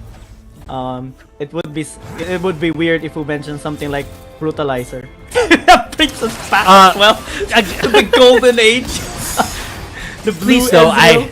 That was such a great time to be alive. But this time it's not a great time to be alive for Duan Yu. Hopefully it does recover, of course. There is still some scaling chance on this Ezreal despite the 6,000 gold lead of Trace Esports. That's the downside of this comp. Double ADC, so much scaling champions, not much damage actually being dealt at all here by Weibo Gaming this time. Misao is not healing anything. Just 2 bars, 3 bars removed with all that damage thrown out by Zihan. Oof. Yeah, even Ignite was thrown out by Zihan right there. Lisa just use a hook shot. It's like, I'll just wave off the fire. Yeah. That's burning me right now. And Trace Esports does Mikasa things. Yeah, I agree. I remember that scene. I remember a scene like that now in the anime. But yeah, Trace Esports doesn't really need to do much. They just get the objective, scale more into this game, because they have a Yone, they have a Zaya who's gonna deal so much damage later on, and considering there's only the Galio that's serving as the tank, as the big front line for Weibo Gaming, it's just Trace Esports can just go through the health bars of everyone that's gonna be in front of them later on. Such a great macro play, right? We do see them also just taking the resources away from Fan, denying the scaling of the second, and just denying resources overall for Weibo Gaming, maintaining their rate of gold lead against Weibo as well. Now with 2 towers advantage against Weibo as well, they will try to extend it into 3 Zeon. Oh no! They got caught! And now the Adult and Battery is going to be used as well alongside with the Hexagon Ultimatum, and he will just be pinned down to the ground, and the tower even as gifted for free for Trace Esports. Yeah, 2 ultimates were spent right there by Trace Esports, but it's very much well worth it to be able to get that tower. This time, Fan wants to have fun here in the bottom lane. 2 versus 4, but still Trace Esports actually standing the man, the face! Oh! Which is glorious! Also the chance is gonna be used just for the disengage, but Wave was gonna be chasing down with the flag as well. The Motivator gonna be denying all of those escape paths. Great charge as well towards Fane. He's gonna get taken down. Chica is all alone, will get spotted as well. A sad day for Weibo Gaming. 3 of them got picked off, and Trace Esports is happy with that. Yeah, Trace Esports with a terrific answer into the bot side. They were able to make a play at the top side, get the turret, but Weibo Gaming tried to answer the bot lane, and both Tak and Korn were just able to buy so much time here. Tak immediately popping the ultimate, recognizing the danger that they were in the bot side. And Fan trying to go in, but they weren't able to catch Korn right there. The time that was built up already. Korn with a really great ultimate on that. He only was able to catch members of Weibo Gaming. At this point in time, Weibo Gaming can't really do much. There's all low. They've spent everything. The only thing they can do is run. And how are you gonna run away against this onslaught that is Trace Esports? I mean, you just can't. You just can't at this point. You can try to run, but you can never be able to escape. And that's the whole point here of Trace Esports with this full-on dive engage composition this time around. Weibo's gonna be running away still. It's gonna be fine and healthy. Able to fall back towards the base. Entrance gonna be used here on the Fan just to provide some safety onto him. It's actually quite a bit odd, because that's a big ultimate now no longer available for Weibo Gaming. Yeah, but it feels like they just, you know, they're forced to use some of these cooldowns, right? Because they're just that far behind. Almost 10k gold lead right now. The inhibitor turrets are being sieged. Only 400 HP on the top side. A bit of damage from the Camille, and that would fall down. Second tier turret has fallen in the mid lane as well. The last outer tier turret is being sieged by Korn in the bot side. Weibo Gaming is scrambling, trying to figure out a way how to defend against Trace Esports, who hasn't even taken, actually has already taken up the Baron. And how do you come back from a 10,000 gold lead is a big question as well here for Weibo Gaming. 2 inhibitor towers falling down in just 5 seconds. This is punch here gonna be used, and the shield around as well on the way, but on the side is gonna be used as well to try and pin down, but it's still able to survive. The Solid Battery here on the face is still able to just run away, when the rest of Weibo Gaming is gonna be shattered to the ground already. Weibo's still alive. What is just happening here? Execute the mate onto the backside as well, and Trace Esports can just find the Nexus and pin down Weibo Gaming once and for all. You can try all you want, but you're just gonna be denied. Hero's entrance, the hero will fall, and Trace Esports will rise up, still undefeated. Yeah, Trace Esports continues their undefeated series streak, winning 2-1 against Weibo Gaming, and that has put them in an 8-0 series streak here against the whole of the league. Man, Trace Esports running wild in that last game, denying even any inch of comeback possibility by Weibo Gaming. Weibo surviving for so long, despite all the attempts by Weibo Gaming to actually pin him down, is just salt to the wound, insult to the injury of Weibo Gaming. But hopefully they still be able to recover from this. I mean, it's still very wonderful that they have secured a win against Trace Esports. That game number 2 was actually really nice to see. But after just slight adjustments, right? You mentioned it a while ago, Crazy Apple. After that series, all they need to do is prevent that Shen and Galio combination, and they would be fine. And they were very much more than fine in Game 3. Yeah. They didn't even need to like prevent the Shen with the ban, right? It wasn't picked because of some of the parade. Just pick up Camille. Yeah, it's a difference in priority, I guess, at that point for Weibo Gaming. But as you see here in the graph, it's just a slow, methodical win as well from Trace Esports. They did get a bit of a lead earlier on with some great plays from the team, but as the game went on, Weibo Gaming was never in a good position to be able to try and challenge Trace Esports. Trace Esports was just able to absorb a lot of these engages coming from them, and they were able to answer back with a lot of good plays from them. It's also just a sad day for Do1U in general, man. The Ezreal pick-off was really, really punished. And I actually thought, I just didn't want to say this in the beginning, I actually thought that Do1U is going to be the one to pick up the Zeri, because he is just an amazing Zeri player as well. Yeah. But, man, 0-5-1 is definitely something that he needs to redeem from on their next game. And just overall still a recoverable position here by Weibo Gaming. They're still just on the end part of the still qualified for playoffs bracket, the 88th ranking, but it's already very crucial for them. Yeah, MVP does go to Weibo. Very much well deserved. Was able to do a lot of these good ganks. I just want to touch a bit on the Ezreal bit as well. Essence Reaver is a bit of a better earlier power spike. You don't need to wait for the Muramana, but the thing is, I still don't think it's the best. It's the best decision in that game. I mean, it's if you're opting to scale, if you don't really have any leverage anymore in the early game, it might have just been better to adjust a little bit there. But yeah, it is what it is. Tracy Esports, congratulations, of course, on your win. And we are just going to be going towards our last game for today. The best series so far, Thunder Talk and Edward Gaming clashing Titans after the short break, of course.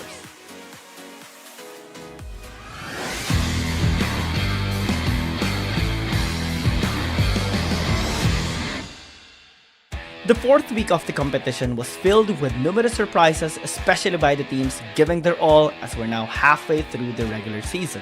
Hi, my name is Giang. Let's dive into the top 5 highlights of week number 4. Starting with number 5, setting the stage for those surprises was a display of mastery by Y1 on the Lee Sin, taking down Faye under the turret and narrowly escaping with just a sliver of health. There's no kills there. But there might be some in the mid lane as Faye gets jumped on by BMN. That's a lot of damage by that casting. He tries to proto belt away from Y1, but he has no more blood pool, and he gets taken out by the Lee Sin. Just a tiny sliver of HP on this Lee Sin. He's gonna get over the wall, Sonic waving onto those Krugs. He gets the Dragon's Rage onto Fan as well. Tries to juke over to the Krugs. Oh my god! Here. He gets seen by the turrets. But he is escaping right now. God, how's he gonna catch Y1? He might actually even get over here to see Duan you get taken out. Number 4. Despite playing in a new role as a support, the former mid laner of KT Rolls Y showcased his skill with an excellent engage in the match against Oh My God. In the 9th minute mark, Zero delivered a stunning solar flare, hitting 4 opposing players and combining it with a Fairy Assault to kick off KT Rolls Y's destructive display. Try to intercept. Effect here, Call of Force God gonna be used, face steal as well onto the backline, double knock up. But they do get the dragon, especially if Jamal would have got it. But Rel's gonna be here, at least for the cleanup. KT Rolster Y is looking for picks. Number 3. Akena also left his mark with Cerberus Esports by executing a daring taunt on 3 members of Weibo Gaming, setting the stage for Y1 to unleash devastating sword strikes that wiped out the entire opposing team and secured the victory for Cerberus Esports. He has to flash out of there or else get knocked up by the Aatrox. The Shuriken lands, but they have to get out quick as Fan has to flash that out as well. There's a triple taunt by Akeno. Already 2 members out of the fight. 2 members down. There's a Hextech ultimatum onto Faye. He's gone as well. Zihad and Duan Yu, the last man standing. That's a 3 for nothing. Very clean for Cerberus Esports. They're going to take this Nexus, and we're going to be going to game number 3. Number 2. The jungle god, Long, has regained his touch with Nilla in the jungle during their clash against FunPlus Phoenix. In the 14th minute mark of the second match, taking advantage of the opponent's bold turret dive, Long unleashed all of his skills to approach and skillfully secured a quadra-kill. Just comes in! Chow with explosive cast brings it down, gets it down very low.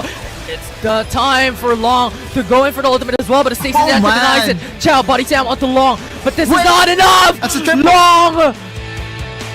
Triple kill secured. SkyFL comes back in.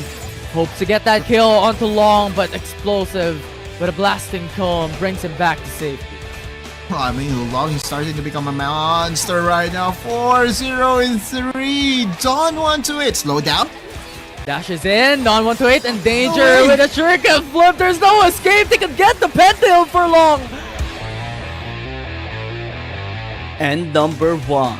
The most mysterious backdoor play of the tournament up to the current moment belongs to T3 of Team Flash. In the 16th minute mark of the second match, after losing a teammate, Team Flash found themselves at a disadvantage with the Elder Dragon being taken by KT Rolster Y. However, T3 remained vigilant. He identified a favorable minion wave and seized the opportunity to secure a crucial victory for Team Flash. Breaker is ready it up.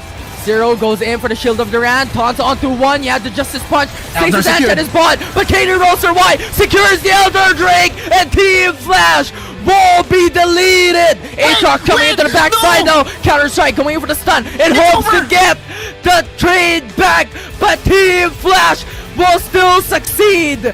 Which one did you love the most? Let us know in the comment section. Keep supporting teams giving their all here in this tournament.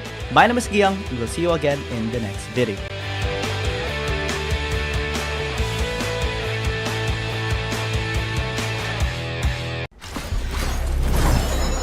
Step light, strike hard.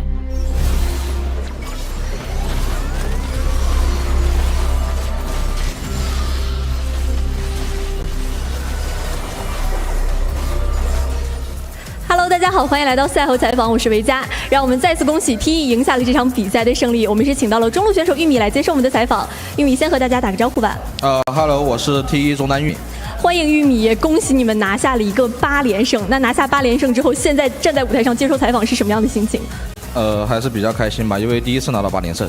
是非常有纪念意义的事。I asked him that after you get a winning streak of 8 times, how's your feeling right now? And Coin said that I'm pretty happy about that, because this is our first time to get a winning streak like this.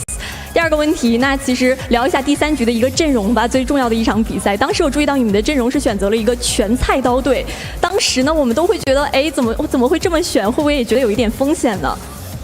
因为那把选的阵容是上单有真山嘛，就卡灭这个英雄，然后中野的英雄是魏家那个永恩，我们比较自信，所以就选了。明白。I asked him that during the ban pick phase of Game 3, I noticed that you have a comp with no AP damage. So what's the reason behind that? Don't you feel any risky at that time? And Coin said that our top laner, Camille, he had the Julie damage, and about the Yun and Wei pick, they are the champions we are very confident about. So we are confident about that winning. 第3个问题，那现在也是连胜至今，未尝一败。之前也没有跟你们讨论过赛季的目标嘛，所以也想问问，那你们这个赛季的目标会是最后的冠军吗？目标肯定是拿冠军，但是不一定拿得成啊，就尽量进个决赛吧。先进到决赛再说，先定一个小目标。对的。明白。I asked him that you haven't tasted single defeat this season, so could I say your target is the champion in this tournament? And Coin said that I'm afraid that we don't have the confidence to make the champion, but right now our target is to make into the grand final. 那我们的赛后采访到这里就先结束了，再一次感谢玉米来接受我们的采访，让我们接下来收。Step light, strike hard.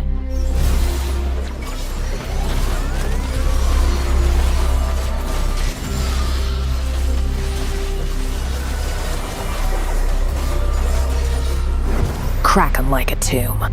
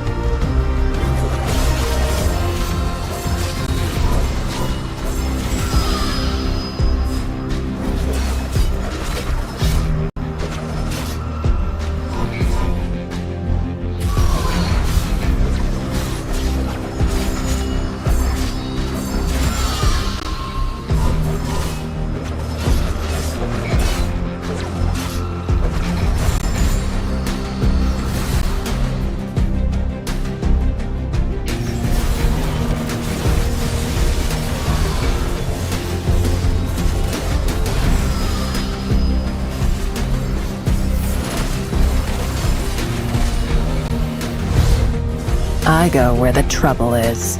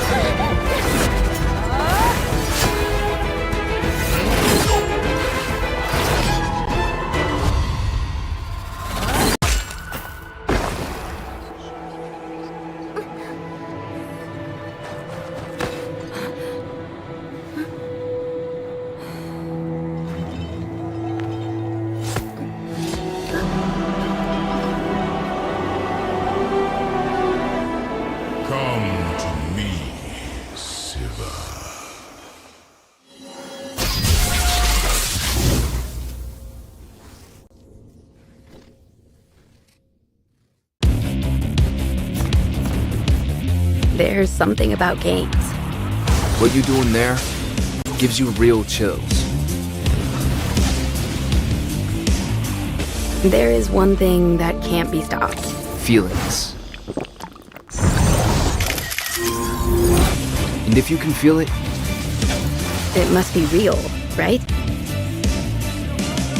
And that's real magic.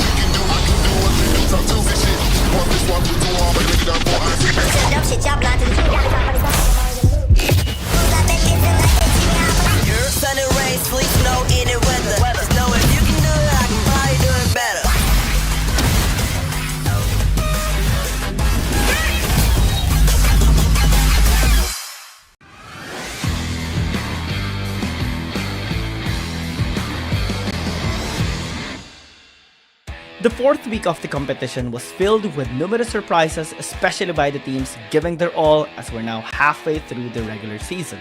Hi, my name is Giang. Let's dive into the top 5 highlights of week number 4. Starting with number 5, setting the stage for those surprises was a display of mastery by Y1 on the Lee Sin, taking down Faye under the turret and narrowly escaping with just a sliver of health. There's no kills there. But there might be some in the mid lane as Faye gets jumped on by BMN. That's a lot of damage by that castle, and he tries to proto belt away from Y1, but he has no more blood pool, and he gets taken out by the Lee Sin. Just a tiny sliver of HP on this Lee Sin. He's gonna get over the wall, Sonic waving onto those Krugs. He gets the Dragon's Rage onto Fan as well. Tries to juke over to the Krugs. Oh my god! Here.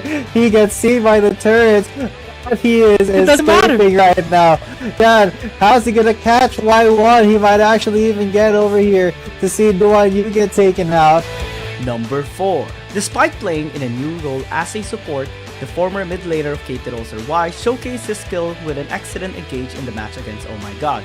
In the 9th minute mark, Zero delivered a stunning Solar Flare, hitting 4 opposing players and combining it with a Fairy Assault to kick off KT Rolster Y's destructive display. Try to intercept.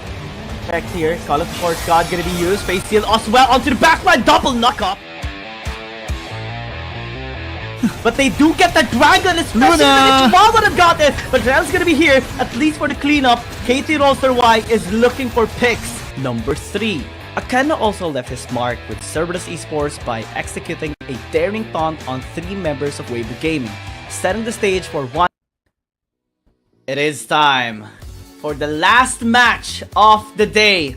The biggest ones of all as well. Thunder Talk this time around will be challenged by Edward Gaming. And to those that are just tuning in right now, let us just amplify and explain how important this match is, because Thunder Talk is the only team to have no losses so far. No games dropped. Every single game has been a one-sided beatdown as well. They're looking to remain unstoppable too. But Edward Gaming, after coming back recently, has been getting such incredible performances. They're on a 5-series win streak with 4 of those as well being 2-0 sweeps. The only question we have right now, Quincy Apple, is if they can end the streak of Thunder Talk. Definitely that is the question we have. And that's a question we have for every Thunder Talk game, right? But the thing is, Edward Gaming coming into this match feels like they are one of the more stronger opponents, right? Or maybe the strongest opponent that Thunder Talk has gone again so far in the league. And we'll see if Edward Gaming is able to beat the streak. First step is to beat the undefeated game streak of Thunder Talk. As you mentioned, it's always been 2-0s in every match. That is the first step. Next step is to try and make them bleed.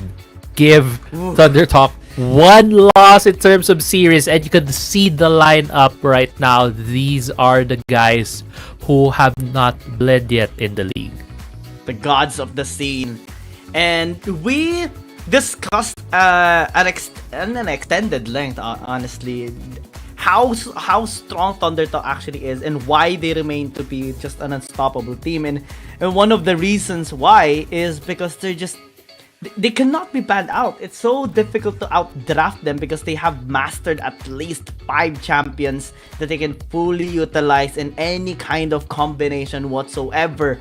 And even if you focus on targeting ban one player, still not enough. They will be able to still draft an incredible lineup that they can use to dominate the game against you.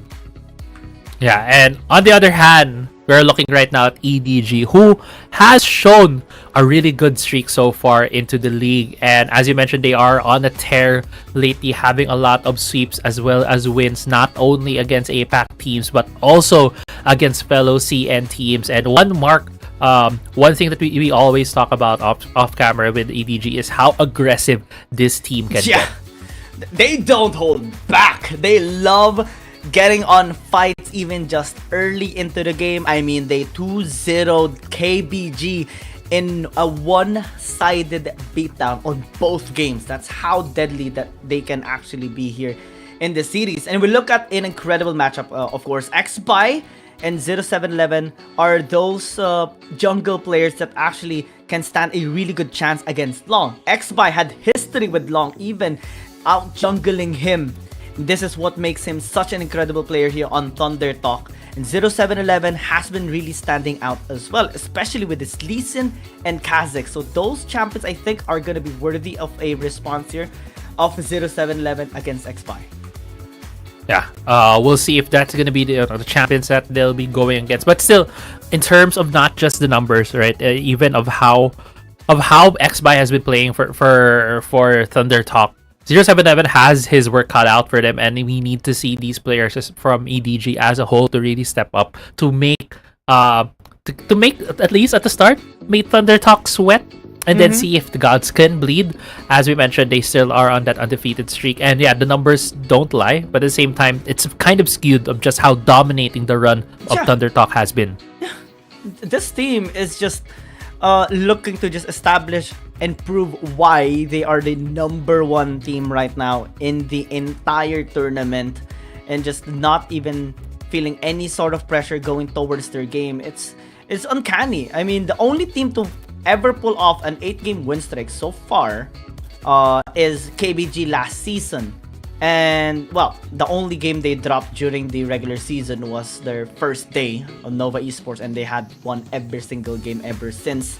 It's just very difficult to replicate, and Thunder Talk is looking to do that and maybe beat that as well. We go to the stage for the host to introduce the teams, and let's just watch. Hello， 各位现场以及屏幕前的召唤师们，大家晚上好！欢迎大家回到2023英雄联盟手游亚洲联赛第2赛季的比赛现场，我是主持人维嘉。今天的最后一场比赛将由 TT 对阵到 EDG，EDG 又如何应对一个势如破竹的 TT？ 让我们拭目以待。话不多说，接下来让我们有请两支战队的亮相。Hi everyone, welcome back to the stage of 2023 World of League ASA2. I'm Laura. The last match of the day is TT versus EDG. We are wondering how EDG will deal with the overwhelming TT today. And now it's time to welcome Sendertalk Gaming and Edward Gaming.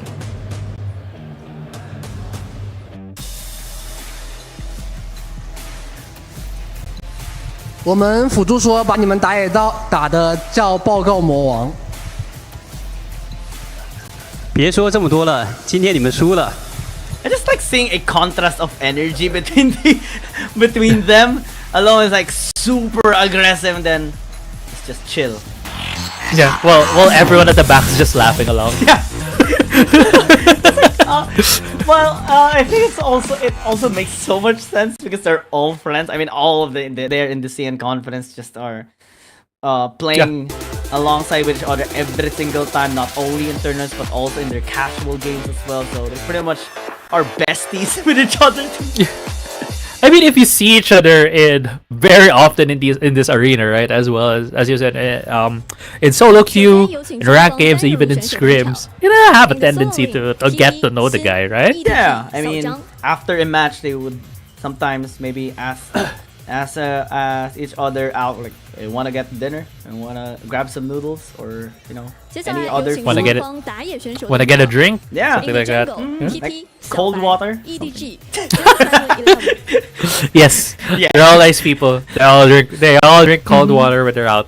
Yeah, yeah, yeah. I can very much imagine now. But yeah, cold water is their Gragas drink.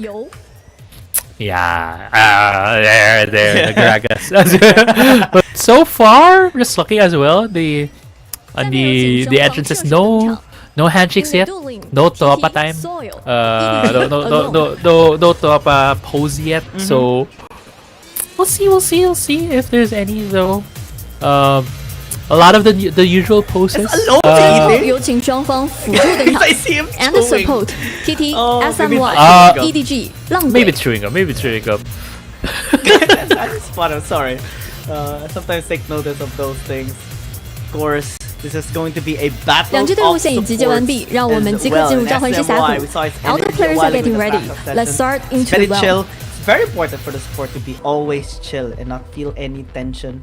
Not feel any pressure at all, because we see so many of the wins happen just because of one setup of a support.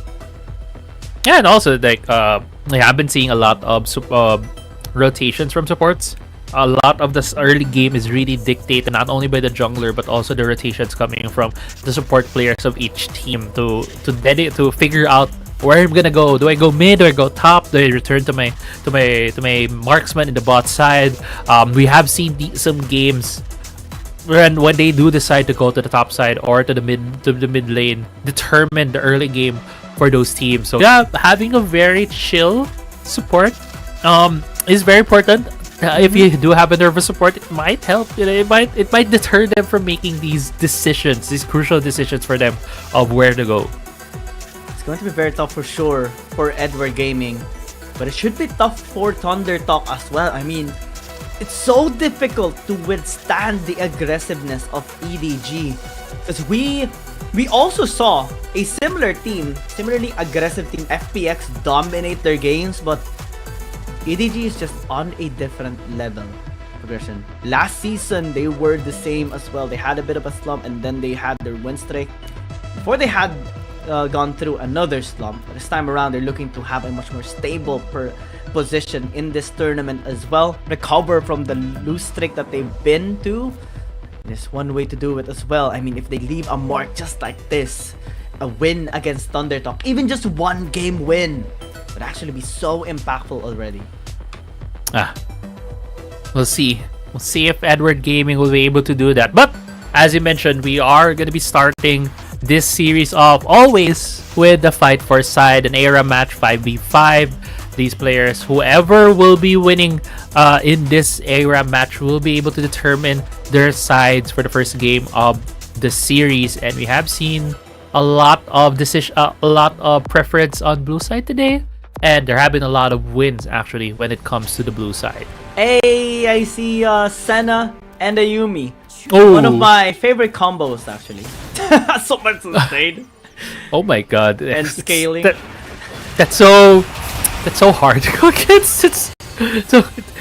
I can already imagine so much heals, right? But looking at the comps as well, there's a heavy lack of CC on the side of Thundertalk. Ooh. So Jang just flashing in, no hesitation at all. That's how aggressive EDG can actually be. I do know. I've tried before, send a Yumi combination, and it's the Yumi that sees it.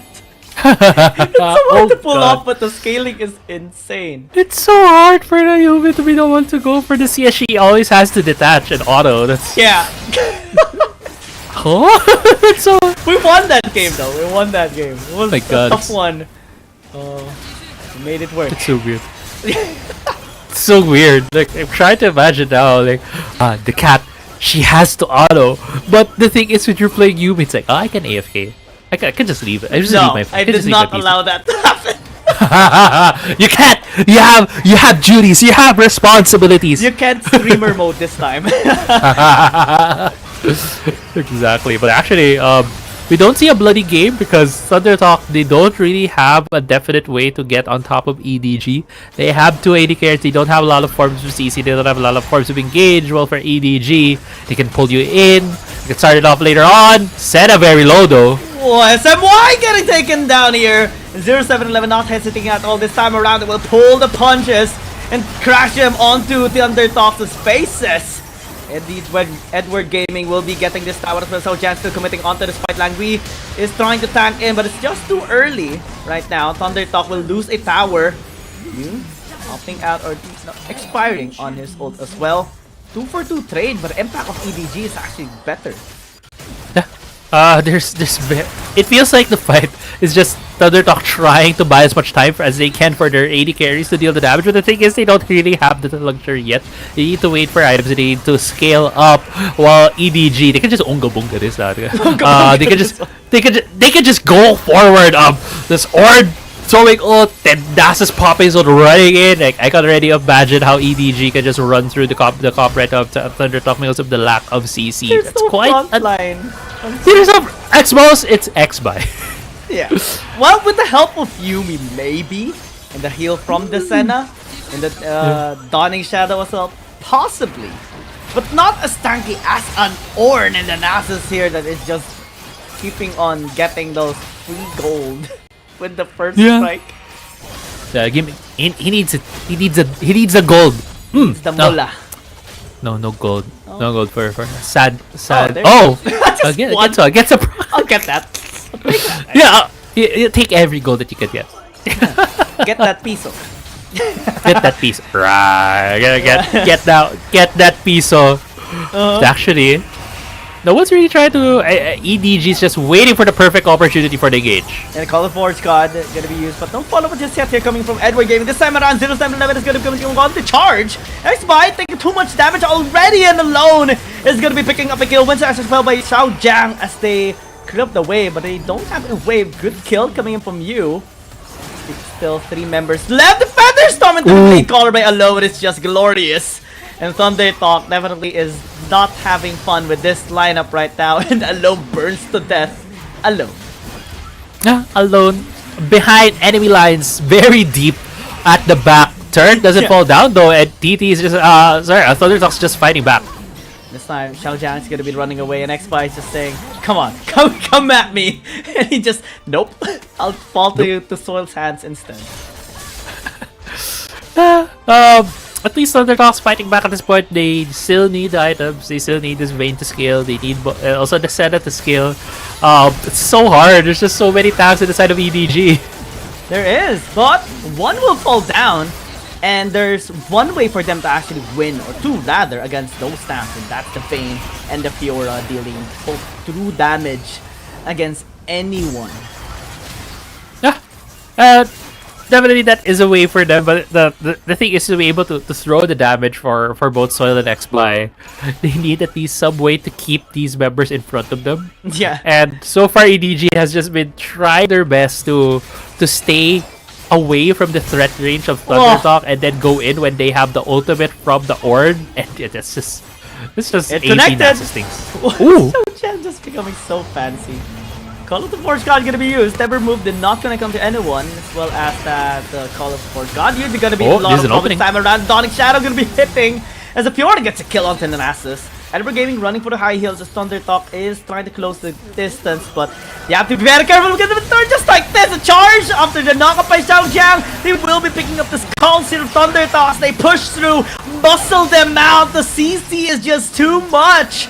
And Thunder Talk will be losing for it. It's only slowly limiting a lot, but not so long as the Blade Caller after the Feather Stormers is going to be cleaning everyone up. And Edward Gaming, just 5 minutes into the game, they're looking to end, but it's going to be very difficult. At most, it's just going to be the shield remove. Or are they going to beat the record? No. They can't? Oh, sad. Sad. I felt like maybe they could, but they didn't really have enough damage. And now they're just being cleaned up here by Thunder Talk. It's gonna be the reset for EDG. Unfortunately, they weren't able to break the record. I think the record was set yesterday, like 5:40, or was it yesterday or was it last week? Okay, I'm having trouble now. My memory's all clouded. with all these games we have been seeing. It was a long day yesterday, guys. I've seen like 60 plus series already. It's with so many games. There's with so many era matches of Wild Rift. But yeah, coming into this, another Call of the Forge got being started. Only onto X-Buy, so not really the best engage by 0711. But again, they're being kited out. They're trying to slowly close in the distance. I mean, the best way that EDG can engage with them is to bait out Thunder Talk, but X-Buy actually going to be overextended a little bit, going to be calling out the last chapter. The final chapter is going to be used. Dawning Shadow as well, but still unable to do the damage here onto Edward Gaming. 0711 will still be taken out. Ooh. They do take out Langui too. That's a great signal of indication that Thunder Talk may be slowly coming back in this game.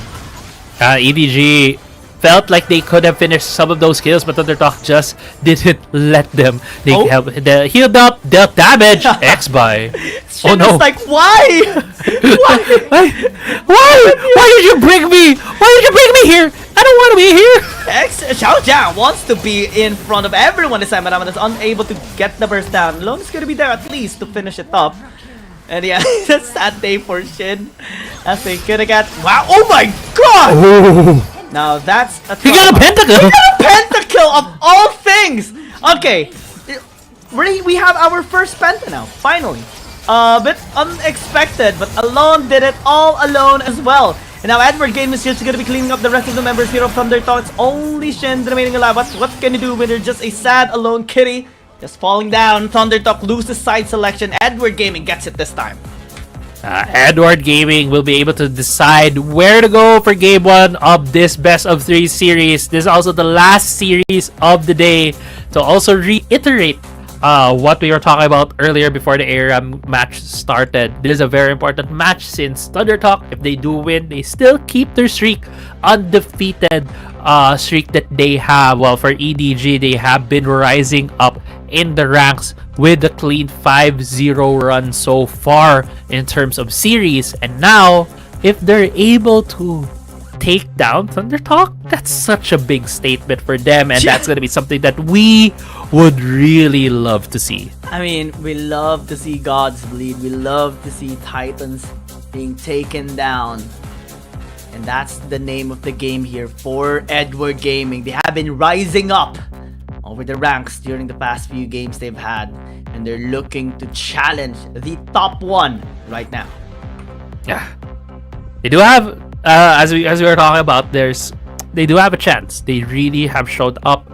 They really look to be on form. They have really aggressive play styles. But on the other hand, Thunder Talk, it's really hard to find a chink in their armor at this point in time, right? A couple of series that we've seen them in, the 7 series that they have won, the meta where it is at this point, it doesn't seem like it's shifting too far away from anything that they know how to play.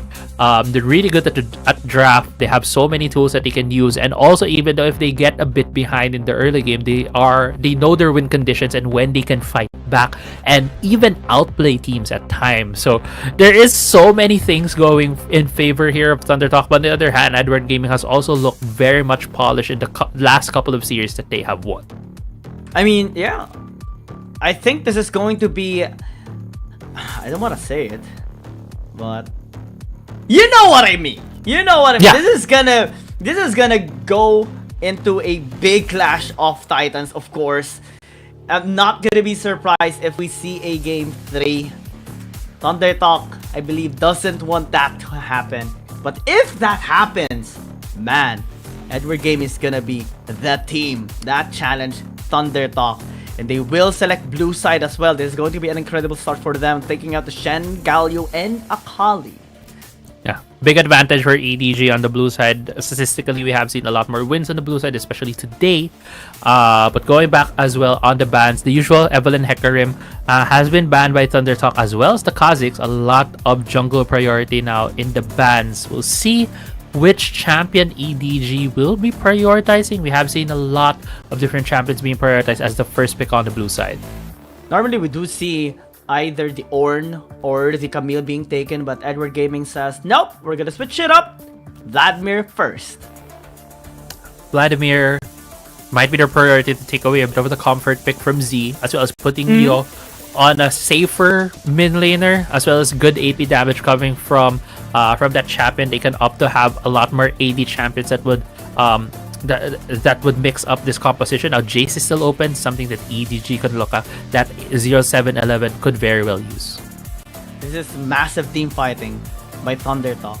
Edward Gaming may be looking for a more skirmish friendly composition for Edward Gaming. Jax can go with a split push. I don't think team fighting will be that much effective with Jax. We have seen it being tried, but not as successful as a Camille. Maybe as a frontline and a zoning person, it can actually work for Edward Gaming, since they have picked up the Severe as well. There's so much peel that can be provided for alone this game. And there's also a lot of damage coming out from this Sivir. If she does pop her ultimate, it can help the Jax and the Vladimir get to the backline, get into the squishies of Thunder Talk. Although they haven't really shown a lot of squishies yet so far, it's only the Zeri being locked in here as the backline damage coming from Thunder Talk. Now I'm looking at how can Thunder Talk also help the Zeri pop off, because we know Zeri is really good at when she's able to absorb fights and throw back damage, as very well something that she can do against a Sivir as well as a Vladimir. But you need tools to be able to help her out. Ornn is a good starter for that, but you'll probably need something that can control or put some form of area denial. Zoe could be one of them, as well as on the Orianna, if Thunder Talk does decide to go that route. This is starting to be a lot more complicated than we expected it to be. So many checks are being made by both EDG and Thunder Talk. Lee Sin, Alistar gonna be taken away here to deny some of Langui's, great picks on the Alistar. He's known to be one of the best Alistar users back in Season 1. X-Vi being denied off the Vi as well. And Yone is just a great catch coming in from Edward Gaming. That leaves the Aatrox open if they do want to pick it up for X-Vi. I mean, he's gonna love it for sure. But is it gonna be a trap by EDG is the question for me. We'll see, because if they do lock in the Aatrox, it's gonna be the Jace that's gonna be picked on the other side. But if it's gonna be the Jace for Thunder Talk, it provides more raw damage as well as a faster clear. Probably also a good way for them to have more control over the river, because Jace does have double the amount of abilities before you get to level 5 across almost all champions in the game. Now I'm just looking at what can Thunder Talk add here in their composition. A good wave clearing mid laner could be very beneficial for them to be able to take control over the river before the 5-minute mark. Ooh, I'm actually liking the Nautilus pick here coming in from Edward Gaming. This is going to be quite impactful for sure. I mean, we have seen very little Nautilus being picked up, but it's mostly actually EDG that loves picking up this champion and getting one single target burst down and then just so much follow-up. The shields are also there for the Nautilus. There is an extended teamfight potential and scaling for Edward Gaming. But man, oh man, we see even approval ratings going towards EDG. Yeah. Dude, we don't see this ever. Rank 7 versus rank 1. And the approval ratings are on EDG. Yeah, this is unprecedented. It's insane right now, the support that EDG is getting. And it's a lack of a better term right now. We all want to see the underdog rise up and make gods bleed. And now looking at the compositions as well, I think Thunder Talk has a bit of an advantage, especially in the early game when it comes to the mid to jungle matchup. We'll see if Thunder Talk will take advantage of that, or they'll just try and play a more safer game as the team fights. As the game goes and we get into the team fights, the Nautilus pick, I do agree, is a really good pick for the side of Thunder Talk because it will force the Zeri to play more at the distance, wait for this Nautilus to commit, because if she does go into the fight, she's more of a shorter range marksman, and she is in range of the depth charge, and it's going to be hard for her to dodge that, unlike if you're piloting a champion like the Xayah, where you can just pop your ulti and dodge the depth charge. So this is going to be this intricate dance right now between the two teams of how to dodge out the crowd control, and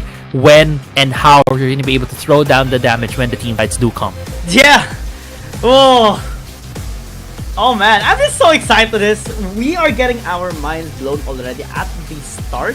The draft is so amazing. The approval ratings are just so uncanny as well. Xiao Jiang back on one of his most used champions as well, the Jax, in which he kind of has a hard time before in the Baron lane, especially back in Season 1. But this time around, he has shown to have more stability, especially in the recent games that they've had. I mean, he has picked this champion quite a few times. Has so far not dropped a single game in the win streak that they've had. Yeah, we'll see how Xiao Zhang will be able to match up against Shin, because so far it feels like when it comes to where the junglers have started, there's more priority for EDG in the top side, with the Aatrox starting on the red side of his jungle, while for the Jace starting also on the red side jungle respectively for Thunder Talk. So do expect this Jace to go on the bot side. But Soil? Yeah, that's the scary thing about Langui. You don't know when he will go on to you, and with that surprise alone, that's half of the health of some of the members there of Thunder Talk. Yeah, because for Sivir, she's really strong at level 2. She's able to pick up both her Ricochet and also her Boomerang Toss. So it's a really strong trade tool at level 2, and also with the hook, just made all of these things hit together.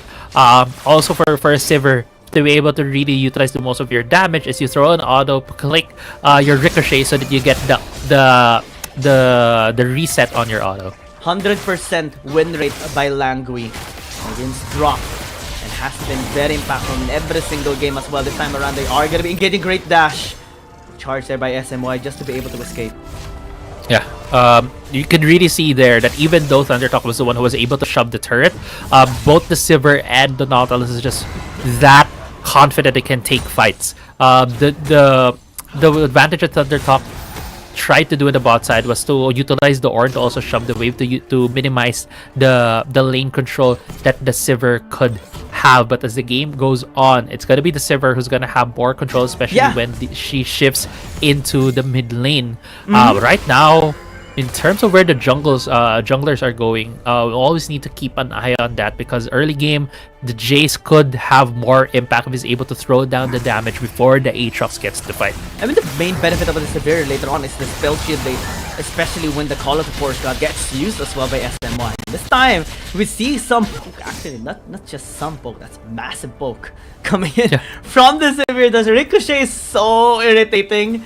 I just love to see it now on Wild Rift. The players are now feeling how just so strong the Sivir actually is, and it just brings me back to the golden days as well on the Sivir for the PC version. XY is going to be in the top lane, White is in the bottom lane as well as 0711 going to be using the World Ender as well to just get the first blood.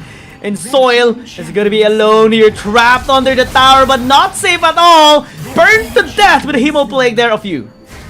Yeah, great timing right there on the tower dive for EDG. We're talking about how this bot lane has been bullied, and going to this replay, we actually started already in the middle of the fight where 07 was just basically able to auto attack and get the kill immediately, and so just getting flashed right there by Yo, also getting hit with Ignite. But going back, how that all started, it was prep up by EDG because the Sivir was able to back earlier on, even though they did not have the most optimal back, but they were able to at least clear the wave, get some items on the Sivir, and they were able to do some damage over the bot lane, which allowed EDG to have enough damage to take down the already damaged members of Thundertalk. 1,000 gold after that as well.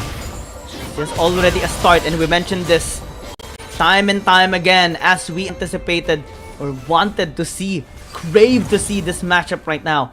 EDG will never hold back, will never hesitate to engage when they find an opportunity. And the best part about EDG as well is that they don't really go in reckless.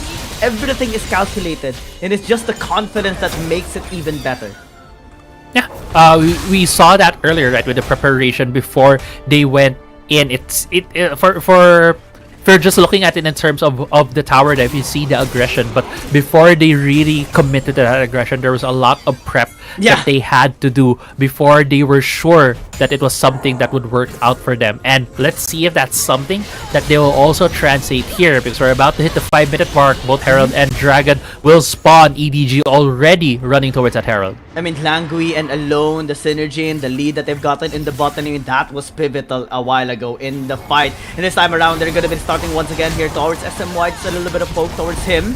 But he as well is able to answer back. Dragon going to be initiated by XBY as well to answer towards the RH take there of 0711. Tradable objectives, but what happens after is going to be the big thing, because now they turn off SMY once again. Colored Forge God can still be charged up here, denied by 0711 as he lands the Darkened Sword onto him. Yeah, great series of plays right there. You could really see both of these teams going at their hardest. Z popping the shockwave out at the start, almost saved the Ornn as we get to this replay right here. 0711 really want to put on the momentum in the mid lane by throwing down the Herald, but they wanted to try and get SMY. The shockwave almost bought enough time, but with the flash third proc of that Darkened Blade, 0711 was able to get the kill. If he didn't flash it, the Ornn might have lived, and maybe Thundertalk could have turned things around.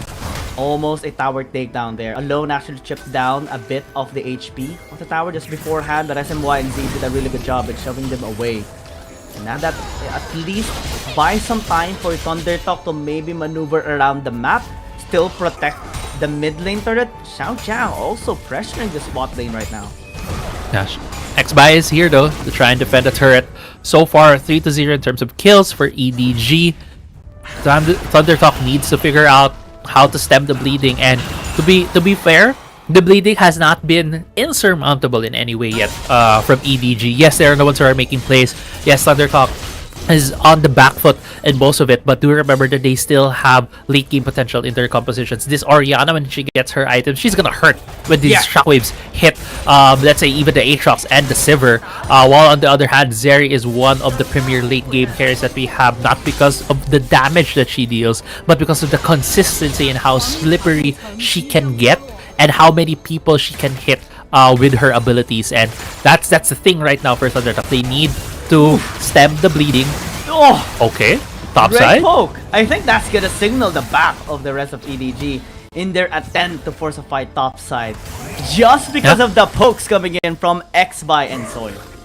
Yeah, I had to stop right there because it could have been a fight, right? If Thundertalk was a bit more risky, if they really wanted to, they could have forced the issue right there. But instead, they know that they don't need to risk much. They just need to figure out when they're gonna go in. But Shin, full investment in the bottom lane. It's 4 people left about here onto Shin, still trying to fall back, but it's not gonna be allowed at all. At most, top side is gonna be pushed, but the bottom side as well by EDG will get the tower here. Yeah, EDG trades a topside tower for a bot side tower along with the kill. Overall, that is an advantage to EDG because of the kill of the gold kill. But on the other hand, do remember that it's still the Zeri who was free farming on the top side, and that is right now the win condition of Thundertalk, to put this Orianna and the Zeri in a position wherein they can deal the damage against the members of EDG. The only thing I'm really scared of here is that the amount of crowd control coming in from Edward Gaming later on. 30 HP left onto the tower. Call to Force God gonna be as well, still able to get the tower, but they have to fall back this time around. Flow coming in, flash by Langui, they will be safe. SMY just using the charge to try to get nearer towards the Call of the Forge God to be able to get the second proc maybe could have translated for something there for Thunder Talk, but now 4 members of Thunder Talk are actually leaving the mid lane. I thought they were trying to get a siege down, but since there were still a lot of members of EDG there, they opted for the safer play, going for just a side lane shove. And now early game is clearly in favor of EDG, but going back to what we mentioned earlier, it's still not insurmountable for Thunder Talk. We have seen them in situations where they're behind early and just one fight just gives them just one fight, right, gives them the advantage, and they never let go. And that's still the lingering threat here from Thunder Talk. They might seem docile now, but when they decide to pull the trigger, they go 100%. Yeah, it's like it's just the dragon sleeping. They're just sleeping right now. And this is very reminiscent, to be honest, of J Team last season. Slow, methodical, but on the proper team fights, when they actually need to fight, they become godly. So that's why EDG, despite their lead right now, like you mentioned, they should never be overzealous, too overconfident, and especially reckless. Definitely. Langui trying to go for a pick here. There's a charge. SMY gonna be knocked up as well. They are turning onto everyone. Shockwave just onto Langui. I think it's just the call for the disengage here. You gonna be with the Hectic Ultimatum. Great dodge though. But the other members called the Forge God is gonna be shielded up here by Alone as they now turn to the Dragon. Yeah, that fight, EDG, they needed to force that so that they would be able to secure this dragon. In terms of HP bars, EDG does have a clear advantage. So Thunder Talk, they don't even try to get to the pit. But Langui again going for another hook. Yeah, Dredgeline connecting, but no follow-up at all coming in from the rest of Edward Gaming. The Shock Blast as well is starting to hurt. Yeah.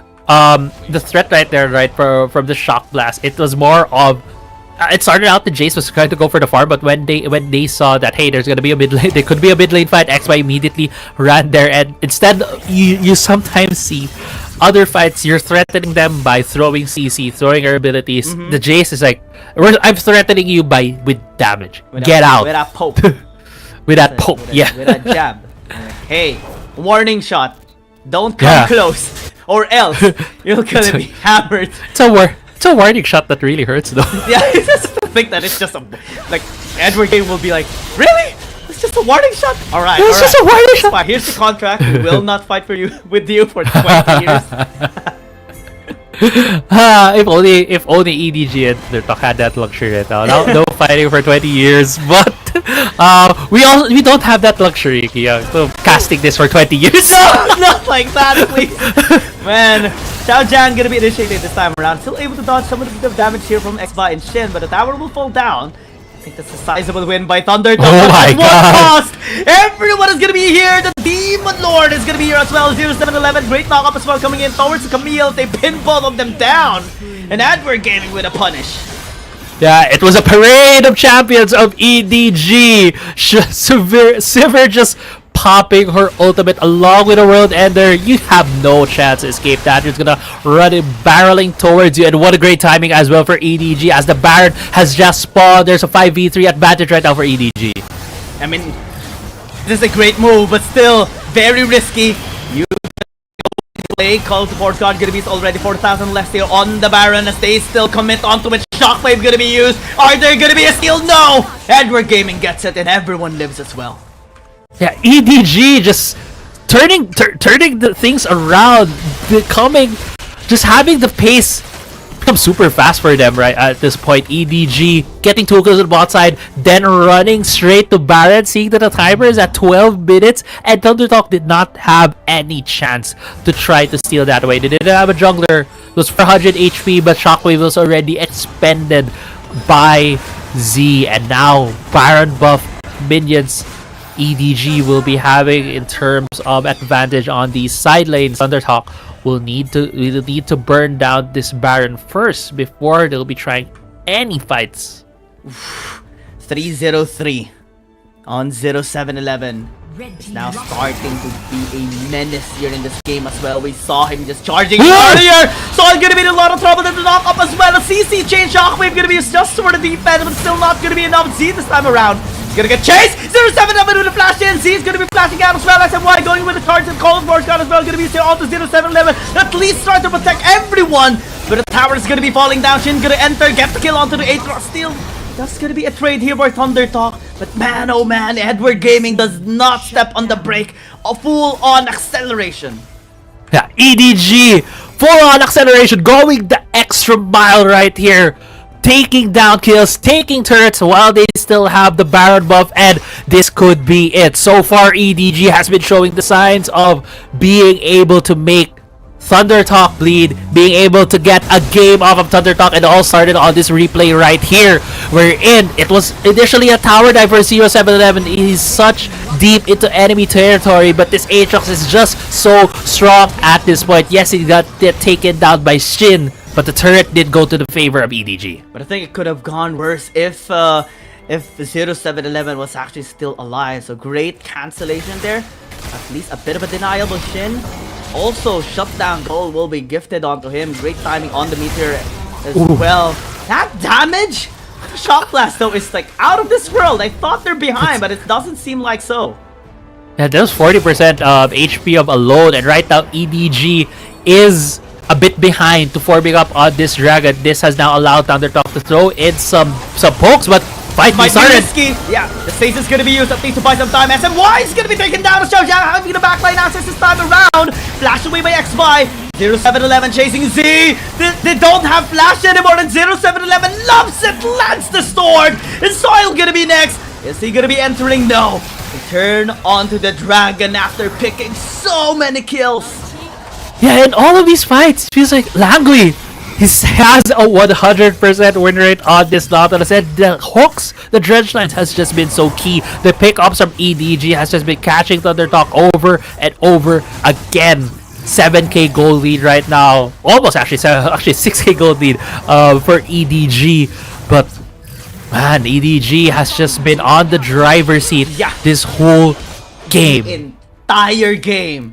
And it's being backed up by the stats right now. Slow but consistent pace of this game. A development by EDG. They remain uncontested in every single fight they do. Alone keeps being untouched in the backline as well. At most, it's just a shock blast that has been hitting him, but everything else doesn't. And back-to-back Baron by EDG. Yeah, back-to-back Baron. 16 minutes into the game, they can still be able to shove down these lanes, wait for Elder Drake to spawn later on, and end the game from there if Thunder Talk does not give them a fight. But we know Thunder Talk as well. They have been able to come back in some deficits that we have seen before, but I don't think they have been challenged as much right now by EDG. They still have their undefeated streak. EDG is looking to break that one. And that's a big goal. But big improvement by EDG is also making it very possible right now, especially with this prowess that they're showing. 8,000 gold lead against Thunder Talk of all people. Now with the Baron buff, they are splitting up across the map, making sure that they get the leverage well across everything right now. Thunder Talk. Yeah. This is League 101. When you have Baron buff, you try to make the most out of it, and Thunder Talk is trying to go for these fights, trying to look for any chinks in the armor of EDG right now. Soil gonna be in a lot of trouble. It's still able to fall back at least. Still so scary, and to think that was just the warning shot of EDG. That was basically what SBI was doing, but this time they are the one doing it this time. Esticle to meet them here onto Langui, not really the best target right now as they turn. SMY gonna be here as well, Stacy's gonna be used, but Xiaojiang still has to fall back. Langui will be the sacrificial support, and EDG will cancel the push.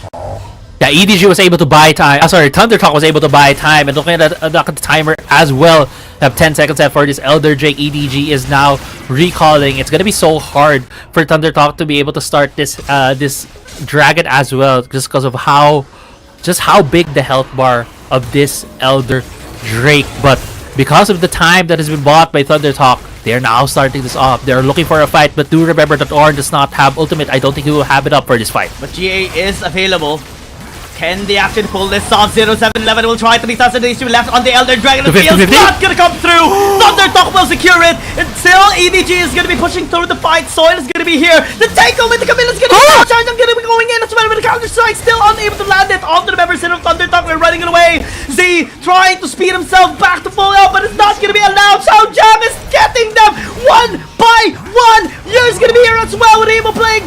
Counterforce got him, but he was by SM1 to try to sway him back, but despite the Elder Dragon, the triple kill is gonna be secured by Xiao Jang. Denial with the stasis, and alone will remain alive. EDG can just run it down mid. Yeah, EDG is about to finish this game. It's only gonna be X-By to defend if they can still keep their undefeated streak here, Giang. Top lane is gonna be the way. Langui is gonna go in. EDG wants to crumble Thunder Talk, and this is one way to do it. First step completed. Yeah, and gods do bleed. Thunder Talk fall here in Game 1. EDG takes Game 1 of the best of 3 series, and what a game it was. EDG, small, incremental, and methodical advantages going through that early to mid game, and when they found a mistake from Thunder Talk, they pounce and they never let go. Man, EDG, after 14 game win streak by Thunder Talk, now they bled. It's the biggest of all.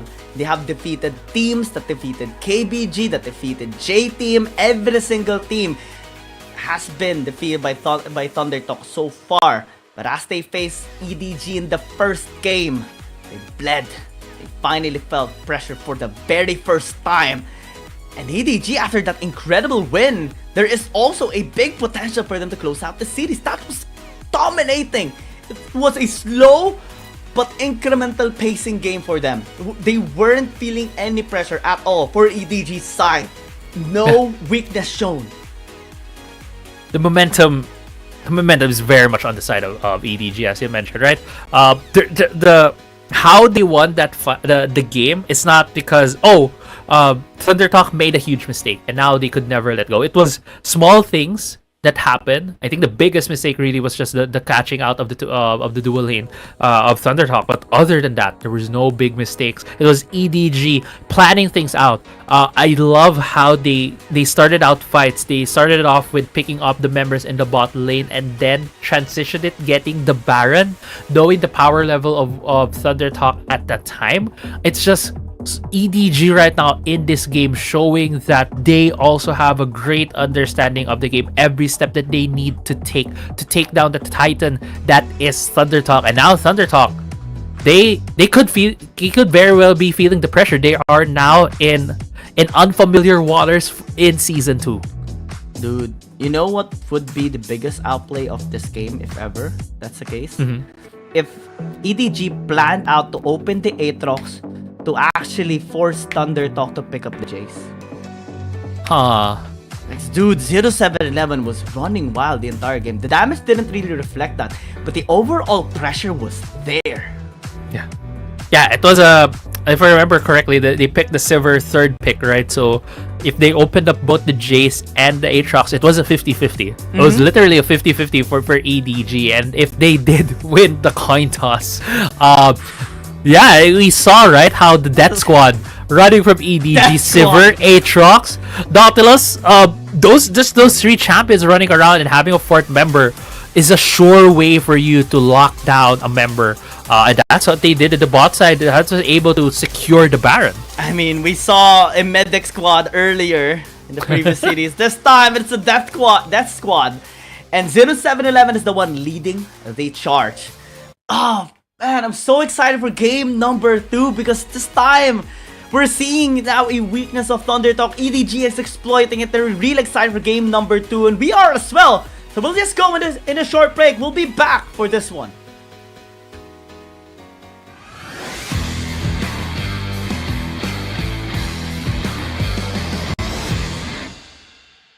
The 4th week of the competition was filled with numerous surprises, especially by the teams giving their all as we're now halfway through the regular season. Hi, my name is Giang. Let's dive into the top 5 highlights of week number 4. Starting with number 5, setting the stage for those surprises was a display of mastery by Y1 on the Lee Sin, taking down Faye under the turret and narrowly escaping with just a sliver of health. There's no kills there.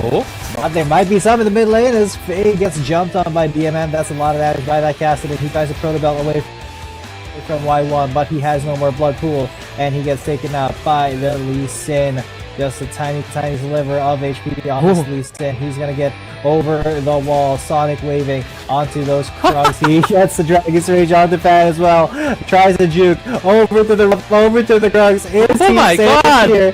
He gets seen by the turrets. What he is scraping right now. God, how's he gonna catch Y1? He might actually even get over here to see you get taken out.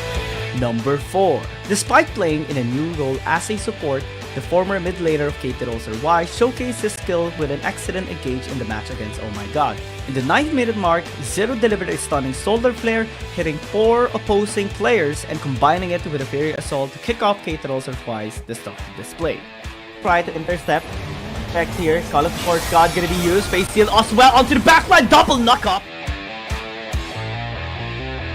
But they do get the dragon, especially if Jamal would have got it. But Rel's gonna be here, at least for the cleanup. KT Rolster Y is looking for picks. Number 3.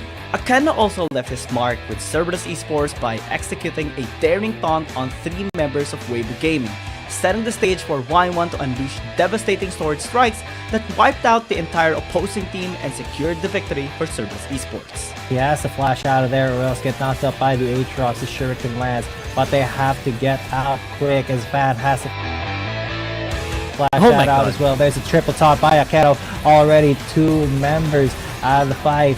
2 members down. There's a Hextech Ultimatum onto Faye. He's gone as well. Zihad and Duan Yu, the last man standing. That's a 3 for nothing. Very clean for Cerberus Esports. They're going to take this Nexus, and we're going to be going to game number 3. Number 2. The jungle god, Long, has regained his touch with Nilla in the jungle during their clash against OnePlus Phoenix. In the 14th minute mark of the second match, taking advantage of the opponent's bold turret dive, Long unleashed all of his skills to approach and skillfully secured a quadra kill. Just comes in! Chow with explosive cast brings it down, gets it down very low. It's the time for Long to go in for the ultimate as well, but Stacy denies it. Chow body slam onto Long, but this is not enough! That's a triple. Long! Triple kill secured. SkyFL comes back in. Hopes to get that kill onto Long, but explosive with a blasting cone brings him back to safety. I mean, Long is starting to become a monster right now. 4-0 in 3. Dawn 1-8. Slow down. Dashes in, Dawn 1-8, and danger with a shuriken flip. There's no escape. They can get the pentail for Long. And number 1. The most mysterious backdoor play of the tournament up to the current moment belongs to T3 of Team Flash. In the 16th minute mark of the second match, after losing a teammate, Team Flash found themselves at a disadvantage with the Elder Dragon being taken by KT Rolster Y. However, T3 remained vigilant. He identified a favorable minion wave and seized the opportunity to secure a crucial victory for Team Flash. Breaker is readied up. Zero goes in for the Shield of Durant, taunts onto 1, you have the Justice Punch, takes his hand at his bot, but KT Rolster Y secures the Elder Drake, and Team Flash will be deleted! Aatrox coming into the backside now, Counter Strike going in for the stun, it hopes to get! Are you excited, everybody? Because we're about to see if EDG can give Thunder Talk its first loss, or if Thunder Talk can still make it work and push this to a game number 3. Man, crazy, but I can't believe I'm saying it. If Thunder Talk can push this, so dude, that doesn't happen. That didn't happen for 23 days, and now it did. Yeah. I mean, those are the things we only think about, but we never thought we would actually say. Yeah. And EDG has made it possible. Here in this series, EDG has shown that they are not only a rising team that you need to look out for, but they are the rising team that every CN conference team, every APAC conference team now has to look at. And so far, we've been talking about this off camera as well. Seems like Sivir is the champion that EDG really knows how to utilize in their composition. Earlier, it was banned away now by Thunder Talk. You just have to take it away. You just have to take it away. Alone is just too good on this champion too. And 0711 loved every single bit of it when the ult has been used, because the chase down is so much possible. But ooh, dude, Z's Holly is now here. They're bringing the big guns.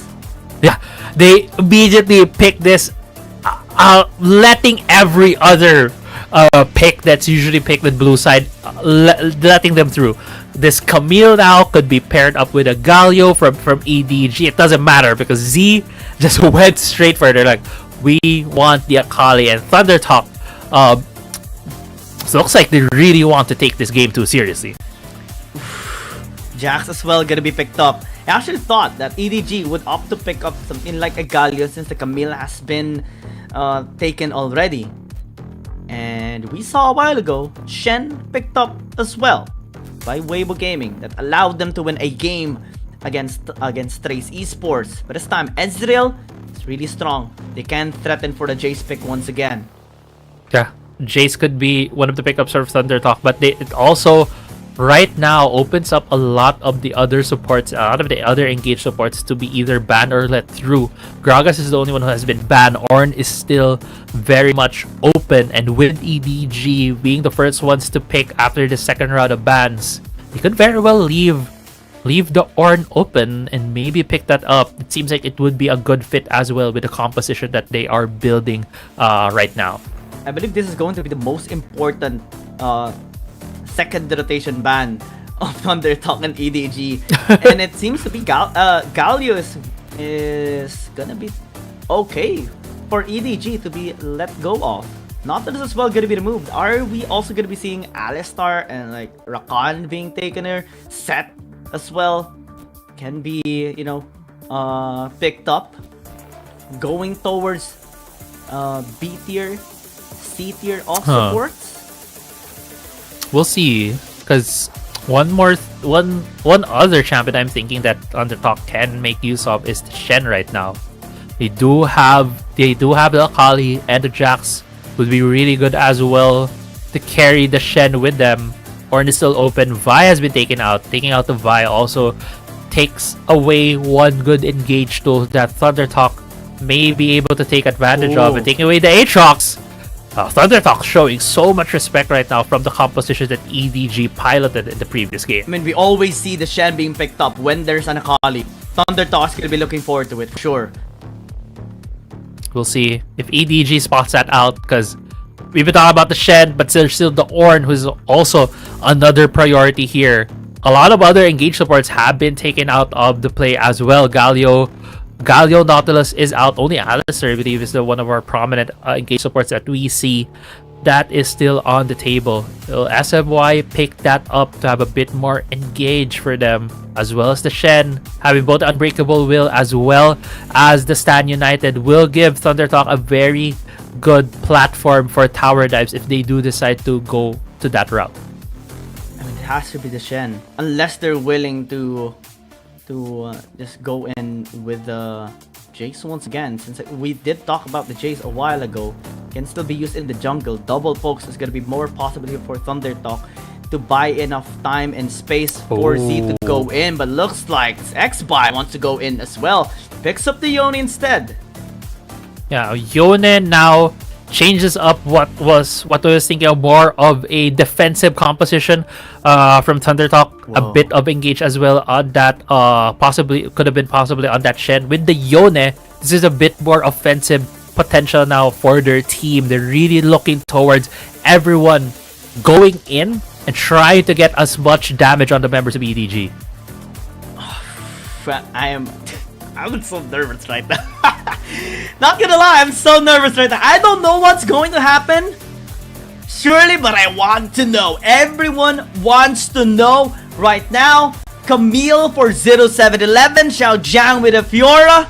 They're not gonna hesitate anymore. They're bringing out all the big guns for potentially the last game by EDG against Thunder Talk. Unless Thunder Talk is gonna be able to fully utilize it, especially with Z on the Akali, one of its favorite and most powerful champions that he even used against KPG during their prime to take down Anran and mid-diffed him. Yeah. We'll see. We'll see what Thunder Talk does here in this game. Looking at EDG as well, they have very much the momentum coming into this series, winning that phenomenal game 1, winning it in a very convincing way. They also have the support of our viewers, of the community. Approval ratings for EDG was above Thunder Talk earlier. There's a lot of things going right now for EDG as we get into the game 2 of the last series of the day. Woo! Make sure to fasten your seatbelts, everybody. It's going to be one hell of a ride. We should see that this composition of Thunder Talk is not really gonna go in on the early engages. 4 champions scaling is not really the best way for them to be all aggressive in the early game. Fiora, Camille can be aggressive. They have the Ornn as well to set up for EDG, so maybe they're still gonna be taking charge. Yeah, it would be a good idea as well for Thunder Talk to make preparations for some of these objectives early on at like the 4-minute mark to also rotate their bot lane early on. But actually, oh no, EDG gonna be in trouble alone, gonna be picked up! And Thunder Talk will secure the first blood. Soil as well. One thing another. Not get Langui, but first blood by Soil. Yeah, Thunder Talk taking off the gloves here in the bot lane. They saw the positioning of Alone near the brush and they took full advantage. They're going to the replay right here. So immediate flash, and they knew they were about to hit level 2 as well when they got the kill. It would have been, if they didn't go for that fight, if they just let the wave crash towards them, there were still 2 range minions for the side of EDG. The bot lane of EDG would have hit level 2 earlier, but with the timing that they had, the timing where they started that fight off, it gave them a huge advantage. Xiao Jiang going for Shin this time around. Flash invested by both of them too. Just so much pressure in the top lane, but yeah, bottom lane a while ago was just so good for Thunder Talk. Impressive prowess coming in from their side, especially with the full investment. Flash into commitment as Langui was checking the other brush. Just such great timing by Thunder Talk in general.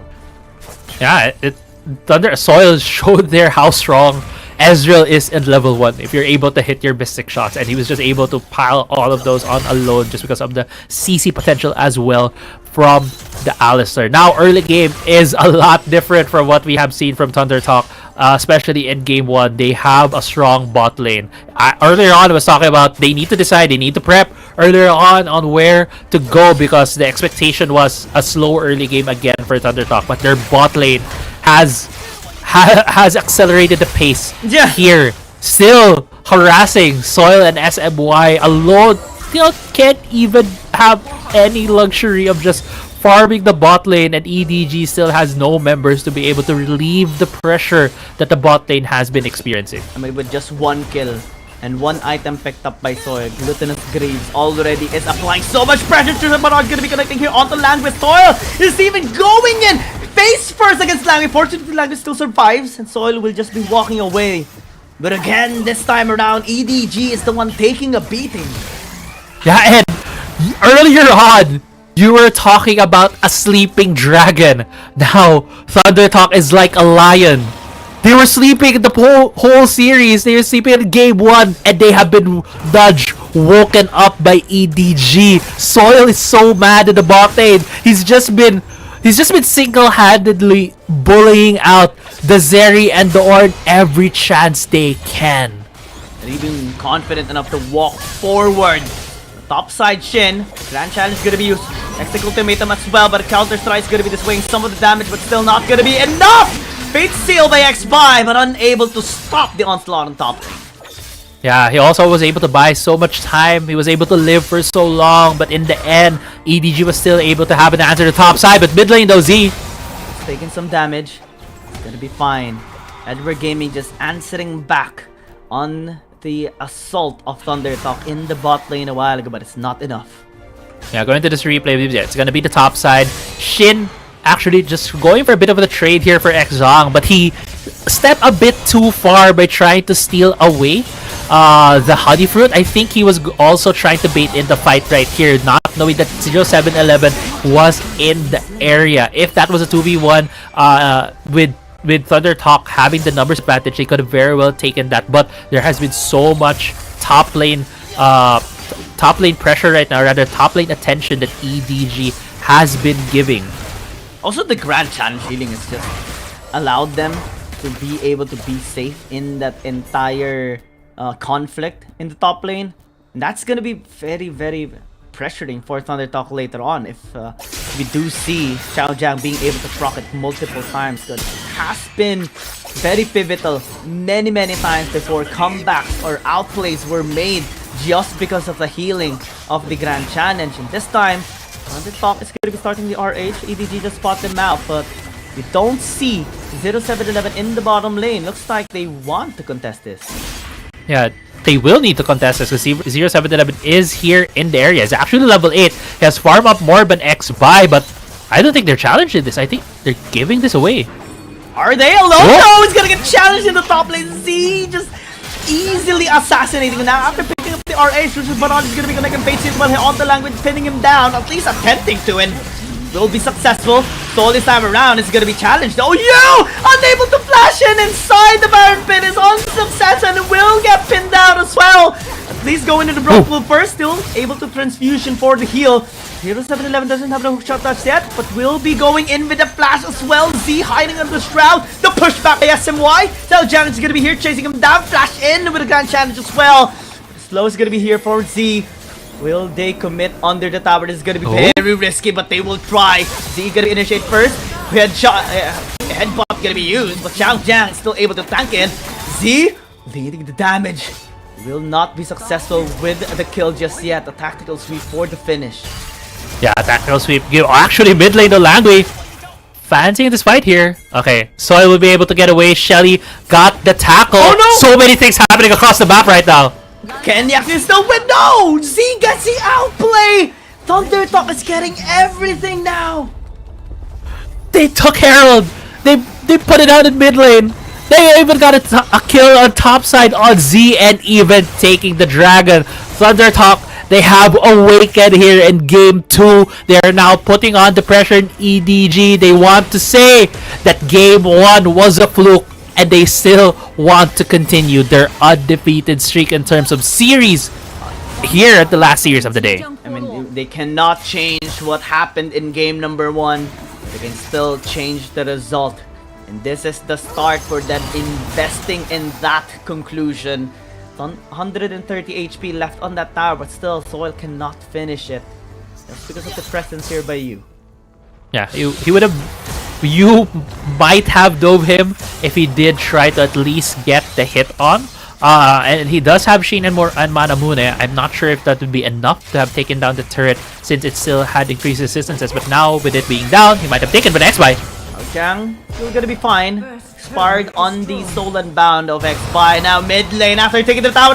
You're right, they're just gonna be committing onto him. So it's gonna be in a lot of trouble, but not gonna be denied.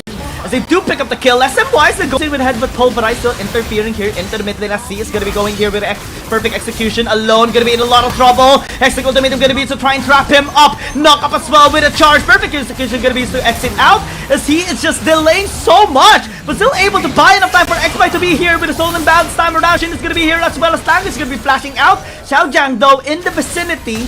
Checking them out as you get them from the pit this time around, and X-Spy is gonna be next. The launch in should be there. Still unable to pick up the kill. He is just committing on the chase, and he will take him down. Yeah, and also at the right hand side of the screen earlier, Soy was also able to snipe down the support of EDG with a true shot barrage.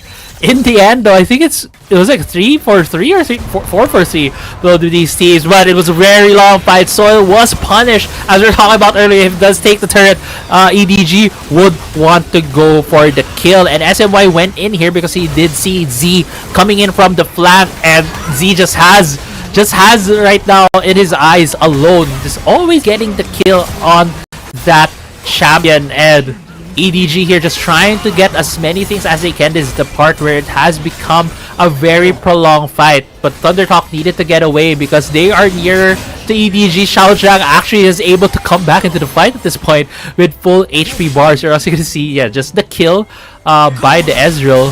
Xiaojiang actually able to finish the kill on the Yone. Nobody died in the bottom lane. X-Buy just hunting someone down. He's still alive. 2,000 goal lead still by Thundertalk, but 0711 is starting to apply so much pressure, especially by Xiaojiang on this Fiora. And we talked about this champion and its impact earlier, we're starting to see it manifest for EDG. Yeah. Xiao Zhang has been on the tear as well, but Thunder Talk, they still have a bit of the lead, 2.4k at the moment. This Akali on Z has just been deleting alone. Like the name suggests, yeah, it's alone, it's an AD carry, but even when the Zeri had friends in the mid lane, Akali don't care. Akali just goes in and goes for the assassination on the Zeri, even if that was a 4v2 situation. And that was enough for them to deter the aggression from EDG to try to take the mid lane turret. 2.3k gold lead by Soil over alone is just a great denial of the scaling here of this Zeri. It's gonna be very difficult, of course, for the Zeri to pop off this time around, especially with the amount of bullying that she has received over the course of 10 minutes. 3 times died already. While Soil, it's different. you could say, right, that they're not letting Alone play the game at this point. Like, yeah, every time she shows up, it's just dead. It's basically what the one you experienced earlier, but this time Shen is gonna be in a lot of trouble. Grand Challenge is gonna be used as well to just trap him up. And this tower as well is gonna be falling down. Tower is gonna fall, tier 1 turret at the top side, but Soil having such aggression right now. He knows how strong he is at the point. He probably is near to completion for the Triforce, but ultimate being used here by Langui. They won't be. Wow! Langui just overcommitting at this point, but still is forcing the flash by Soil. And it's gonna be fine as well. 0711 actually gonna be catching them up. It's still now is gonna catch him instead! And 0711 has no way to escape this time around. Langui still wants to survive! That's actually better for Thunder Talk. Yeah, it was better for Thunder Talk. They got the jungler. And now with Baron about to come up in a couple of seconds, yes, Thunder Talk may not have enough damage to be able to burn that down, but this is something they can threaten EDG of if they're able to just sneak a bit of vision. But SMY, great dodge. Please with the post there onto the pulverize. They're just buying time. That's the name of the game here for Edward. Game is up to Thunder Talk, and how they are going to be responding to this. If they will try start the Baron up, looks like they will not. Yeah. They opted not to go for the riskier play. Also, vision was placed down by EDG, met with something that they have spotted. They didn't clear that ward. So now Thunder Talk going back to the mid lane, just going back, shoving some of these side lanes. Now EDG, they're not that far behind. Yes, a lot of the life right now, a lot of the things have been happening in favor of Thunder Talk, but EDG has not stopped their aggression. They still are looking for play. 0711 on this Camille still has a lot of tools to force the engages on Thunder Talk. Langui on the Ornn, you saw him overcommitting a bit earlier, but he wasn't exactly punished until 07 was there, but he was still able to trade out the flash. And it's something, right, that you would count on, because if the Ezreal doesn't have flash, that's one escape tool that he's now lacking. That's something that you can count and take advantage of if you are able to burn the Arcane Shift earlier on. But right now, EDG, they're the ones who need to find a pick.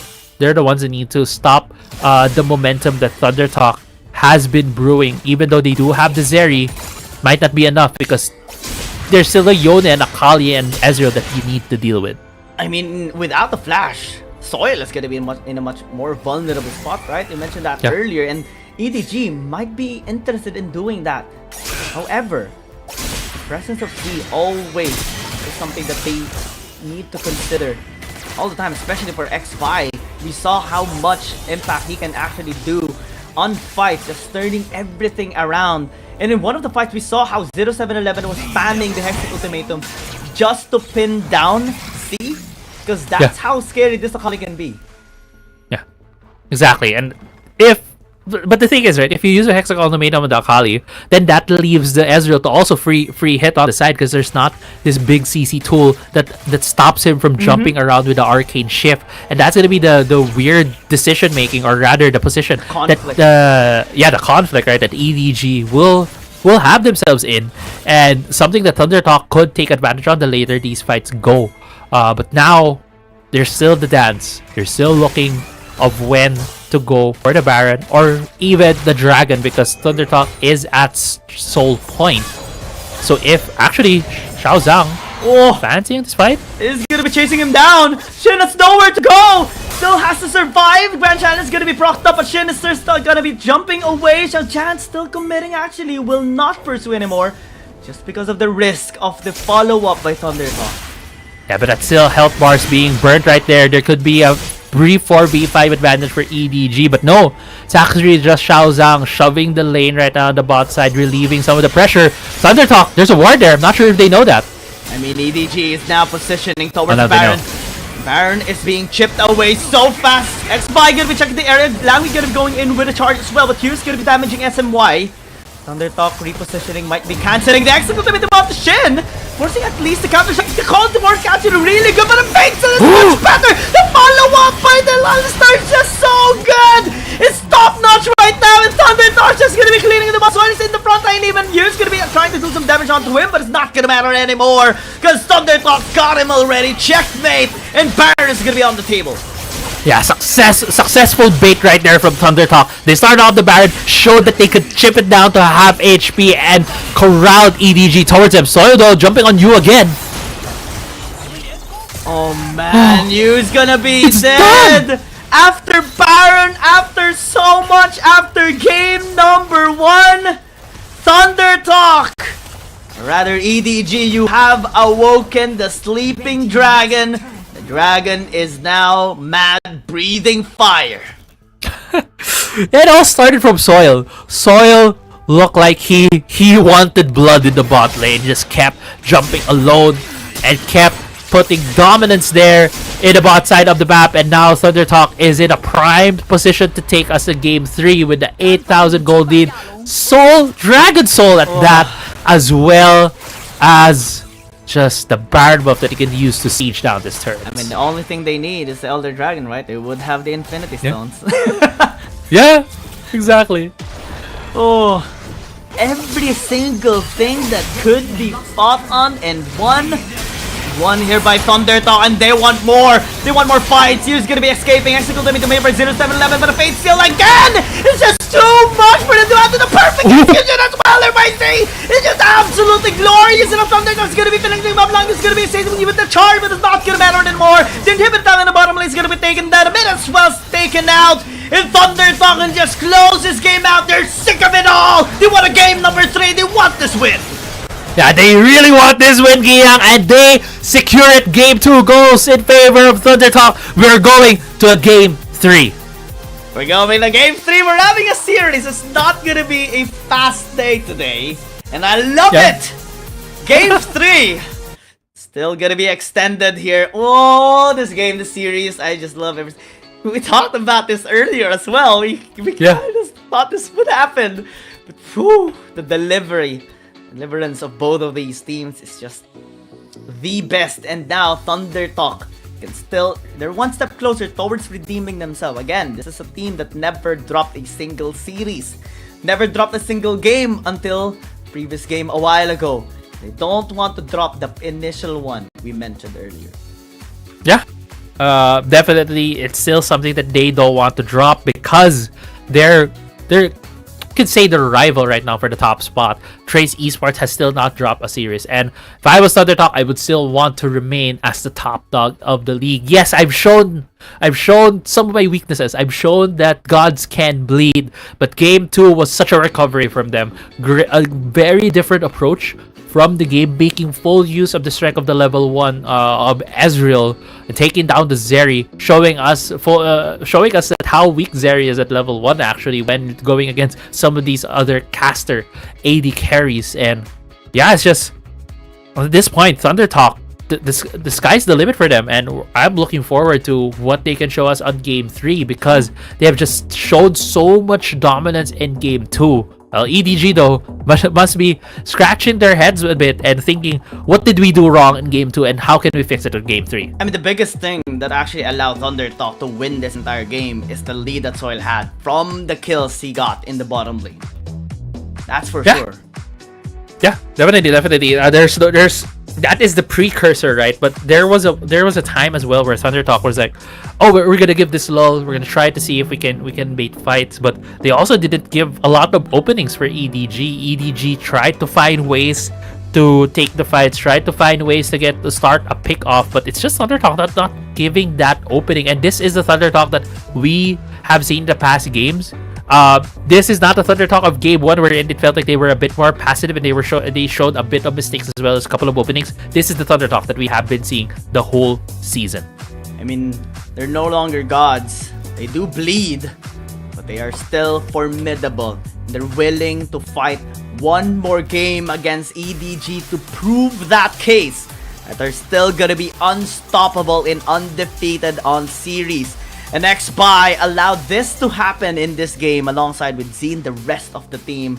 And man, this game, the series, we've just been blessed to witness this kind of action coming through for everyone to see. And I can't wait for game number 3 because, well, we're about to see if EDG can still do this again. Undefeated team Thunder Talk will be challenged one more time by EDG in one more game. Of course, before that happens, we'll just go in a short break. Crazy Napple and I will be back for this one last game.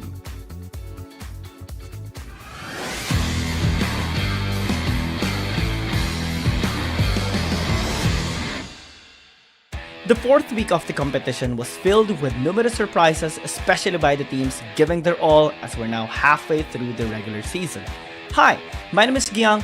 Let's dive into the top 5 highlights of week number 4. Starting with number 5, setting the stage for those surprises was a display of mastery by Y1 on the Lee Sin, taking down Faye under the turret and narrowly escaping with just a sliver of health. There's no kills there. But there might be some in the mid lane as Faye gets jumped on by BMN. That's a lot of damage by that caster. He tries to proto belt away from Y1, but he has no more blood pool, and he gets taken out by the Lee Sin. Just a tiny sliver of HP on this Lee Sin. He's gonna get over the wall, Sonic waving onto those Krugs. He gets the Dragon's Rage on the fan as well. Tries to juke over to the Krugs. Oh my god! Here. He gets seen by the turrets. But he is escaping right now. God, how's he gonna catch Y1? He might actually even get over here to see Duan Yu get taken out. Number 4. Despite playing in a new role as a support, the former mid laner of KT Roser Y showcased his skill with an excellent engage in the match against Oh My God. In the 9th minute mark, Zero delivered a stunning Soldier Flare, hitting 4 opposing players and combining it with a Fury Assault to kick off KT Roser Y's destructive display. Try to intercept. Check here, Call of Force God gonna be used, Face Seal as well onto the backline, double knock up. But they do get the dragon, especially when Ichima would have got it. But Rel's gonna be here, at least for the cleanup. KT Roster Y is looking for picks. Number 3.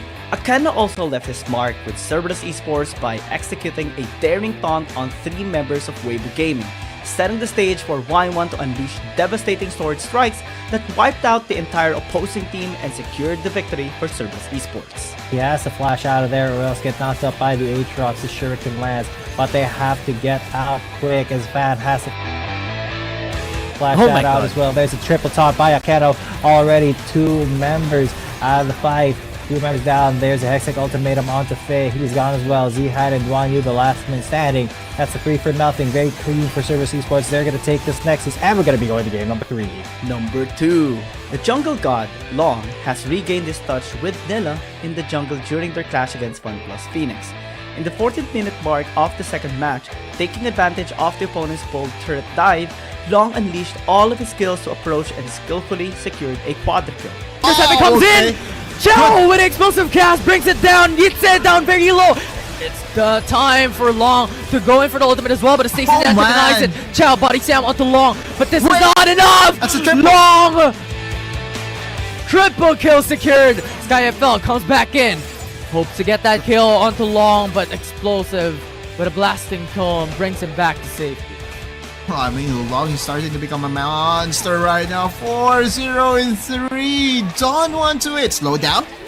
Dashes in, Dawn 1-8, and danger with a shuriken flip. There's no escape. They can get the pentail for Long. And number 1. The most mysterious backdoor play of the tournament up to the current moment belongs to T3 of Team Flash. In the 16th minute mark of the second match, after losing a teammate, Team Flash found themselves at a disadvantage with the Elder Dragon being taken by Katie Roser Y. However, T3 remained vigilant. He identified a favorable minion wave and seized the opportunity to secure a crucial victory for Team Flash. Breaker is ready it up. Zero goes in for the Shield of Durant, taunts onto one, yeah, the Justice Punch, faces at his bot, but Katie Roser Y secures the Elder Drake, and Team Flash will be deleted! Aatrox coming into the back. Alright, are you guys ready for the final game to determine if the gods will fall down and another team will rise up, or will it remain the same with ThunderTalk being undefeated? The Dragons are alive and kicking and are mad, but still we see EDG fighting back. This time they will be on blue side, the side that they won in game 1.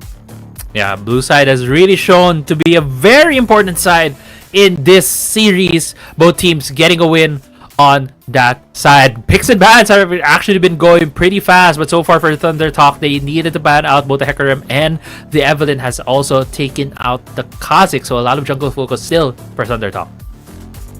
Yeah, Hecarim, Kha'Zix, everything targeted here towards 0711, but we saw him being able to pick up the Aatrox a while ago. It's still open, but ThunderTalk will pick up the Severe. Just catch it off guard to EDG. Yeah, very high priority there. Immediately going for the Silver as well as the Camille. And that is very indicative right now of what the power picks has been, the evolution of this draft. Looking at the balance from EDG, it's the Shen Akali and the Ezreal. We're talking about the Shen in game 2. Why was it even given any attention when Akali was picked? But EDG sensing that it could have been the duo that the ThunderTalk would have picked if left open, now takes it away. And also we saw how Z was bullying out alone whenever he sees them in the mid lane on that Akali pick. This can still be the Galio picked up for ThunderTalk, and that's the massive team fighting ability by ThunderTalk. Even if Langui picks up the Gragas, it doesn't matter because Soil can still use the spell shield, and that's the amazing thing about the Severe. It's not like the Xayah with the Feather Storm. It's not like something like a Kai'Sa with the Killer Instinct. No, it's just a third skill of the Severe. Yeah. And now, as you're mentioning, Galio has been picked here by ThunderTalk. They now have a 3-champion combo where you can just run down the lane, get a gank off, and that is a very strong tool right now.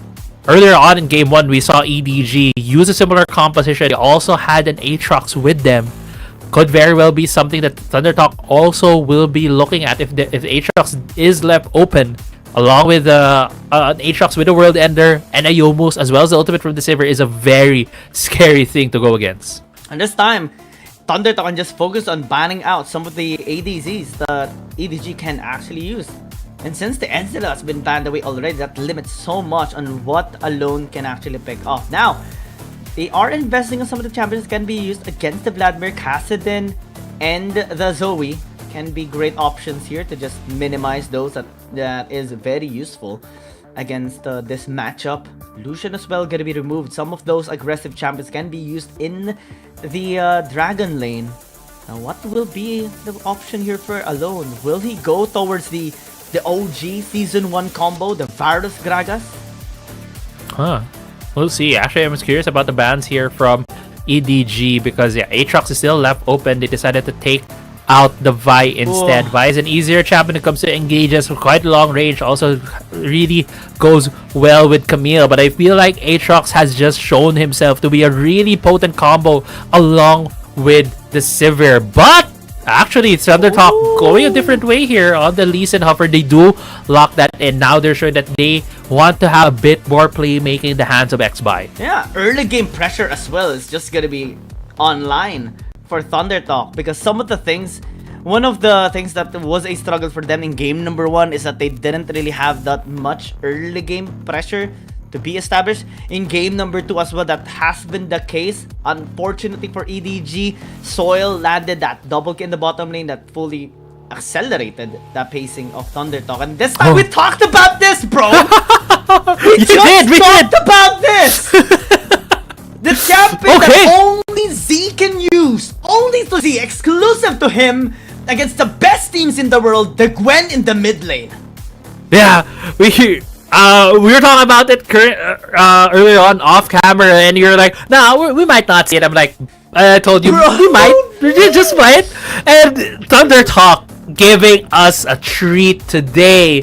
Not only the third game, not only showing that they can bleed, but also the bounce back, but also showing us the Gwen mid lane that will be piloted by Z. What a game. Dude, I can't believe this is actually happening right now. It just means something. One thing. That it's time to bring out these, because a while ago they brought out the big guns. That was just the commercial, right? The for public ones. This time they're bringing out the secret ones, the ones hidden. Yeah, the secret weapons. Secret weapons here, the ones you store in the basement. And Z gonna be bringing it out here to the surface in one of the most important games right now. And to think that it's just halfway throughout the regular season, he has to pull it off. The Gwen in the mid lane is going to be resurfacing again after 1 season. Yeah, that's going to give them so much power when they go for these team fights. They're able to get near the EDG lineup along with the Silver Ultimate. It does allow the Gwen to just run over the members of EDG. If she does get the items, she does get enough damage to get to that point, but there's still a need for Thunder Talk to get to that point at the moment. EDG does have tools to be able to at least nullify the early game from Thunder Talk. Yes, there is the reason to at least try to go for these playmakings, maybe go for an early gap to nudge the advantage towards Thunder Talk. But at the same time, I'm looking at the composition with EDG. They do have a lot of tools to also peel away from the aggression that Thunder Talk may show later on. I mean, let us just give a little bit of background on how impressive this Gwen is for Z. Because they've used it in this season as well during day number 3 against FPX, and he had the MVP performance with that, with not dropping any deaths. He didn't die the entire game, and it was very impactful the entire game as well. But this time SMY is actually taking a bit of damage there from Alone and Langui, and has to be very, very safe in the laning phase. Yeah. Just a bit of a trades here in the bot side, but Thunder was the one who was able to crash the wave earlier on, so the wave is going to bounce towards them now. Soil does not need to recall yet. He can wait for the wave to come towards him and then bounce it off again when he is able to throw his abilities. But yeah, I'm looking forward right now to the Gwen from Z. Has the exhaust and the ghost. No flash on this champion at the moment, and be able to take a lot of these skirmishes just because she does have that exhaust. Yeah, that can be very helpful later on, especially for team fights, for ganks, for small skirmishes, for duels. Very unorthodox, right? Not really what we normally see in the mid lane, but because it is Z on the Gwen, it's gonna be so useful later on, as he is just so aggressive with his champion. So it's gonna be backing over in the meantime, as we saw a gank coming in from 0711, or at least just an attempt there. Yeah, flash burn for Soil. That's information for EDG. They could probably go back for a gank on the bot side and maybe take advantage of that. They do have the Jace, who's just able to deal so much damage. And effectively, if the spell shield does hit on one of the big ticket damage items, it could be something that he could survive. But still, without a flash, Langui might just be able to catch him off if there could be a gank on the bot side. I mean, that was how Thunder Talk was able to win in game number 2. Same way as EDG had the leverage in the bottom lane in game number 1, right? Just having so many of those small skirmishes allowed EDG to just slowly take control of this entire game. So far, it's quite level in the initial levels, right? This is actually a proper matchup right now by Z, because the Black doesn't deal that much damage, and Gwen is going to be okay there. SMY still going in. XY is going to be here with a kick, and that's first blood by Thunder Talk, as Featherstorm is going to be used, but Alone is going to be fine unless Z is just going to commit here with the needles being thrown out. Thunder Talk greeted them with a good evening. Yeah, good evening to EDG. 2-0 in the lead right now in terms of kills for Thunder Talk. Jace was so far away, unfortunately for EDG. 0711's rotation was going for the top side. I don't think it was spotted by any wards, but going to this replay right here. It's just a standard dive right now coming here from Thunder Talk. Level 5 is just about to be hit by Alone, but X-Bike coming in from the river. There's so much time being bought right here by SMY, and the immediate deletion of the Gragas takes away any opportunity for the disengage with the cast. And Alone, just essentially his name right here is Alone, getting dove by 4 or 3 members of Thundertalk. Sad day for Alone there. And again, this is very reminiscent of game number 2, but this time it is because of a gank, not an initial dive at level 2. Thundertalk having massive leverage already onto with 1,000 gold lead. SMY is going to be here into the mid lane as well. Not really engaging just yet, but the Shield of Duran is going to catch Langui. Sonic Wave going to be connecting as Soil just free hitting. That was so close. Yeah, that was so close. So Langui now needs to recall.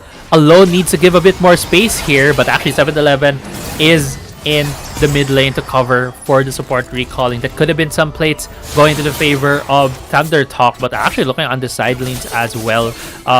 Z on this Gwen has just been showing his prowess this whole game, but going as well in terms of the 5-minute mark, you do see that the Herald and the Dragon will be spawning soon. Z might be getting called out here. Yeah, there's 3 members of EDG running towards him, but it is very fast, especially with a Ghost. It's gonna be fine for now. Yeah, but EDG have a lot of members here on the top side. Kill of the run onto 2. The taunt is gonna be there. The kick is not gonna connect onto 0-7-11, but the cast is there. And Saul gonna be in a lot of trouble here. This is gonna be by SMY just to protect his ally. Langui is still committing. SMY is gonna be the sacrificial support as EDG walks towards his RH.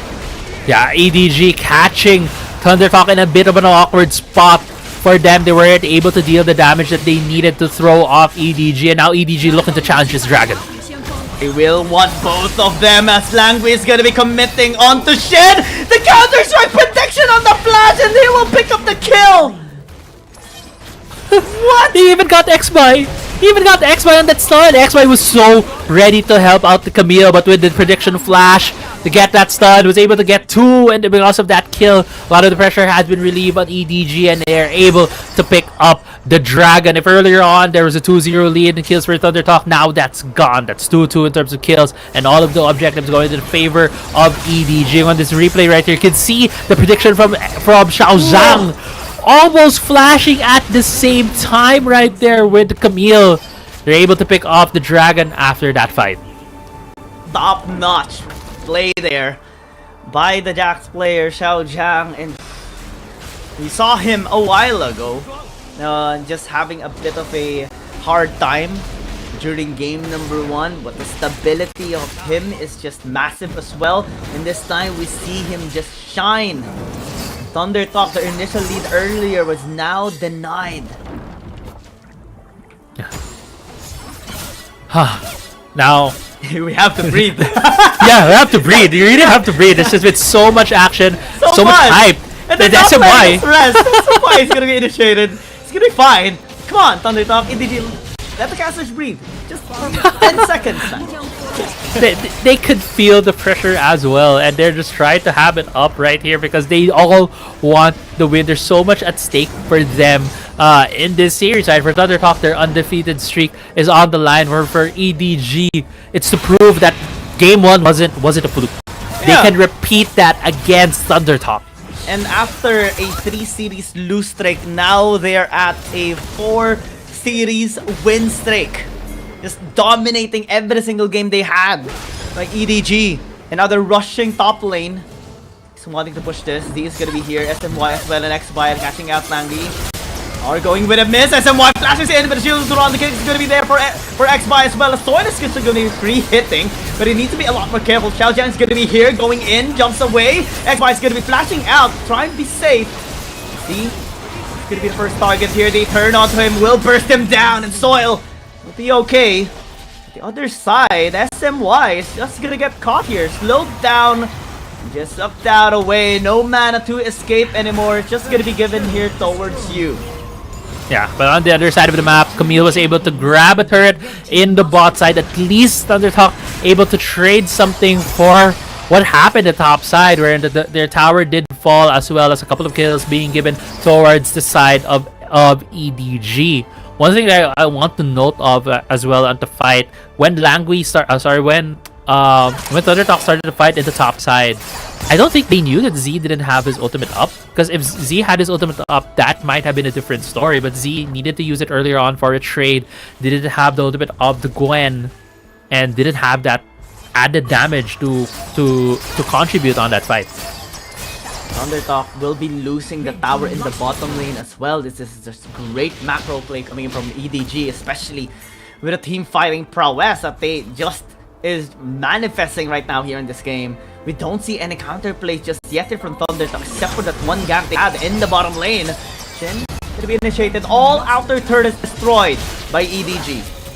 Yeah, all outer turrets destroyed. EDG now has a chance to put down vision into the jungle of Thundertalk. Because of all these entrances now being vulnerable, if EDG will be able to put down those wards, they will be seeing where Thundertalk will be coming from, and they can decide which area of the map to attack, and that would snowball the current lead that EDG have if they're able to make use of the information and the vision that they can theoretically put down into the jungle of Thundertalk.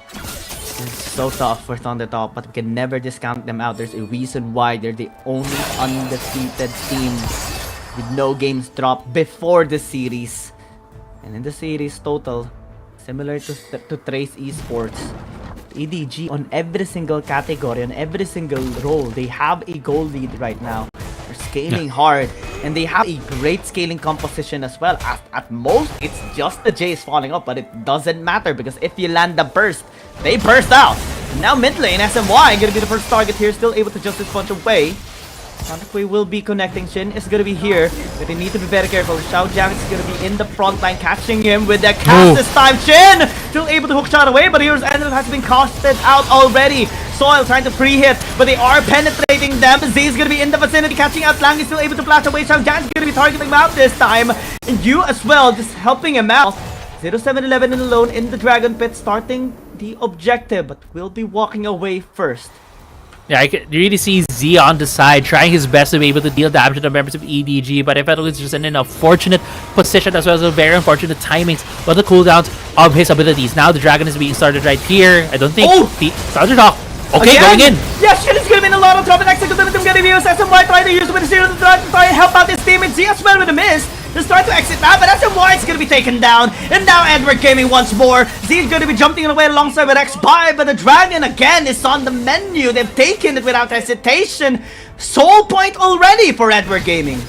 Yeah, Thundertalk, look at this replay right here. They desperately tried to challenge this Dragon because EDG, no hesitation, as you mentioned, immediately started it out when Thundertalk gave them the space, gave them the river. And EDG right now on the prowl, on the hunt to be able to be the ones to finish a series win against Thundertalk Gaming. Dude, they're one step closer. One step at a time. EDG taking their time. Slowly scaling up here in this game, taking everything that can help them as well with their scaling. Soul point already. The way they caught the members of Thundertalk as well was genius. Now with Baron up, we saw them taking it by the second that it spawned up in game number 1. Yeah. This time, can they actually do it again? I think this is a much more risky situation for them. Yeah, they're giving a more respect to the composition that Thundertalk has right now, but Z! Oh no, it's 4 members! Gonna be turning on the web, it's gonna be bursted away! Despite the Hero's Anthem thrown out by SMY, X5 gonna be going away, the Dragon's Rage Language gonna be taken down, but still able to survive for so long! And X5 gonna be running away with the dash. You, though, is dealing quite a bit of damage, since gonna be locking down with Execute Ultimatum. EDG, they got one, but they taken out 2 by Thundertalk. Yeah, that could have gone so much worse for Thundertalk, but in the end, it went to their advantage. 2-for-1 in favor of Thundertalk. Z, I don't know what possessed him to go into that trade. They probably didn't know there were 4 members of EDG, but it's something that Thundertalk should keep in mind right now because EDG has just been showing how aggressive they have been in this whole series, especially in this game. They're always right in front of you. They're always having members far forward trying to deal the damage, and yeah, it did not go in favor of EDG, but at the end, but it felt like it could have gone even worse. Yeah. For Thundertalk there. I mean, if you was able to stay alive, that would have been bad. For sure. It was just unfortunate that he was the last one to walk back. And they lost Langui as well. Because of that, they didn't have any frontline anymore. Definitely. Now EDG playing a bit too hyped up, I would say. At the same time, Thunder Talk does not want to let go of this game yet. Z is showing his team we can get advantages. You don't always need to play safe. We can take these 50-50s and just show EDG that we can take the game. We can take this series and still keep our undefeated streak. But before Thunder Talk can do any of that, they need to pull off a win in these fights against EDG, while EDG is just trying to corral Thunder Talk at this point. They're putting down vision. They're waiting for Thunder Talk to come to them. I mean, that's one of the best ways that they can do it. Because if they force out SMY's Heroes entrance, that's the time for them that they can be just safe engaging. Because it's a great zoning tool as well. It has a massive area radius. And afterwards, he can use the Shield of the Run that is just so irritating to go up against massive CC as possible. And the layering as well that can buy so much time for Soil and Z to just free hit. They don't want that. They want them to be able to burst out before SMY is able to help out. That's why they're playing out this way. Oh, but SMY actually getting caught out here. And no Hero's entrance if he's gonna be taken down. The cat's gonna be what's fortunately the SMY is able to flash out. Whoa, that was so close. Too close for comfort. Yeah, too close for comfort, but Dragon is about to spawn. If EDG is able to secure this, that is soul for them. And that's going to be very dangerous here for Thunder Talk for their chances of getting back into this game. Yes, Hero Entrance is up.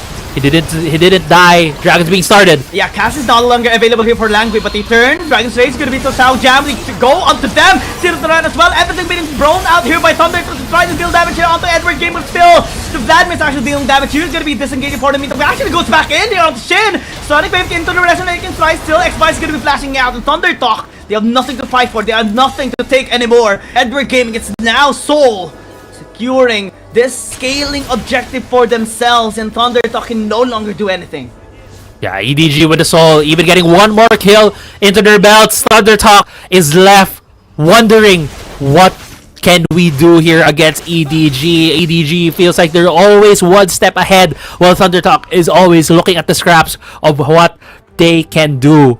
Thunder Talk needs to figure out a way to get back into this game. Baron is up, something that EDG will be looking towards to, but we are also heading towards the 18-minute mark, which will give both the Elder and the Baron opportunities for these teams. Could be a trade, but EDG, since they are in the driver's seat, they can force the issue right now on Thunder Talk.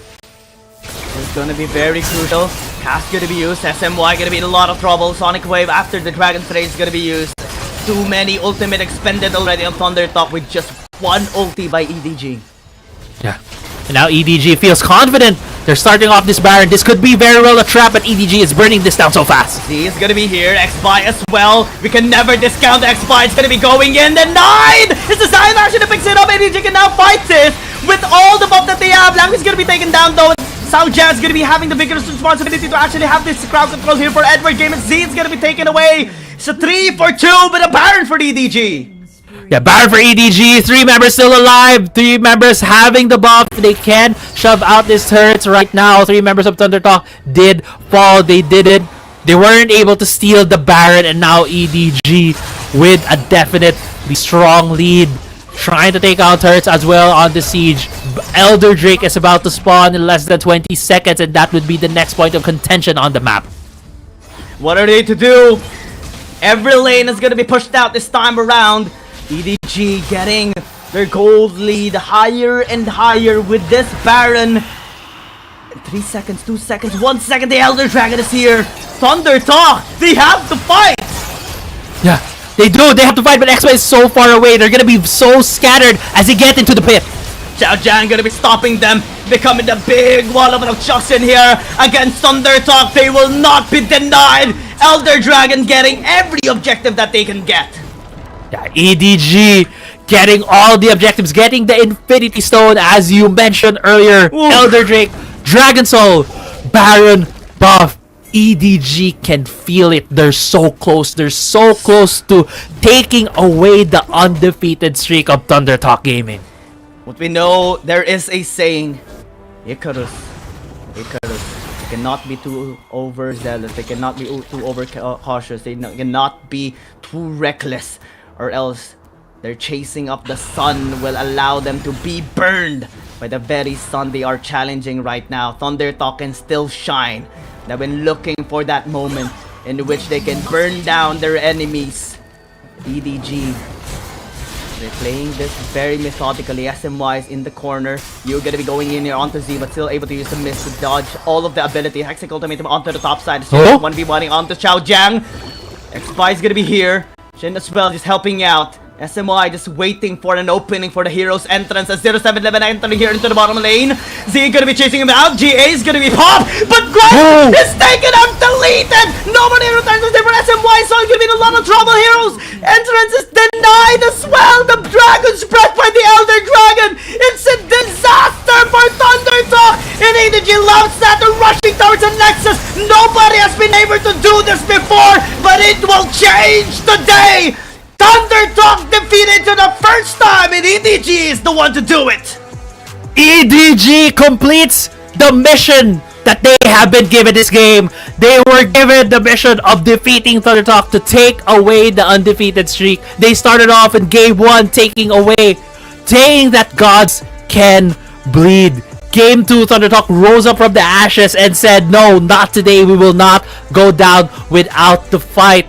But EDG completes the mission. Game 3 takes down Thunder Talk, and man, if earlier on we were talking about how EDG is the rising team of Season 2, of having their own undefeated streak, they have just punctuated that right now, showing the whole league how strong they are. Dude, this is the very position Thunder Talk started. A loose streak and then consistent build-up. Consistent, and put the highlight on that as well, because now they have taken the titan of this tournament so far. Thunder Talk receiving their first loss after an incredible performance by EDG. And take note that this is the game that Z had to pull off the Gwen, but it's still not enough to stop the unstoppable force of EDG. It wasn't enough. It wasn't enough. The pocket pick, the pick that Z has been so proud of, the Gwen, has been taken down here by EDG. And honestly, that game, it's just EDG just playing out of their minds. They were able to take the game to Thunder Talk, able to take advantage of some of the small mistakes that Thunder Talk was doing. But the biggest thing, the biggest advantage that EDG has shown was decisiveness. They were able to be always at the fights, to be able at the objective at the start, and because of them leveraging their positioning at the face of these objectives and waiting for Thunder Talk to come to them, they were just able to absorb these fights and take and beat Thunder Talk at what feels like their own game. Dude, this game has been insane. Yes, Alone is gonna be the MVP, but I believe every single member had their strengths and their contribution that was so important for this win to happen. Thunder Talk no longer the uncontested team in the world. The undefeated team is now scratched from their name. We only have one more. That's Race Esports. We look at this highlight and see just how great EDG is.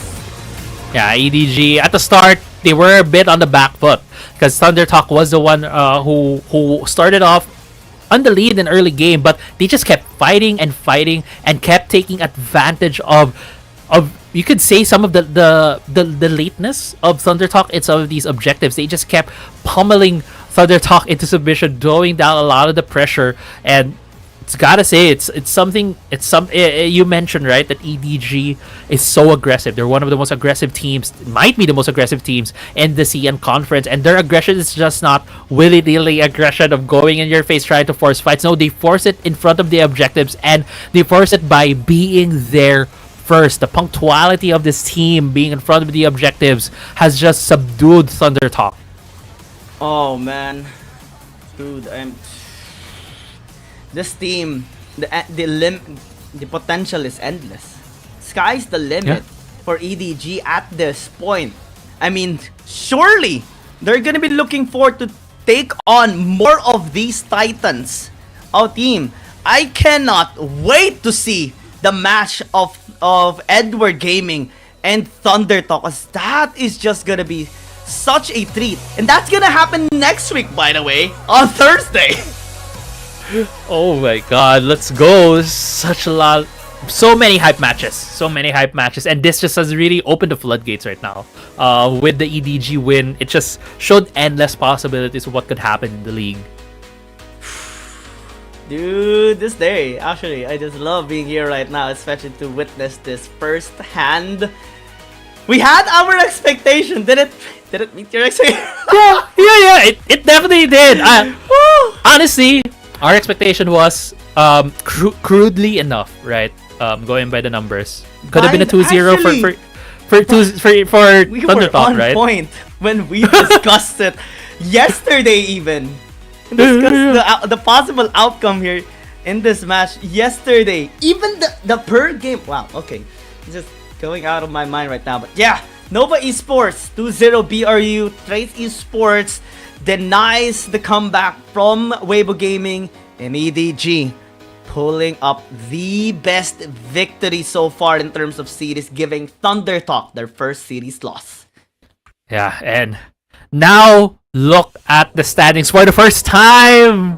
For the first time in the standings for WRL-C, and it's Thunder Talk in the second place after having that loss against EDG. And actually, even at the points, they're still above points, just plus minus to Trace Esports because of their previous record, their previous spotless record. But EDG showing themselves, even at 5th place, they can take down the gods. Yeah, gods do bleed. Not only bleed, they fall down on their knees, bowing to EDG.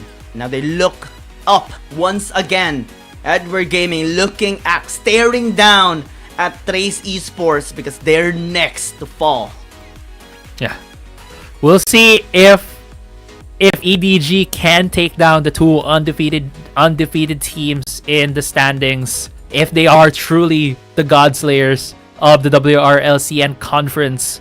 And if they do that, they could just very well be the next gods of our standings right there. But going also to APAC region, Naos and G2 Blacklist still at the top of the standings. I mean, Buriram United Esports in their 9th game is now a -6 in this scoreline. It's gonna be a rough story for them, a rough patch for sure that they need to really just fix up. Because Caterhauser Y is actually ahead by them by 4 points. They're the ones qualified for the playoffs so far.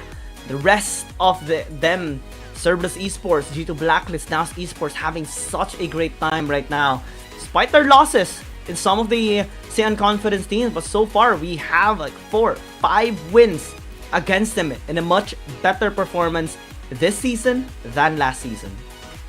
Yeah, definitely a long climb for some of our APAC teams in the bottom 4. But before we talk more about that, we're gonna see the schedule for our December 6 matches. It's going to be Jingdong Gaming and Cerberus Esports on the first match. Second match is going to be Fennel and Cape Best Gaming. While the last match of that day, it's going to be G2 Blacklist and Thunder Talk Gaming. What a way to start the week, right? G2 Blacklist versus the recently dethroned gods. It's just amazing. Any final words, Crazy Apple, before we head out? I can't believe it. I still can't believe what EDG did, but they did it, and that's just the highlight of the day for me. How EDG was able to take down Thunder Talk Gaming. Yeah, it is a pleasure shellcashing with you alongside with me here, of course, in this amazing day of Wild Rift. Day 24 is done. B1 and B2 are gonna head out. The BNB is out. We'll see you again on Wednesday.